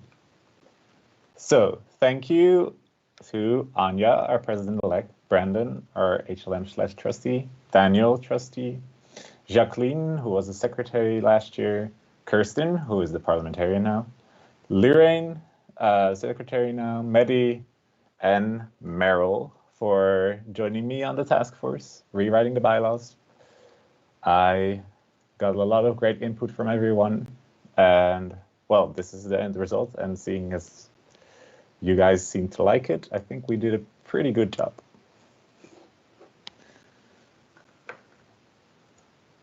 Okay,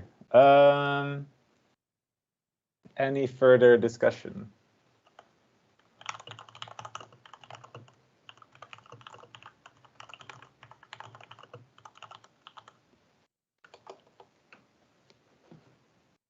Any objections to approving this last section of the new bylaws? Oh, Malida, what did you want to say? Maulida Salsabila from IVSA Indonesia. It's a point of information. I'm sorry to say that even though I attended to Congress now, but I still do not thoroughly understand about the terms in the finances, like the difference between the central fund and the central fund of IVSA. So may I request an elaboration of this? Thank you. All right. Thank you for your question. I'm pretty sure there are more people that don't fully understand the different funds in IVSA. And I think I'm gonna pass that question on to a treasurer/past treasurer, Daniel. Daniel Lund, IVSA Denmark. Hey y'all, it's me, it's your boy Daniel. And I'm back at it again with all of these reserve things, these fund thingies. So now that we have hopefully approved this, we're gonna be stuck with 3 funds. And the funds are basically a way to keep money separate within one bank account. So at our bank in Belgium, we currently have one bank account, and within there we have multiple funds. The main thing you guys need to know is that it's just a way to make sure that the money that's donated specifically for the development fund and for all the projects they do, such as scholarships, are reserved for scholarships and don't unintentionally get taken over by traveling to different events by the president. The reserve fund is hopefully going to be a separate bank account in the future, so we have a reserve account of money if everything goes to rubble at any point in time. Yeah, I wanted to swear, but I can't because YouTube, so I did not. And yeah, so that's what we do, and I'm about to reach 2 minutes, so I will mute myself. All right, thank you, Daniel. Was that a clear explanation, Alida? Yes, thank you. Perfect. I'm sure other people here also appreciate it. Alison. Alison Brown, IVSA Trinidad and Tobago. A friendly amendment. You have 14 and for management and 14 for reserve fund, as opposed to 15. Just notice that. So just need to quickly change it. Thanks, Alison. We will change it. Yep, some numbering error. I see it now too.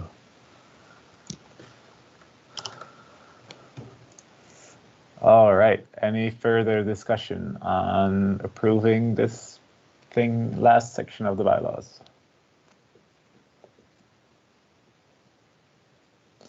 And yes, Daniel, the SG is allowed to change those numbering things after the fact as well, but I still appreciate that Alison brought it up.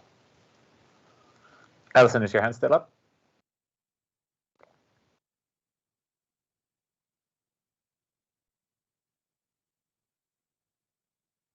I guess not.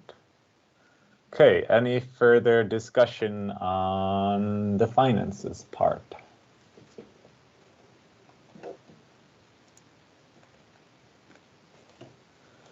Right, any objections to approving the section on finances?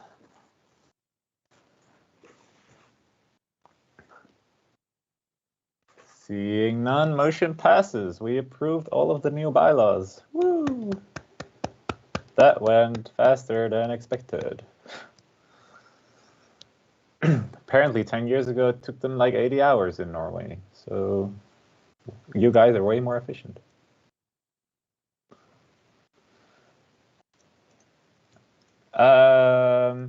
All right, the chair will now entertain a motion to stand at ease.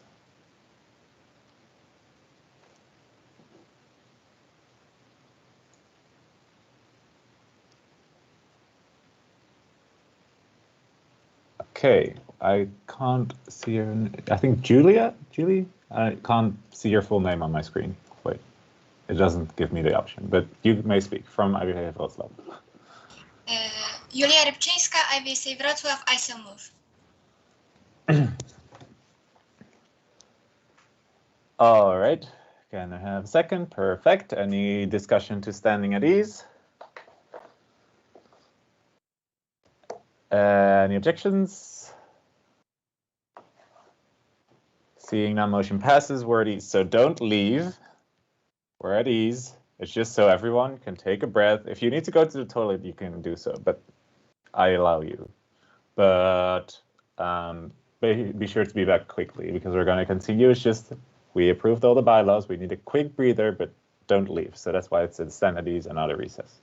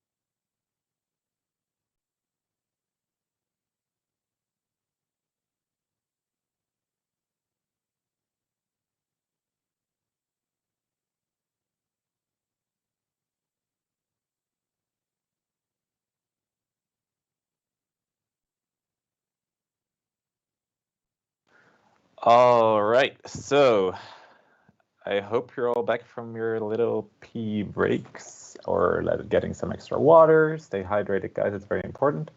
Not sponsored, by the way. Don't look at that. So the chair calls the GA back to order at 5:15 UTC +2.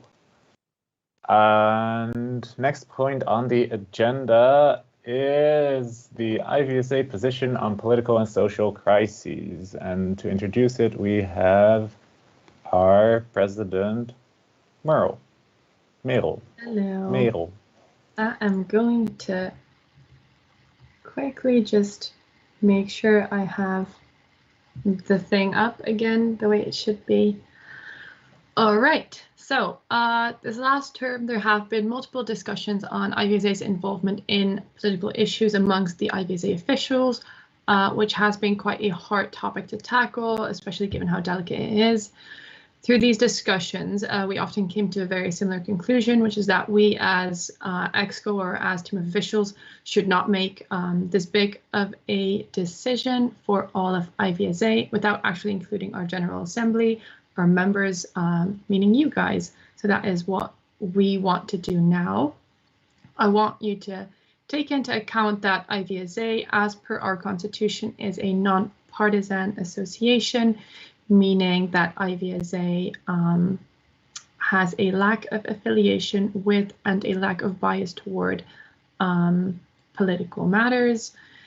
Also, even more so than in previous discussions we've had, I want to encourage everyone to please keep in mind to be thoughtful and to use their words carefully when expressing themselves, though I firmly want as many people of you guys to speak up. I just want to make sure that no one gets hurt in the process. So as mentioned before, it is a very delicate topic. IVSA should be an open space without judgment. So I just want to kind of emphasize that again. And then now I would like to open the floor on any discussion regarding IVSA's involvement in political and social crises. All right. Is there anyone that would like to say something on this topic?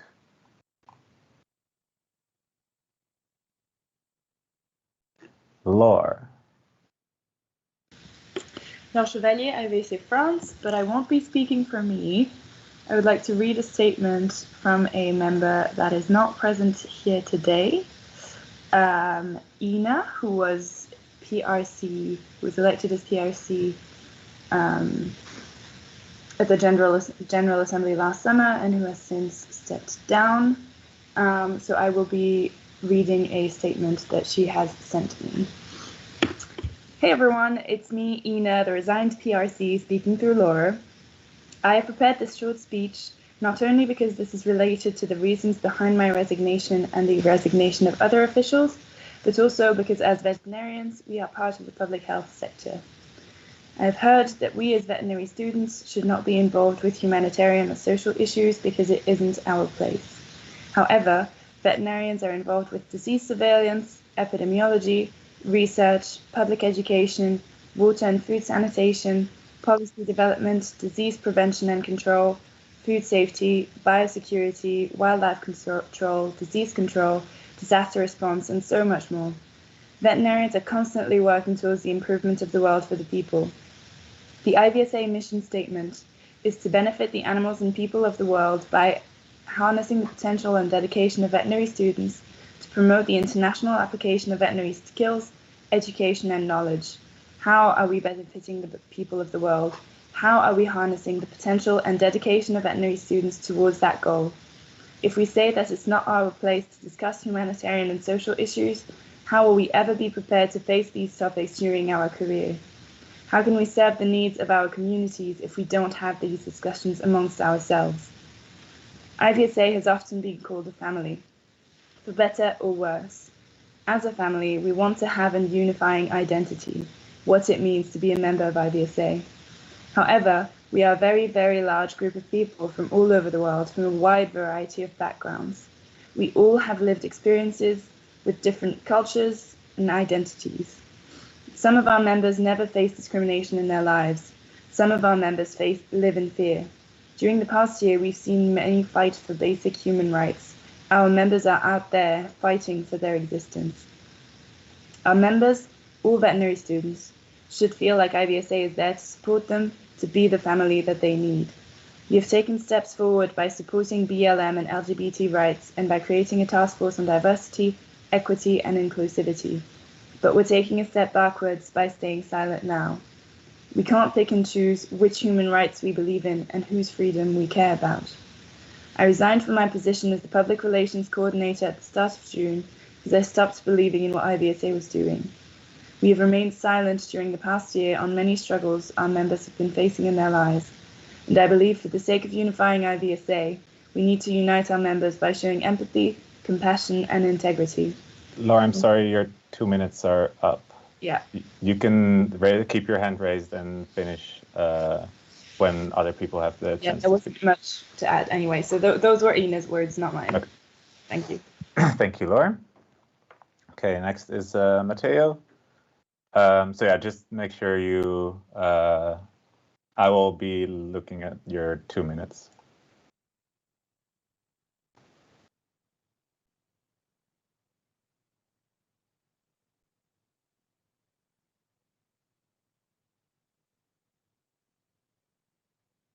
Matteo, can you unmute yourself?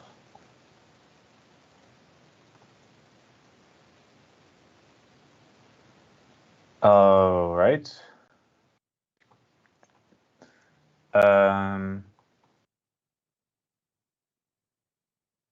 Then you can try to leave and rejoin, also maybe on a different device, and then I'm gonna give Maddie the floor first. Yeah, I remember last time it also happened, Matteo. You had, your Teams doesn't like you apparently. Do I have the floor? Yes, Maddie, you may speak. Okay, Madam Rani IVSA Exco, I have been asked to share the statement in written format only after it was read during the General Assembly, which I have just done, so everybody will find it in the Delegates Drive under General Assembly documents. All right, thank you, Maddie. So it's on the drive under General Assembly documents.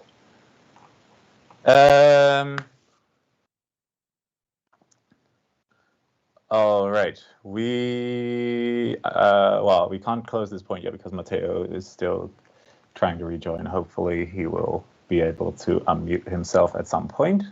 I remember he had issues in the past as well. Anyone else that would like to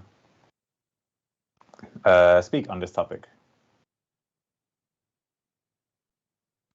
Lisa.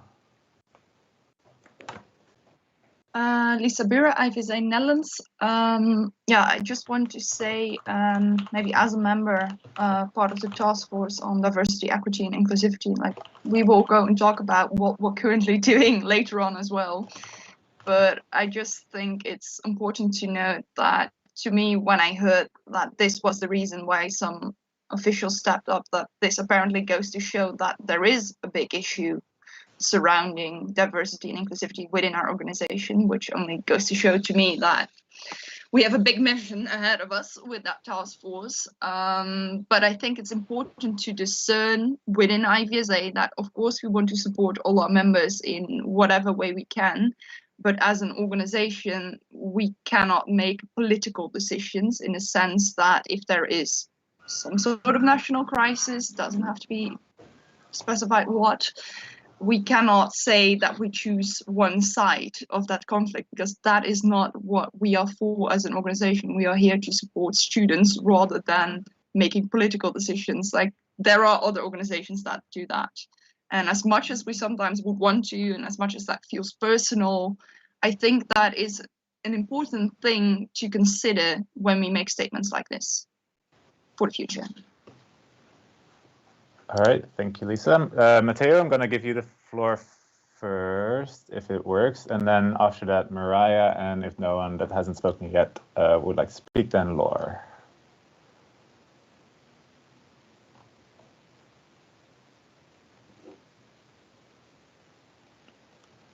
I'm guessing it's still not working, judging by the lack of sound.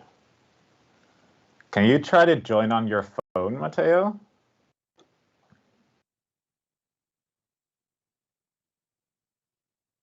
Okay, then I'm going to give the floor to Mariah. Hello, Mariah D, IVSA SGA. I would just like to agree with the previous speaker that our whole stance here presented in item 14 is one that does, I think, genuinely seek inclusivity and being very culturally sensitive to the problems that are arising in various MOs. And so I would like to support IVSA's current position on political and social crises because I think that it is important to address these concerns with neutrality the best that we can so that like I said before, I'll reiterate, to be culturally sensitive and not create division within our organization. All right, thank you, Mariah. Nina, you haven't spoken yet, so you may speak first. Hey guys, Nina Lasic, IVSA Expo. So I just wanted to say that I really think that it's important to draw the strict line about what we are doing. We are here for that medicine, and we cross that line. We might discussing a lot more med and a lot more different issues that students might have, and like it could be burden things that are veterinary related. And if we cross the strict line, then where should we draw the next one? Whether it will be the political issues or some other issues like, I don't know, like maybe family abuse or so. Some students are definitely facing that. So that's just my concern about this. If we get involved in something that's not VetMed, then where should we stop?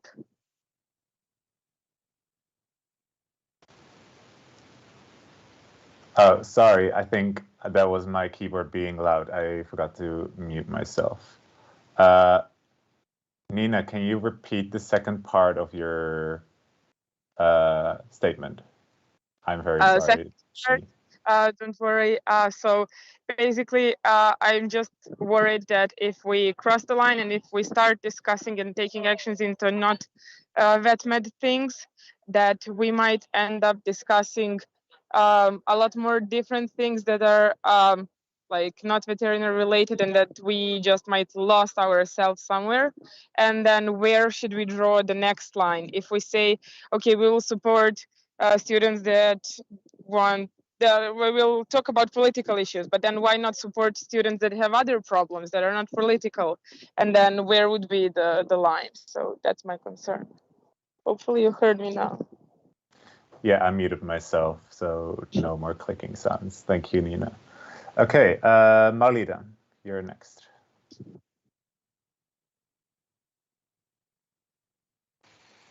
Hi, Salsabila from IVSA Indonesia. I would also like to read a statement delivered by a friend the previous MOD. But if Law has hand and she would like to continue, then she would go first. No? All right. Laura has already spoken, so you're the first person with a hand that has not spoken yet, so you may speak. Okay, so the statement is from Nabila, the previous MLD. She said, to my IVSA family, I cannot express how much I have missed contact with our members. I'm not present at this SGA as I needed to take a step back and allow more room for other voices. I also think that I was quite disheartened by the course of the last month or two, which made it emotionally very difficult to attend. Many of you may not be aware of this, but I had stepped down as the MOD at the start of June, which is about a month and a half ago. I have to apologize to all of you for not communicating this to you explicitly, even from my personal platform. I apologize to all of you who thought that they were communicating with myself or a member of my team, and I apologize for all those I may have disappointed when they had contacted me for help, only to hear that I could no longer be assistance within the framework of the IVSA in my former capacity of the MOD. If we want to discuss the events of the last 2 months or so and the challenges within the IVSA, we would perhaps go on for hours, but that would not be fair to anyone. And I want to state that the IVSA, like any other association, is not perfect. And perfection is not the goal, as times and the global climates are always changing. In every crude summation, here are a few major aspects I would like to highlight now with urgency. I hope that the GA and our future officials will take this into consideration before embarking on their exciting new term. Number one, member needs to engage with the IVSA more often, not just by receiving information, but by keeping up with what is happening with the help of your boards. That means that MO board needs to make an effort to know what is going on so that the GA is informed from the side of their respective MOs as well as the team of officials. I'm sorry, your time is up. Okay. You may continue if you keep your hand up later. Okay, thank you, Elwin. I will continue later. Okay, thank you. Please keep your hand up and then I'll give you the floor later. Okay, Matteo, you may try once again. You're the only one that hasn't spoken yet. Can you hear me? Yes. Finally. So, Matteo Carnevale, IVSA Italy. As IVSA Italy, we already stated our position regarding this, this topic. But I'd like to reiterate what we already said in the past, which is IVSA should always condemn every kind of violence, injustice, discrimination, and violation of human rights. But we are by nature apolitical, a partisan, and we have to respect the nature of our association. I do agree with some of the previous speaker who said that how do we draw the line? There are conflicts everywhere in the world right now. There are violation of the human rights everywhere in the world right now. How do we choose which side to take? How do we choose which fight is worth fighting for our association? And also every MO has its different, every MO has its singularity. And, I'm talking about IVSA Italy. We, in our statute, we are apolitical, so we cannot violate our statute by taking, political decisions. So when IVSA take decision by all the MO without consulting them, that's not right. So, I think we as IVSA should stay apolitical, apartisan. We shouldn't create divisions inside Matteo, your time is up. Yeah, okay. I said everything I had to say, Okay, even if perfect. I was a little bit. Okay. Thank you, Matteo. Let's see. Anyone that hasn't spoken yet? Anya, you're the next. Hello, Anna Tiszkiewicz, IVSA Krakow. So I would like to say that first of all, I'm really happy that we are having this discussion today during the General Assembly, as it highlights how important it is to support our members and also allow members from every of our region to be involved in what we are doing here in IVSA. I believe there is big room for improvement in IVSA in terms of diversity and inclusivity, but also I believe we are doing steps to improve it. For example, we have established IVSA regions just recently because it's been 1.5 years. Our regions helped a lot, I think, already to involve members from worldwide in what we are doing here in IVSA. And also, we have established a DEI task force, which is now looking into ways of improving diversity, inclusivity, and equality in IVSA. Now, also global pandemic. It was a very difficult time for all of us, but it also taught us a lot due to global pandemic and the fact that we were not able to travel to international events. We were able to introduce to IVSA many online opportunities for our members that, again, made our members more involved. There are also DED opportunities. So yeah, there are platforms in IVSA to support our members and talk about their everyday struggles without making official political statements that are unfortunately against what IVSA is supposed to stand for. So yeah, I agree on what have been said before regarding the political matters, and I would like to make sure to take steps to improve the way how we approach and involve our members in the future for our regions, for example. Thank you. All right, perfectly within your 2 minutes. Thank you, Anya. All right, Soraya, you haven't spoken yet. You may speak. Soraya Rodrigues, IVSA Portugal. I would like to clarify that unlike a previous speaker said, IVSA is not a political. If it were a political, we couldn't have a task force on diversity, equity, and inclusivity, because all the things that are in this task force are political in their essence.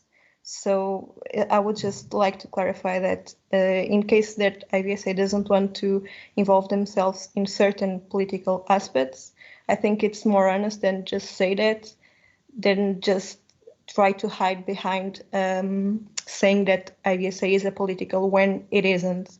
It is a partisan. It's not the same that being apolitical. Thank you. Noted. Lorraine, you haven't spoken yet. Lorraine Vorplanter, IVSA Zurich, Switzerland. I agree with the previous speaker that IVSA, in fact, is a political organization in the sense of that we can talk about animal welfare issues. The Animal Welfare Committee has this term written a policy paper which was sent to the EU Parliament, and they even responded to it. But as also the previous speaker said, in our constitution, it is stated that we are non-partisan. This means we can talk about politics, but we cannot pick a side because it maybe will hurt someone. And this for sure no one wants, that we are offending people with what we do or what we state. But still we can look into certain issues, and of course we can always have a discussion. And I think it's also important, and it's also a beautiful thing that we can use IVSA for discussions, but there is a difference between having a discussion and have an open-minded community compared to stating certain things publicly which could offend and hurt someone. Thank you very much. All right, thanks, Liren. Anyone that hasn't spoken yet that would like to speak? Okay. Glenn?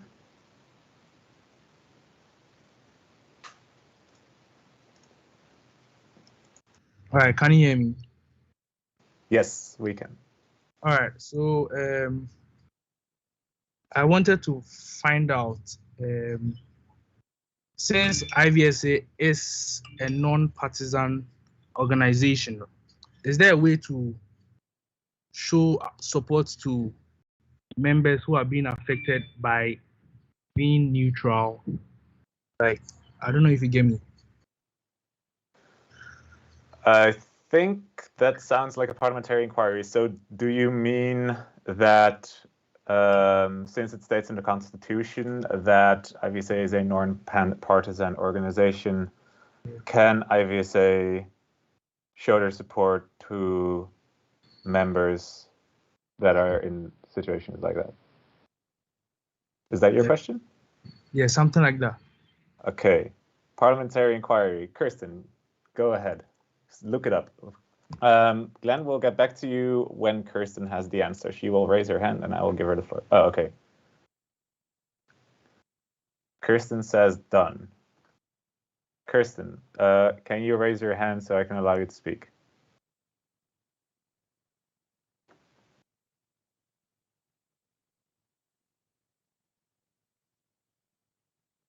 Also, next time, please raise your hand because I can't always look at the chat at the same time while I'm moderating this.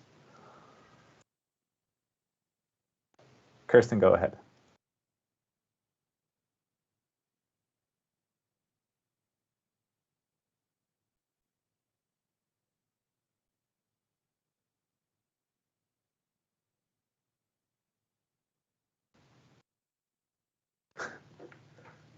Is your microphone broken, Kirsten?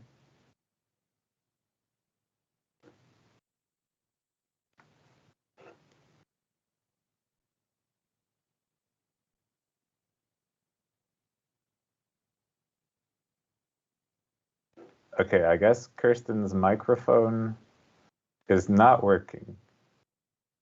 You can try to join on another device and we will get back to you. MS Teams claims another victim. Yes, Ellison, well said. Okay, anyone that hasn't spoken yet that would like to speak? Okay, Gloria, I'm sorry, people that have already spoken, your turn will come. Gloria Petrova, IVSA Bulgaria. I would like to make a point of information, actually. Can we define what in this context what support means? I mean, with previous speakers have talked a lot about what IVSA can or can't support or what IVSA is allowed to support, but can we just clarify what support by IVSA means generally?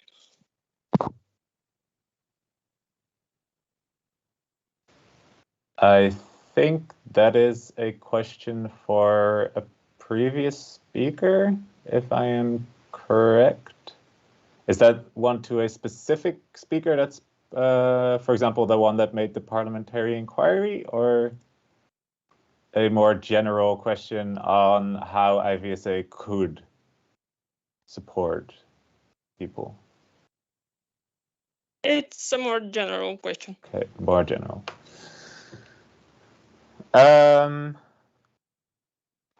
Okay, anyone that would like to answer that? Since it's like a question to another person, maybe if you can directly answer this, put it in the chat, because then you don't have to, then I still have the order of the hands here for like the main discussion. So if you have a direct comment on this question, put it in the... Okay, Lisa, you may answer from the Diversity, Equity, and Inclusivity Task Force. Right, if you want me to speak, can I speak? Yes. Good, thanks. Lisa Buren, IVSA Netherlands, on behalf of Task Force on Diversity, Equity and Inclusivity.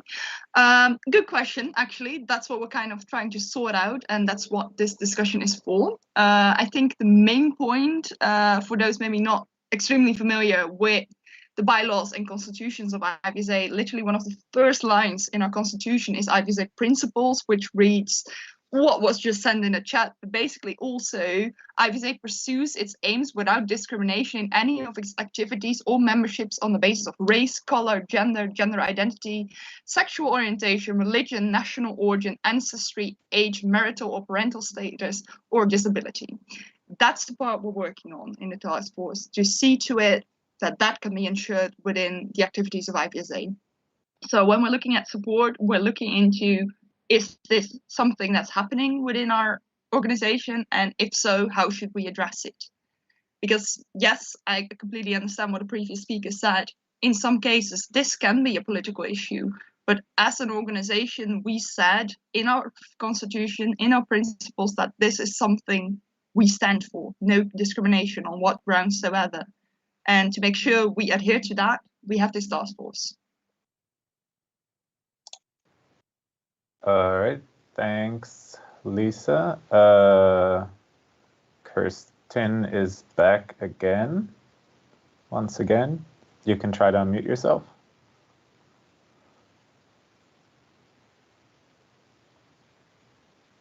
Hi, can you hear me? Yes. Okay, great. So in our constitution, I think Lisa just read the part out loud. But since I'm parliamentarian, I have comments on that from people who actually written our constitution, and it states here clearly that non-partisan means not based on, influenced by, affiliated with, or supporting the interest of policies of any single political party. So I hope that that's what the question was, and I answered it with it. Yes, no, sorry. I cannot hear my Yeah, phone, I don't see a hand from the person that asked it. So I think for now that's good. Thank you, Kirsten.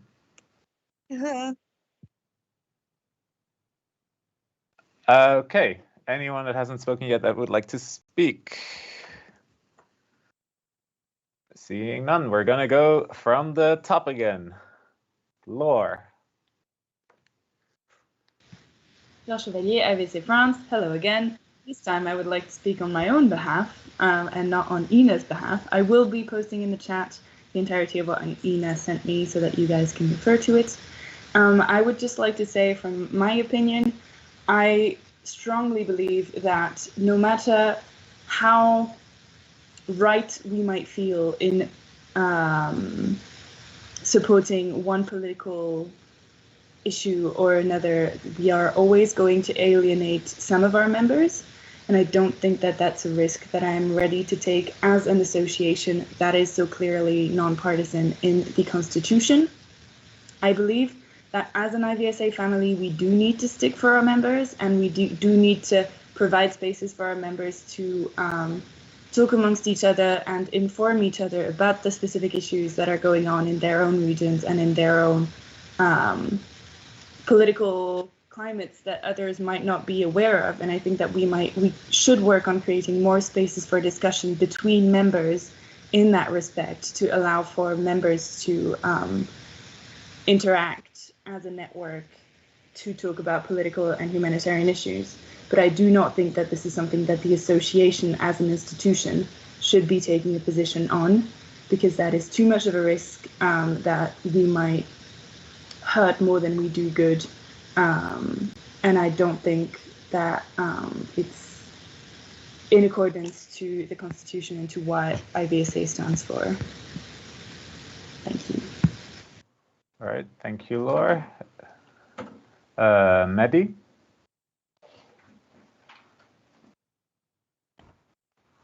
Yes, Mehdi Amani, IVSA Morocco. One clarification about a comment made way in the beginning by a president is that EXCO was mostly in favor of this, of not taking a stance. The way things actually were is that, I mean, Point things of were order. not as... I didn't actually say that. My comment still says the same, I think. Do I have to retract anything? Well, you can make the comment without referring to a previous speaker. Okay, then I can speak about my opinion about what actually happened in EXCO, which is fine, I think. All right, I will continue. So in EXCO, there were we were 8 people. 5 of them were for not speaking speaking out on the particular issue that we were discussing.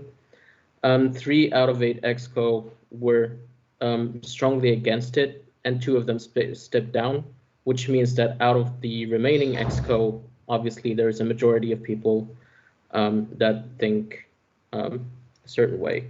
So that's just to show how divisive this whole discussion is, because if we start losing 2 EXCO people over something like this, it really is serious. The other thing is we have not only lost 2 EXCO members, we have lost 5 officials in the span of 3 days over this. Also, now I'm gonna address some of the comments that were made that I think are I don't see them as very pertinent. Somebody said supporting one side over the other will create division in the IVSA. Well, obviously right now we're discussing this because one side, because we refused to support one side, and this has created even more division in our ranks. So there are 2 sides to things. The second part of it is that we are apolitical. For me personally, that's not true, because with all due respect to the definition given by the parliamentarian, but I do think that that definition just comes from the Constitution, and since we are not a political organization, we are not a political organization, so that definition should come from more trusted sources. Time is up. I'm done. Okay. If you want to speak more, you can keep your hand up for later. Anyone that hasn't spoken yet that would like to speak? Okay. Nina, is your hand still up?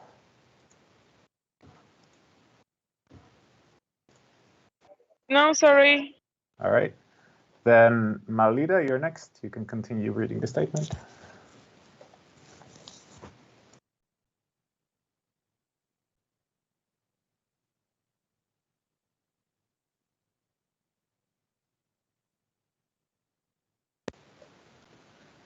All right, then in the meantime, Kirsten, would you like to say something?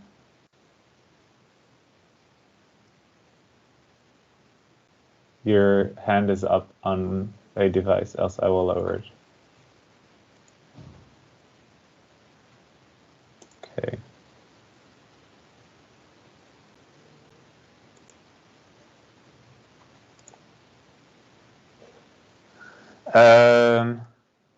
While Malida is logging back in, oh, she's already here. Okay.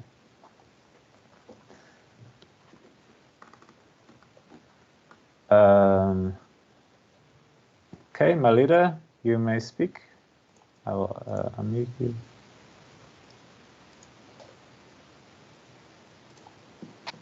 Right, thank you. I will use this opportunity to continue the statement, and I will give my opinion. So continue the statement. Statement number 2, talking about things beyond the scope of veterinary knowledge is important. If you want to truly live up to the international nature of this association, as well as genuinely consider one's health. Close to the time of my resignation, I attended 2 events hosted by the IFMSA. One was a workshop on capacity building and the other panel discussion on global change makers. Both left me with much to think about it.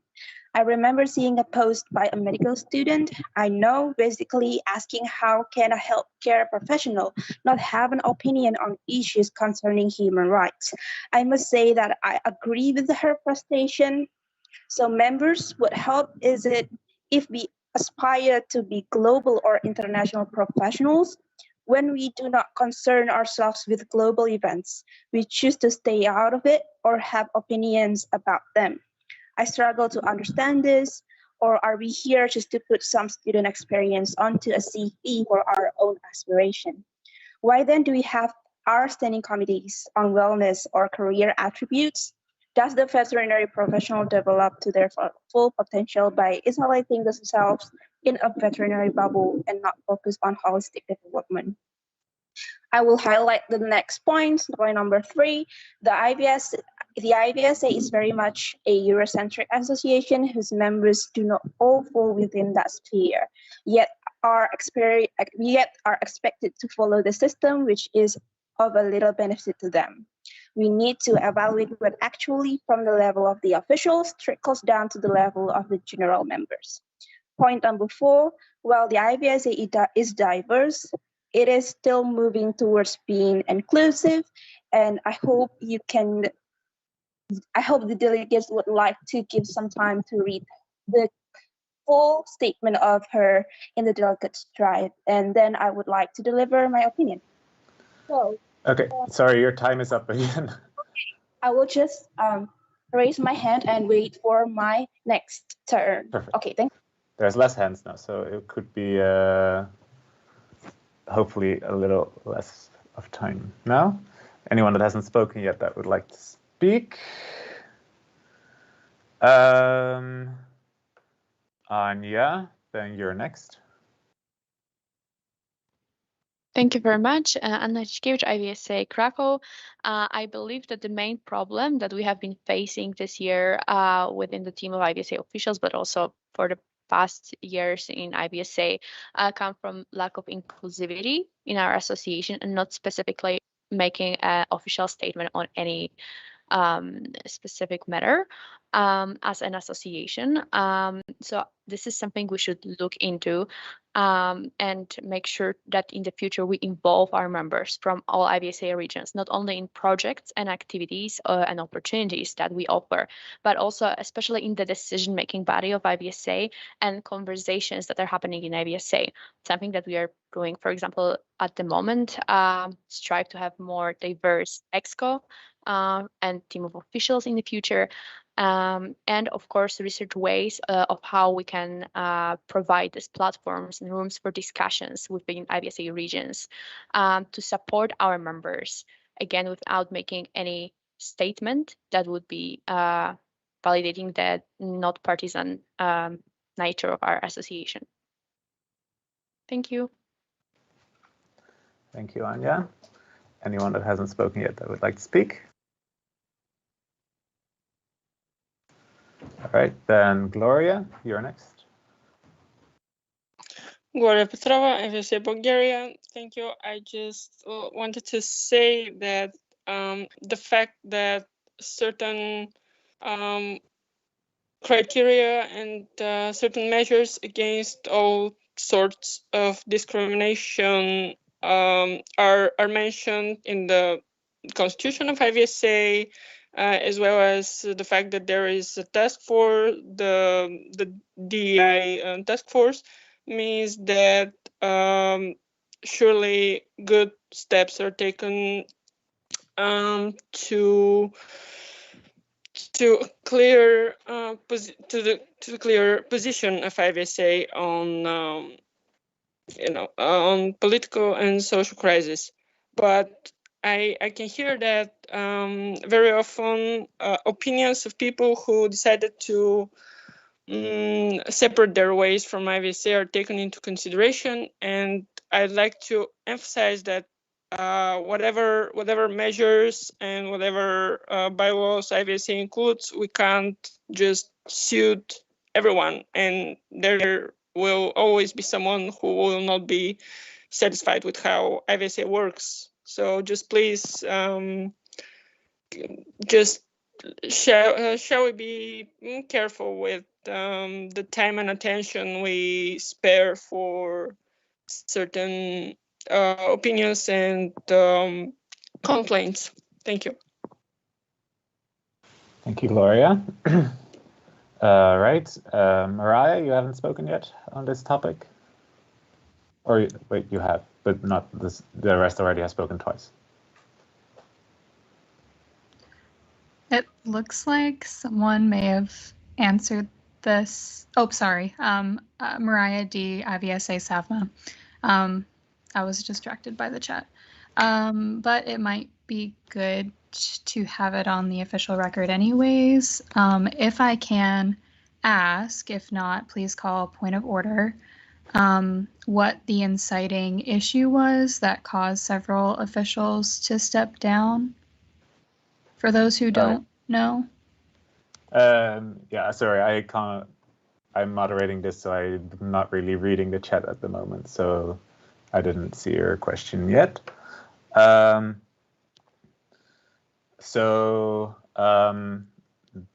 conversation right now is about IVSA's future involvement in social and what's the thing on the social and political crises.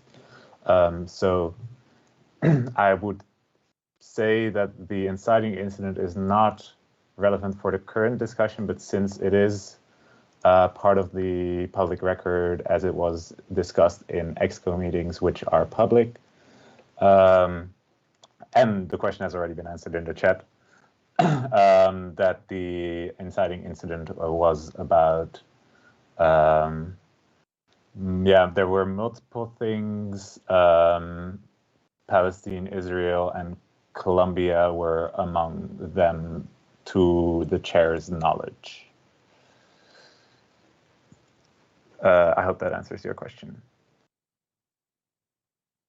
But please try not to have side conversations in the chat because we need to try to keep everything like official business in the GA thing itself. If you want to put like banter in the chat, that's fine, but try to keep official things in this room so also Mehdi can easily type along with them. I don't want to make his job any harder than it already is. Absolutely. Thank you. That does answer my question. And I was unsure if I could ask about it, which is why I wanted to field the question before I made it official. But thank you. Thank you. All right. You can always ask the question, and if you can't, I will say that you can't. But please feel free to ask any question that you might have about anything in the room here, because I might not see it if it's in the chat. Excellent. Will do. Thank you. All right. Anyone that hasn't spoken yet that would like to speak? Mehdi, you have already spoken, but you may speak.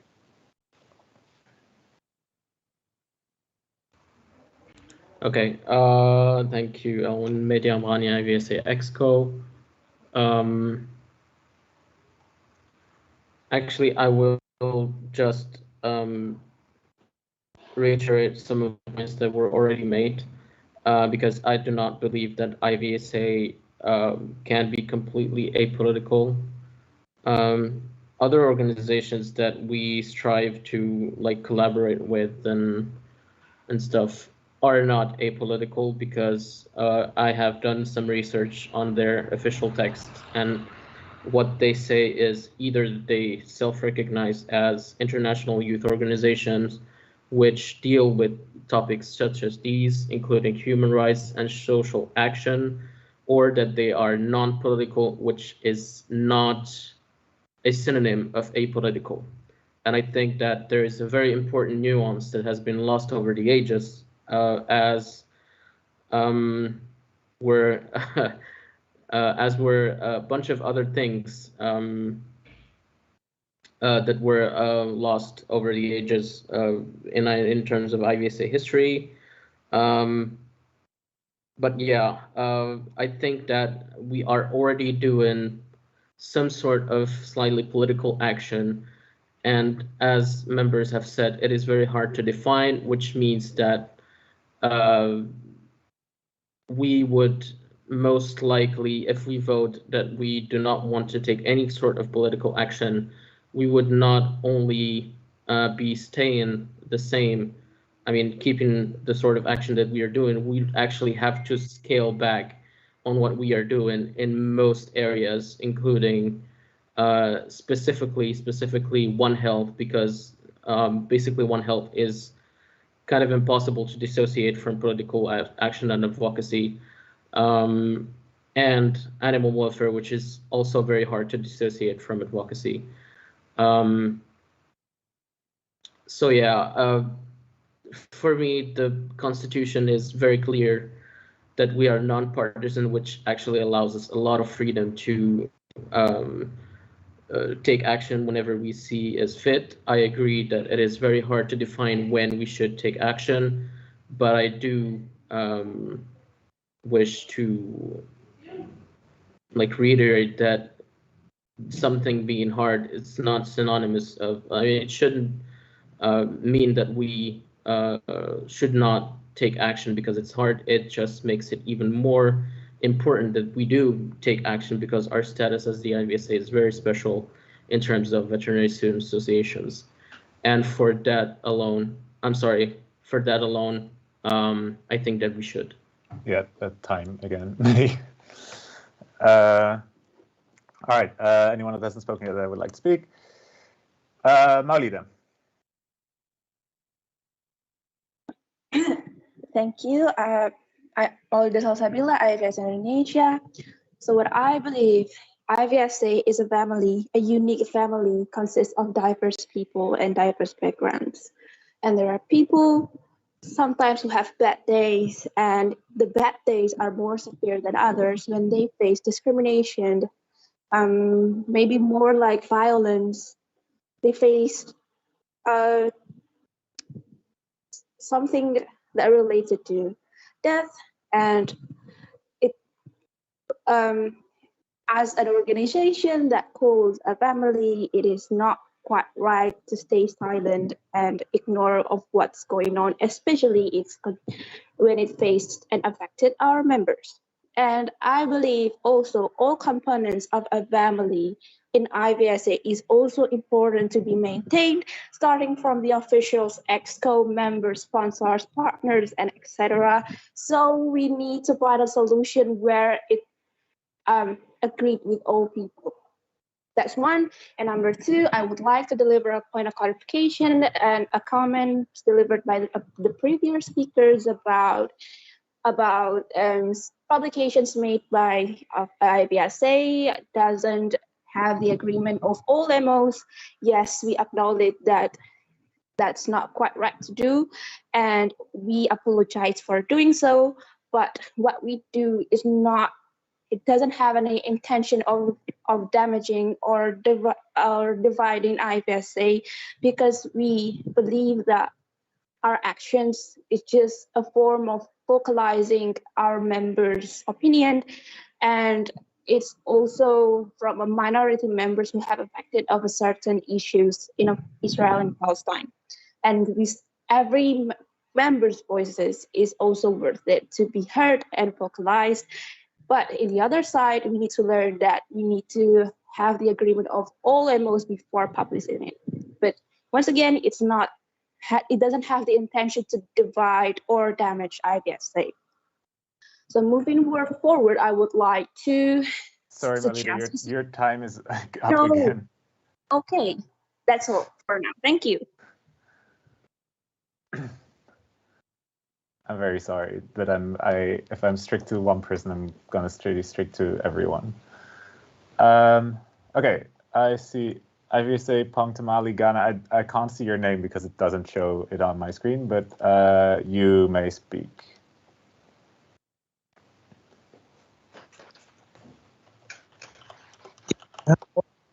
No, Papa Malik Elias, IVSA Pongtamali Ghana.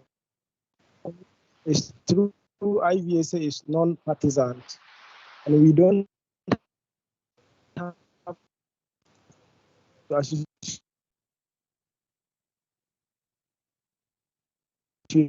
I'm sorry, I can't hear you, and I don't think others can either. You're coming in and out of your. But yeah.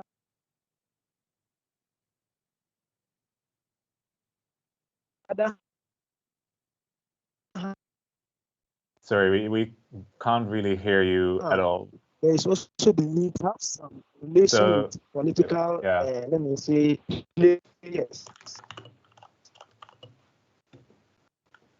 So could you type your thing in the chat for this one time? Because we can't hear you. Okay. We can't hear you. Yeah, so I can hear you. Can you hear? Barely. So could you please write your statement in the chat, and I will read it out loud for the GA.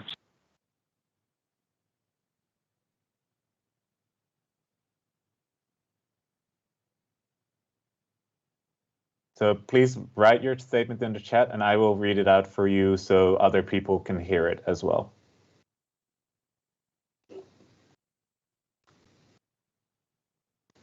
Then I will move on. Anyone that hasn't spoken yet that would like to speak? Then Mehdi, it's your turn again. Yeah, Mehdi Amani, IVSA Exco. I just wanted to say again that the first and the second statement are available on the Delegates Drive. They've been annexed with some messages and emails that were sent to Exco because the people that made the statements wanted to explain a little bit more.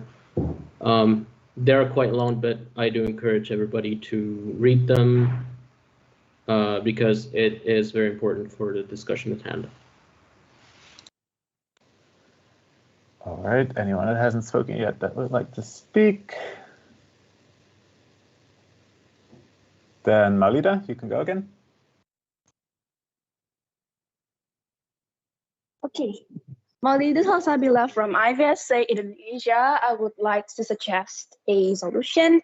So I believe IVSA can state about political issues regarding humanitarian and etc. because we have our standing committee on wellness and career attributes, so they can help us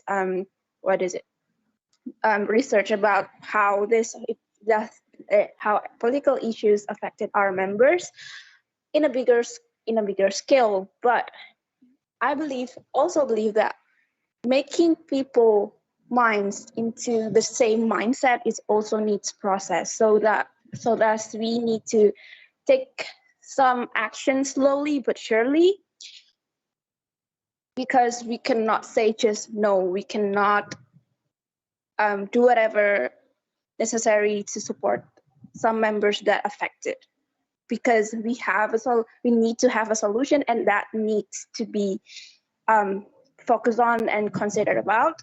And the MOD team and the EXCO have discussed about this, and we still have the opinion that we need to emphasize our platform so that members can share about what they face in a term of facing conflict and problems in the countries, or any problems that they face. So little of it, but it still matters because they are our members and they have the right to say that, hey, I'm here, I don't feel good, and I need some help from IVSA family, because IVSA family is huge and they have a global voice. So what I get from the previous meetings with EXCO is that the DEI task force and other personals also will have to set a discussion, take this into a real discussion and come with the concrete outcome on how we can support members who have faced a political, humanitarian discrimination problems, and eventually maybe in the future IVSA can put a statement, because we have a lot of people who have open-minded about their problems. It can, but it needs a long process. That's my opinion towards the issue. Thank you. Is it 2 minutes? Yeah, it was a little bit over, but there were no other hands, so I'll just let you finish. All right, I'm finished. Thank you. Perfect. All right, Brandon, you have not spoken yet. Okay, so in light of all the things discussed here, Trust has worked on a resolution for the GA. I know you all love those. So I'm Brandon Nettles, IVSA HLM. I move that whereas the Constitution of IVSA states that IVSA is a nonpartisan organization, and whereas this past year has seen countless hardships around the world, including the global COVID-19 pandemic, and whereas the culmination of these events resulted in the loss of IVSA officials, be it resolved by the General Assembly of IVSA that IVSA will strive to maintain their apolitical nature and avoid politicizing topics that IVSA is involved with or addresses. However, in an effort to continue to make well-founded decisions and to thoroughly think about what and how IVSA does this, the General Assembly tasks the incoming Executive Committee with evaluating what IVSA Global works with in all areas and revising the work and communication styles of IVSA as needed. Any updates or changes shall be reported to the General Assembly. Done. This was a motion, so it needs to be seconded. Okay. It was pretty long, so I can understand that you guys forgot. So there is a resolution on the floor, which hopefully we can get up on screen because I can't remember it off the top of my head, and I don't assume you guys can. So there it is. So the first three things are the inciting things that led to the resolution, and then basically the last part is that the General Assembly will says basically the bottom thing. So practically the General Assembly then tasks the incoming Executive Committee with evaluating what IVSA Global works with in all areas and revising the work and communication styles of IVSA as needed, and report back to the General Assembly, which would be probably in Mexico. So we have a motion. Is there any discussion on the motion currently on the floor? And if Brandon wants to say something about it, he can because he moved it first. I mean, Elwin mostly explained most of it away already, but I will point out that I think a lot of this was reiterated by the conversations we just had and a lot of the statements that were made. So this just kind of makes it more formal and also kind of has a requirement, not necessarily a formal requirement, but it is an expectation of the General Assembly that Anya and next year's Executive Committee will have something to say either in Mexico or at the very least in Brazil. All right, so is there any discussion on the motion currently on the floor? Sasa, is your hand still up? Yes, Sasa Bila IVSA Indonesia. I would like a point of information. I don't quite understand the word will strive to maintain their apolitical nature and avoiding politicizing topics that IVSA is involved, which means IVSA cannot talk about political issues in terms of outside of veterinary medicine related, like not like any communications or discussions cannot involve political matters. Is that true? Is that correct? Thank you so much. I think the chair can answer that question. So the wording is that IVSA will strive to maintain their apolitical nature and avoid politicizing topics that IVSA is involved with or addresses. So this points to IVSA as an organization, which means that IVSA will, well, what it says in the thing, that does not mean that the members of IVSA can't voice their opinions / talk about these topics and have their opinions. It just means that IVSA as an organization will strive to avoid those making statements on those topics that, well, IVSA as an organization will strive to avoid politicizing topics that they are involved with. So this does not mean that you can't talk about it anymore as members. Members can still speak about the topics that they want to, and IVSA also can't stop them from doing that. Should not be able to, they can't and they shouldn't. At least I can't give my opinion, scratch that last part. Chair is neutral. Does that answer your question? Thank you so much, yes. Okay, Daniel, I think you were next.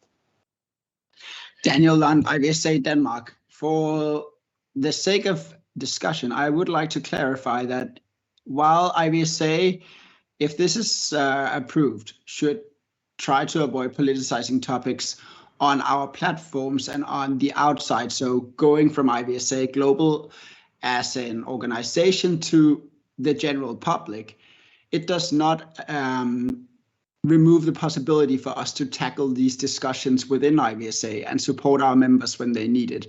That is a very important distinction. We do not want to disable the ability to support our members. We are a family after all.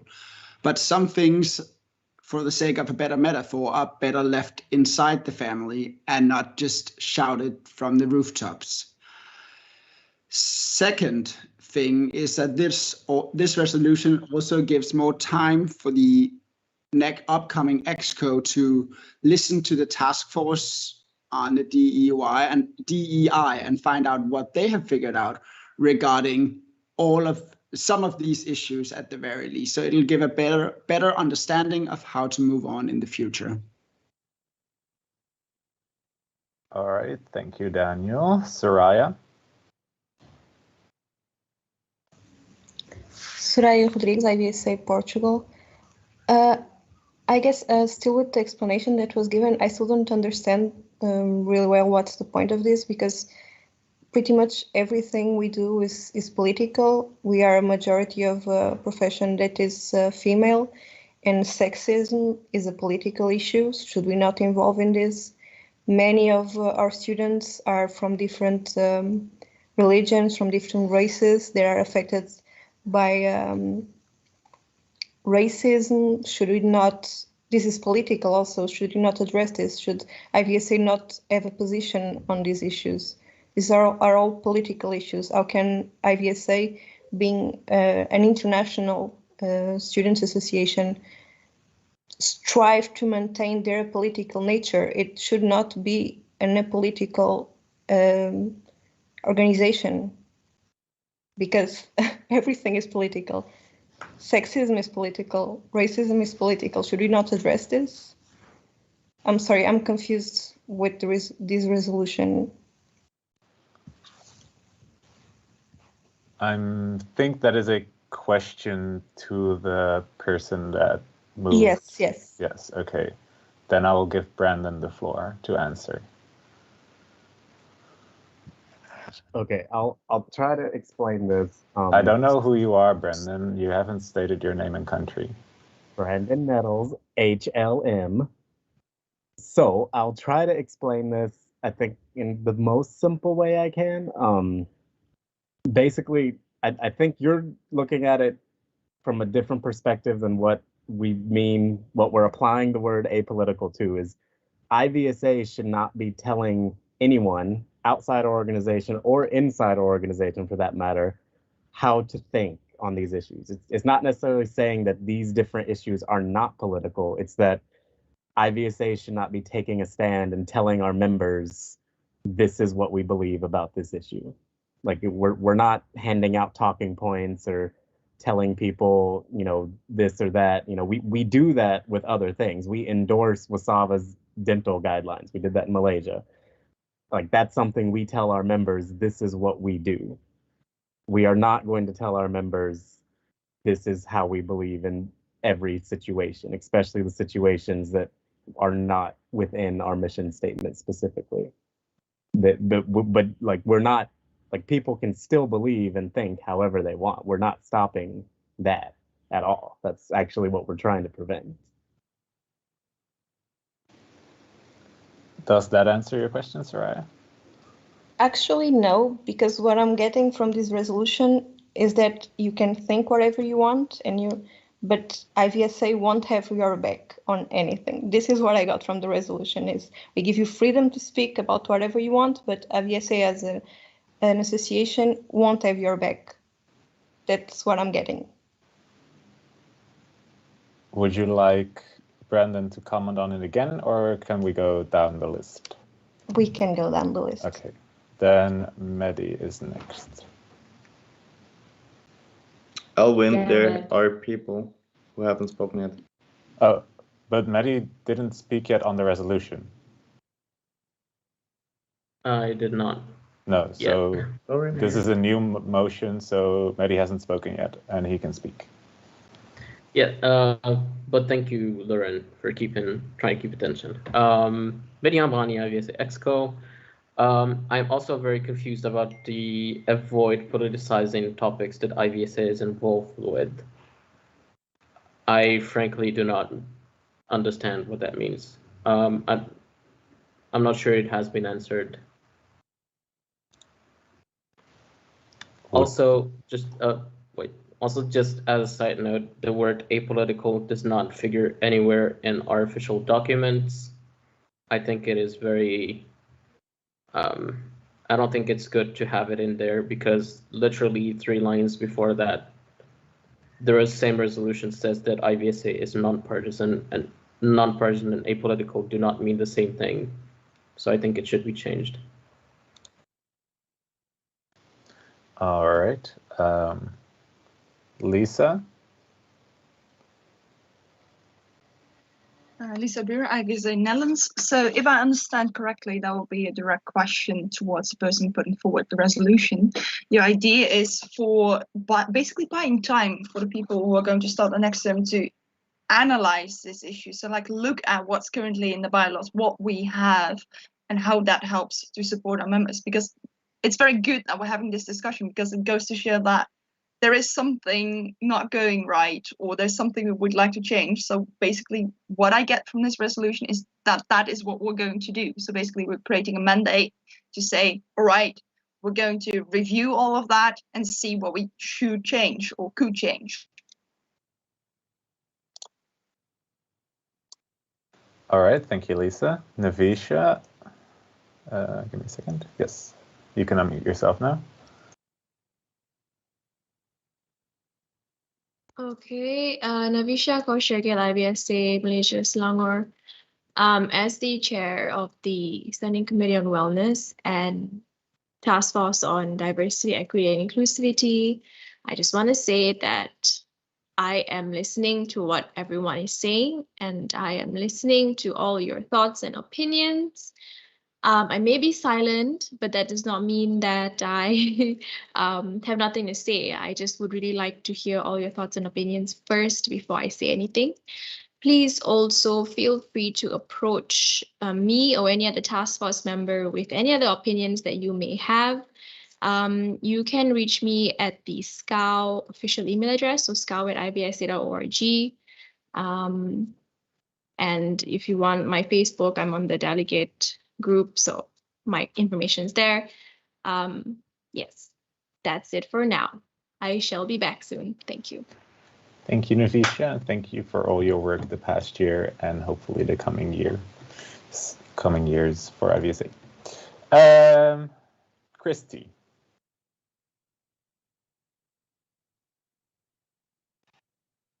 Can you hear me? Yes. Okay, great. Mazudo Christina, IVSA Thessaloniki, Greece. I would like to ask if, like, since IVSA will not have any kind of political statement in like social media or like generally, I would like to ask if a particular MO will have like, for example, a post on social media about their political issues, it will be considered as a violation of the IVSA's like mindset, constitution, by law, etc. Sounds like a parliamentary inquiry to me. Kirsten, can you look that up and get back to us? Perfect, thanks. All right. Let's see. Salsa, you already spoke on the resolution. So, Lorraine, you're first. Lorraine von Pemper, IVSA Zurich, Switzerland. I move to amend the resolution and replace the word apolitical in the 4th paragraph, 1st line, with the word non-partisan. I'm gonna need a second for that. Yes, please. Okay, cool. Second. All right. So, motion on the floor is to replace the word apolitical with non-partisan. So we're not speaking about the whole resolution anymore, just about replacing the word apolitical with non-partisan. Any comments on that? Soraya.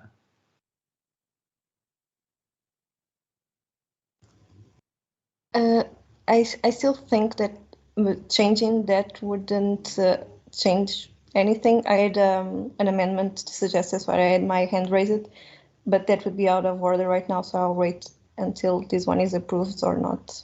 Okay. Sorry. If you don't have anything to say on this current motion, please lower your hand for now, and you can put it back up when we get back to discussing the whole resolution. Salsa? Molly de Salsabila, IVSA Indonesia. I would like to deliver my opinion because I think the next officials and members of IVSA can look more about how IVSA can act towards political without the resolution, because I think the resolution limiting. Okay, I think I'm gonna have to call you out of order there because you're talking about the whole resolution again. We're just talking about the word apolitical and changing it to non-partisan. And so that's why the only reason they spoke. Okay, sorry. I'll finish here. All right. All right, Ellison. Ellison Brown, IVSA Trinidad and Tobago. This would be, I guess, a point of information. Or it might not be. I'm not too sure, but it's a question. I feel with regards to the apolitical, which is what we're discussing now, it seems to me that we are not completely on the same page with regards to what we decide political is, because, well, I decided to just Google what politics is, and it can either be government or it can be just general groups. And I feel like we are trying, at this point, trying to cover both, which is causing some level of, I guess, miscommunication, because originally I thought we were thinking exclusively like governmental problems, because as you stated, IVSA does not want to encourage any form of discrimination. So that kind of fits for general groups, but would not necessarily fit for government. So I would like to know which definition are we looking to address when we say apolitical?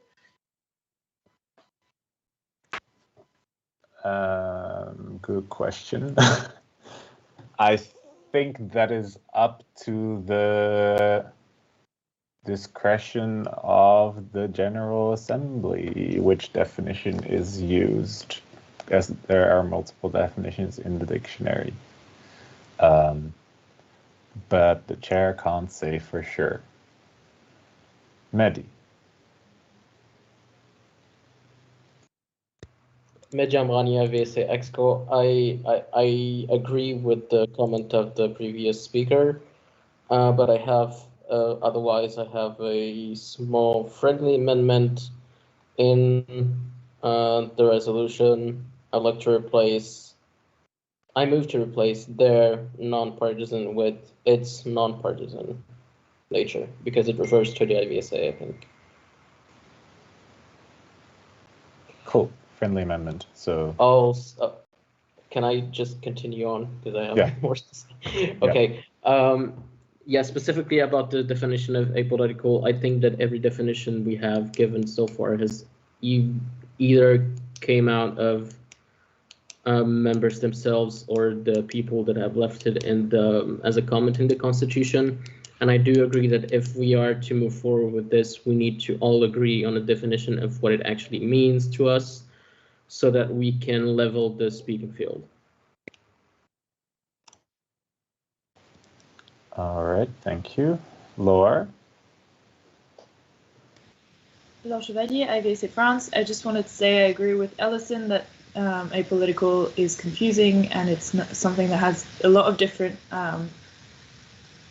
definitions, but more specifically, it doesn't have its place here because it's nowhere in our bylaws and nowhere does it state that IVSA should be apolitical. So we should, so I'm absolutely in favor of Luring's move to replace it with nonpartisan because that is how we are in the Constitution and therefore that is the only term that seems relevant to me this time. All right, thanks, Laure. Julia? Julia Rybczyńska, IVSA Wrocław. I would like to ask a point of information, I believe. If I will be out of order, please tell me, Elwin. I would like to ask if the motion does not pass and it will stay, the word apolitical will stay instead of non-partisan, how binding is that if it is only in this resolution and not in our constitution and bylaws? Just wondering how would it really impact the actions of IVSA Global. Thank you.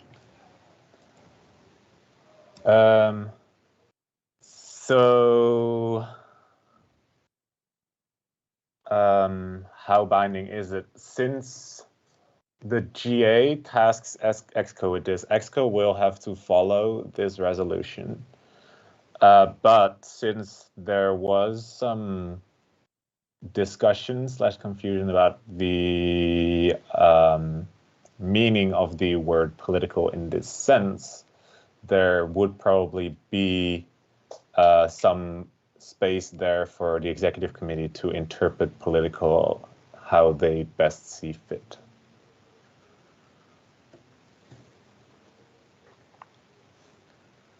Does that answer your question? Yes, it does. Thank you very much. Okay. Lisa. Lisa Buur, IVSA Netherlands. I move the previous question. Okay. Any objections to moving to the previous question? Then if we move to the previous question, we will immediately go to a vote on the point of order. Point of information. Can you explain what moving the previous question is? That's what I'm doing right now. Before you interrupted me, Daniel. So, Lisa moved to the previous question, which means if people agree with this, if this motion passes, that means we will be voting on the amendment to the amendment. So then we will close the further discussion on replacing apolitical with nonpartisan and immediately go to a vote. So, are there any objections to moving to the previous question?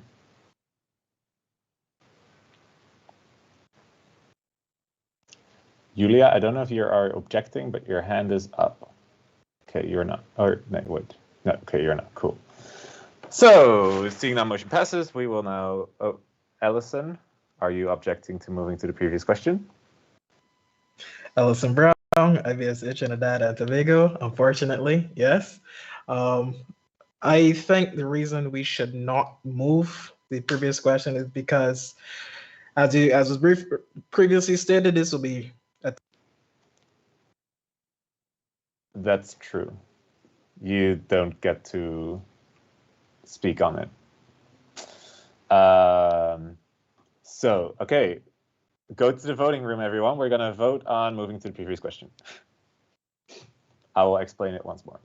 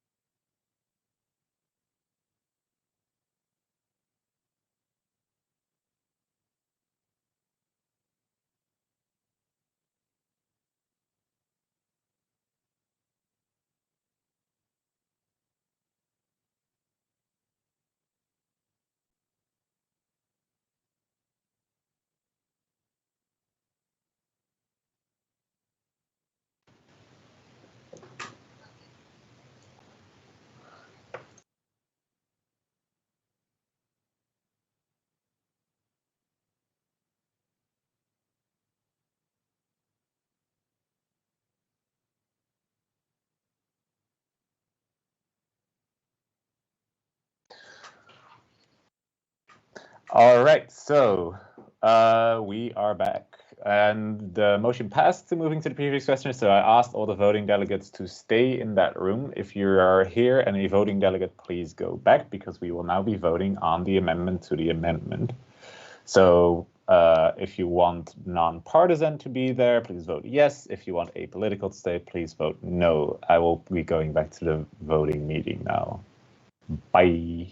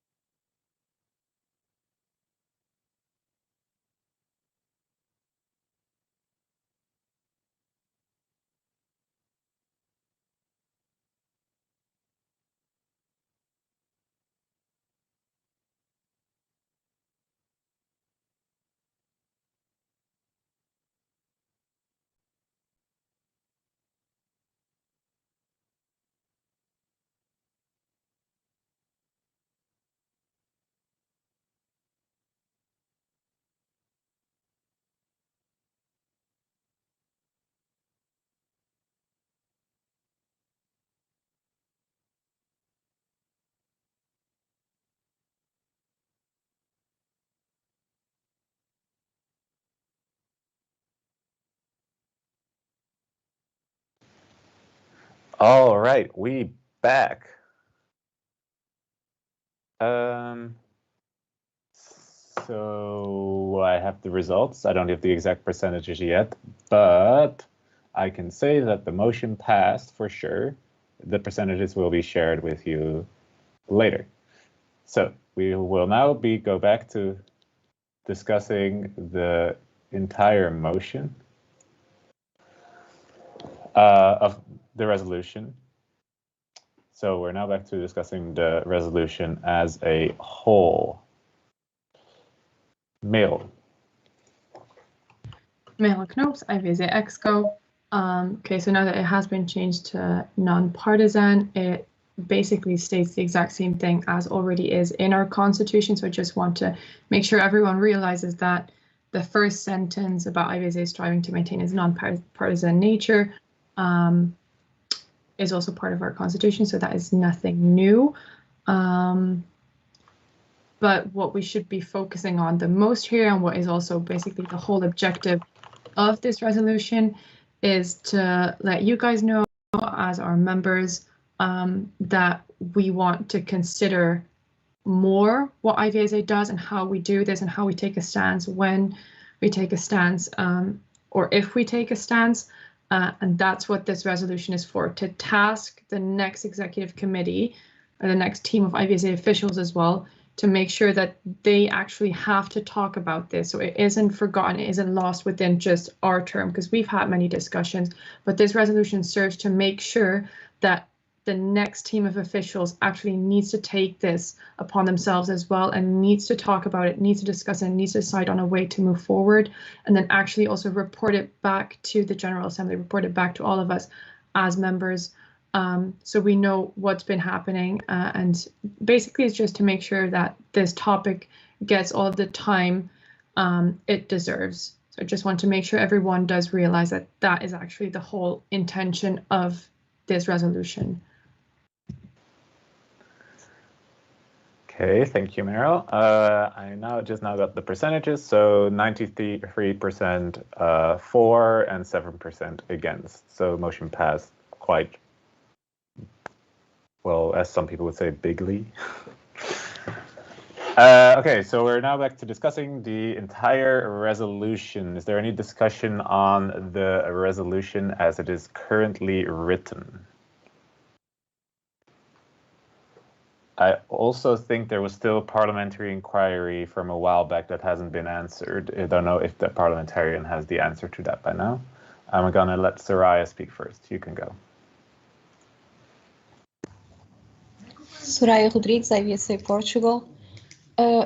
Because I would like to move to make an amendment. I don't know if I should explain it before or make the amendment first. First, move to make your amendment, and then you can explain it after. Okay, thank you very much. So I would like to move to amend the resolution so that it would be striked the first sentence of the fourth paragraph. So it would be striked by the General Assembly of the IVSA that IVSA will strive to maintain its non-partisan nature and avoid politicizing topics that IVSA is involved with or addresses. I need a second. Perfect. Okay. So, motion currently on the floor is to strike out the first sentence of the fourth paragraph of the resolution. Would you like to comment on your motion, Soraya? Yes. So the reason why I suggest this is because I'm still not comfortable with what the sentences it says, because it says avoid politicizing topics that IVSA is involved with or addresses, and I don't think that IVSA should avoid that. However, I do think that a resolution like this or something like this, it's needed. So I would keep the resolution without this sentence so that there would be an effort to continue to make decisions and think how IVSA does this. All right, thank you. Okay, Kirsten, I guess you have the answer to the parliamentary inquiry from a while back. We're gonna let you speak first.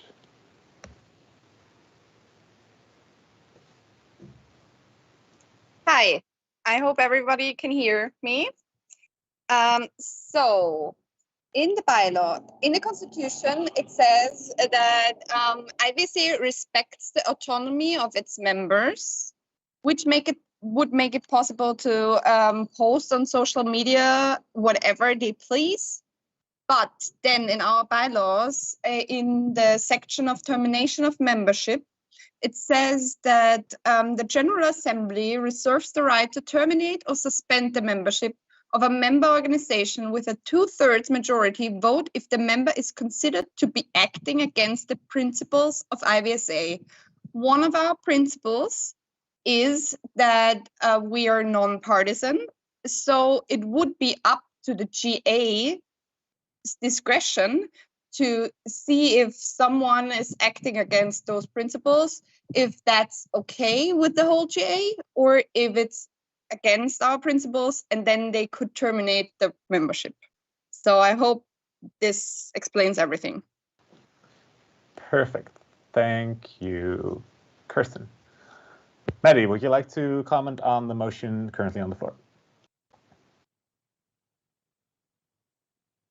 Sorry, someone made a motion. All right. Is there any discussion on removing the first sentence? Meryl. Meryl Knops, IVSA EXCO. I have a friendly amendment. I move to strike out the word however.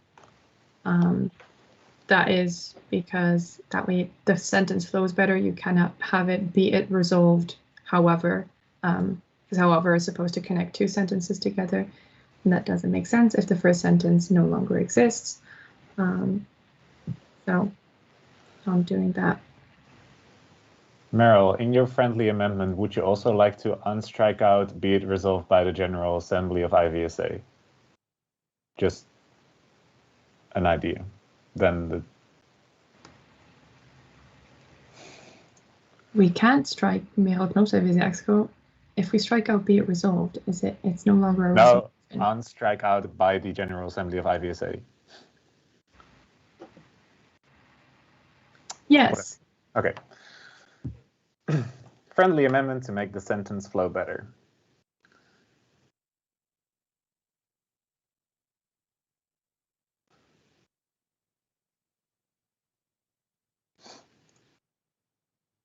Okay. Maddie, I guess you would like to speak now. Yes, I would. Thank you. Medjan IVSA EXCO. I think that I actually disagree with this motion because I mean the whole point of the discussion is to set it in the frame that IVSA may or may not need to change its stance on well, political issues or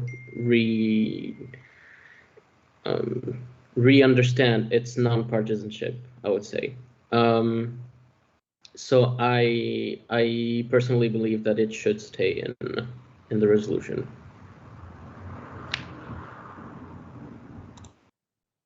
All right, thank you, Mehdi. Lisa, I think you were first, then Daniel. Lisa Buur, IVSA Netherlands. I moved the previous question. All right, any objections to moving to the previous question?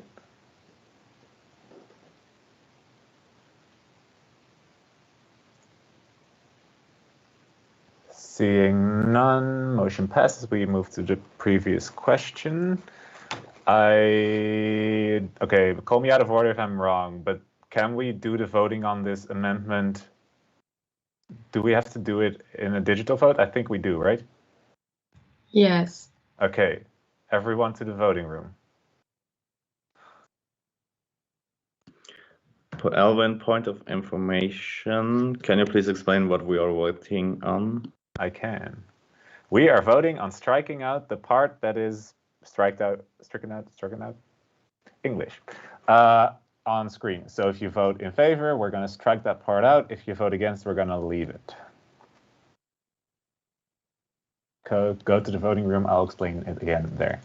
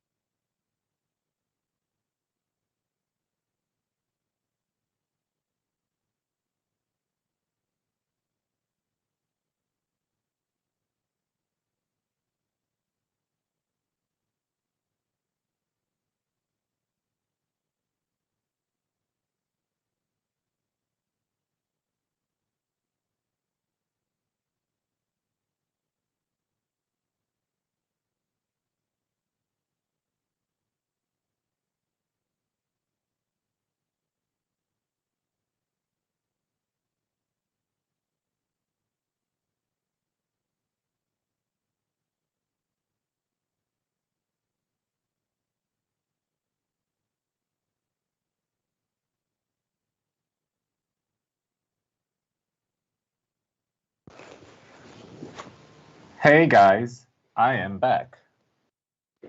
So, I don't know the exact vote amounts, but I can tell you that there was a majority against the motion. I will send it to you. I will say it to you again once I have the exact numbers. So, motion fails, which means that the sentence stays. We are now back to discussing the entire resolution. Is there any discussion on the resolution as written?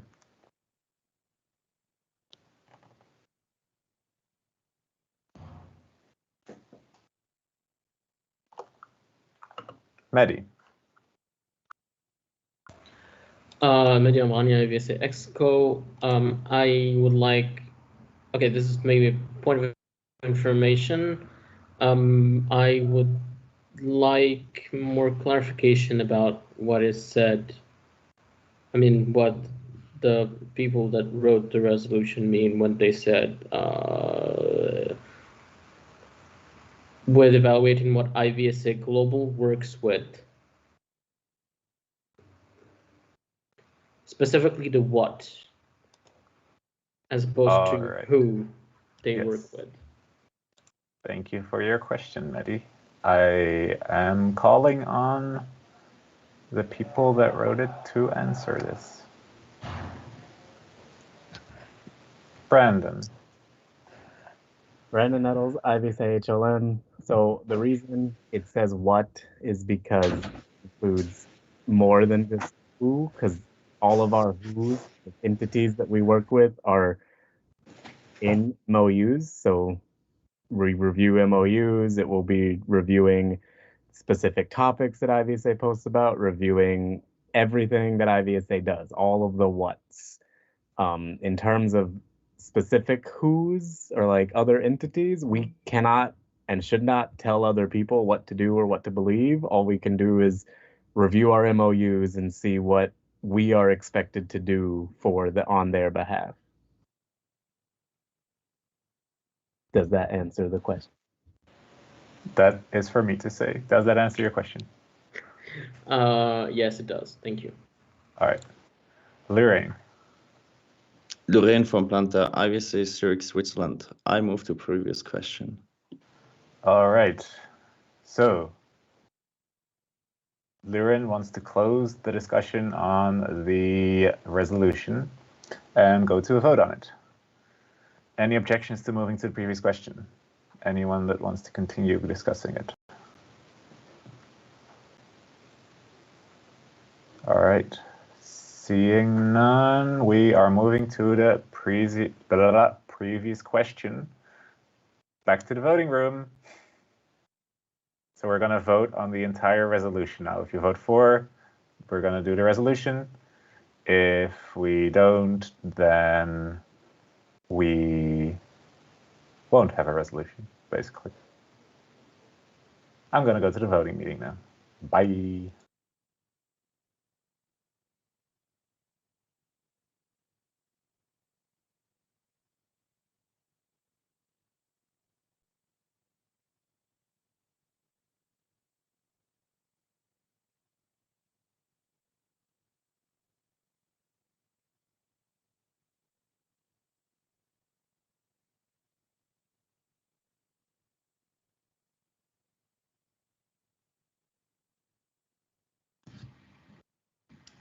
So,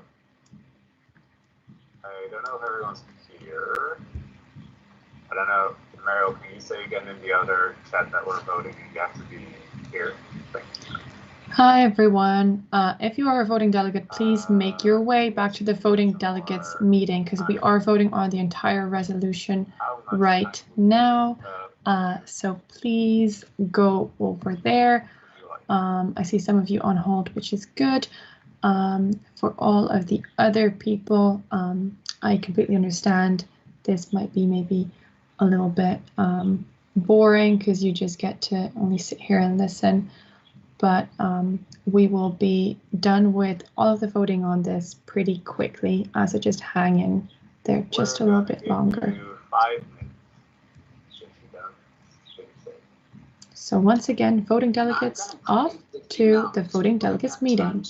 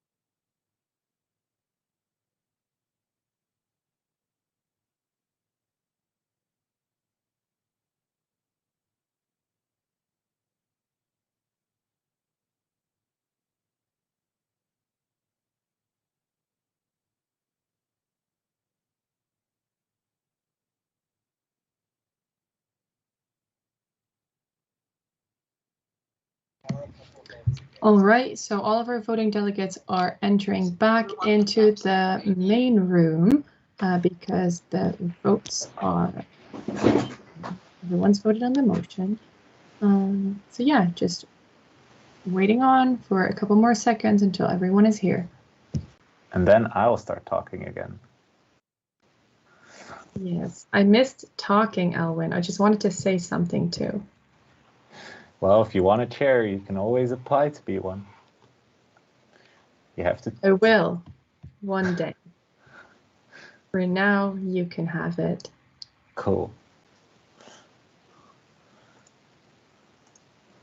Okay, I don't see a lot of people on hold anymore, so I'm going to assume everyone's back.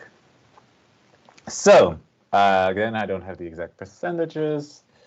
Also, I don't think I told you the last vote. So the last vote on the amendment to the amendment failed with 29% in favor, 71% against. And this current one passes with unclear percentages yet, but You've motion got passes. Oh, they're here. Daniel's very quick. So, motion passes with 61 votes in favor, 4 against, 2 abstains, so 94% in favor. So the resolution passes. Okay. So then the chair will now entertain a motion to go into recess until the next session of the General Assembly. I want someone new to do it, not the people that have been here like 10 events already.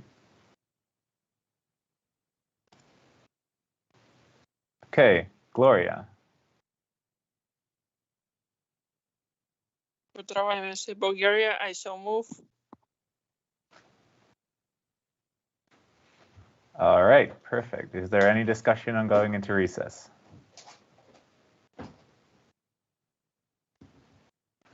Any objections? Maddie, is your hand up for discussion on going into recess? No, okay, cool. Any objections? Seeing none, motion passes. We're in recess. See y'all tomorrow. And remember to close out everything, close all the meetings. And we're going to send out a message on how to update Microsoft Teams. So if you're having problems today, please update Teams before tomorrow. Bye, guys. Thank you. Can I just say something before we leave? Sorry.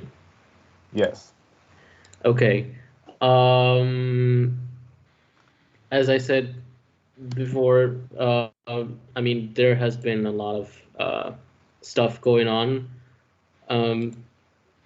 Because of this issue, we lost 2 good EXCO members. I almost resigned myself. I'm glad I didn't, because now we get to see what I feel is like a historical moment, I think, moving forward. And with this occasion, I would like to thank the trust and all the other people in EXCO for their patience, because it took a lot of patience from both sides. And also, I am very, very excited to start working on this moving forward. All right. Thank you, Mehdi. I'm not a chair anymore because we're not in GA, but I am used to it by now. So doing it. So, yeah, see everyone tomorrow. Don't forget to think about who you want to vote on. We're going to have elections tomorrow, so I think very cool. Bye. Thanks for being superstars, guys. Love you, and talk tomorrow.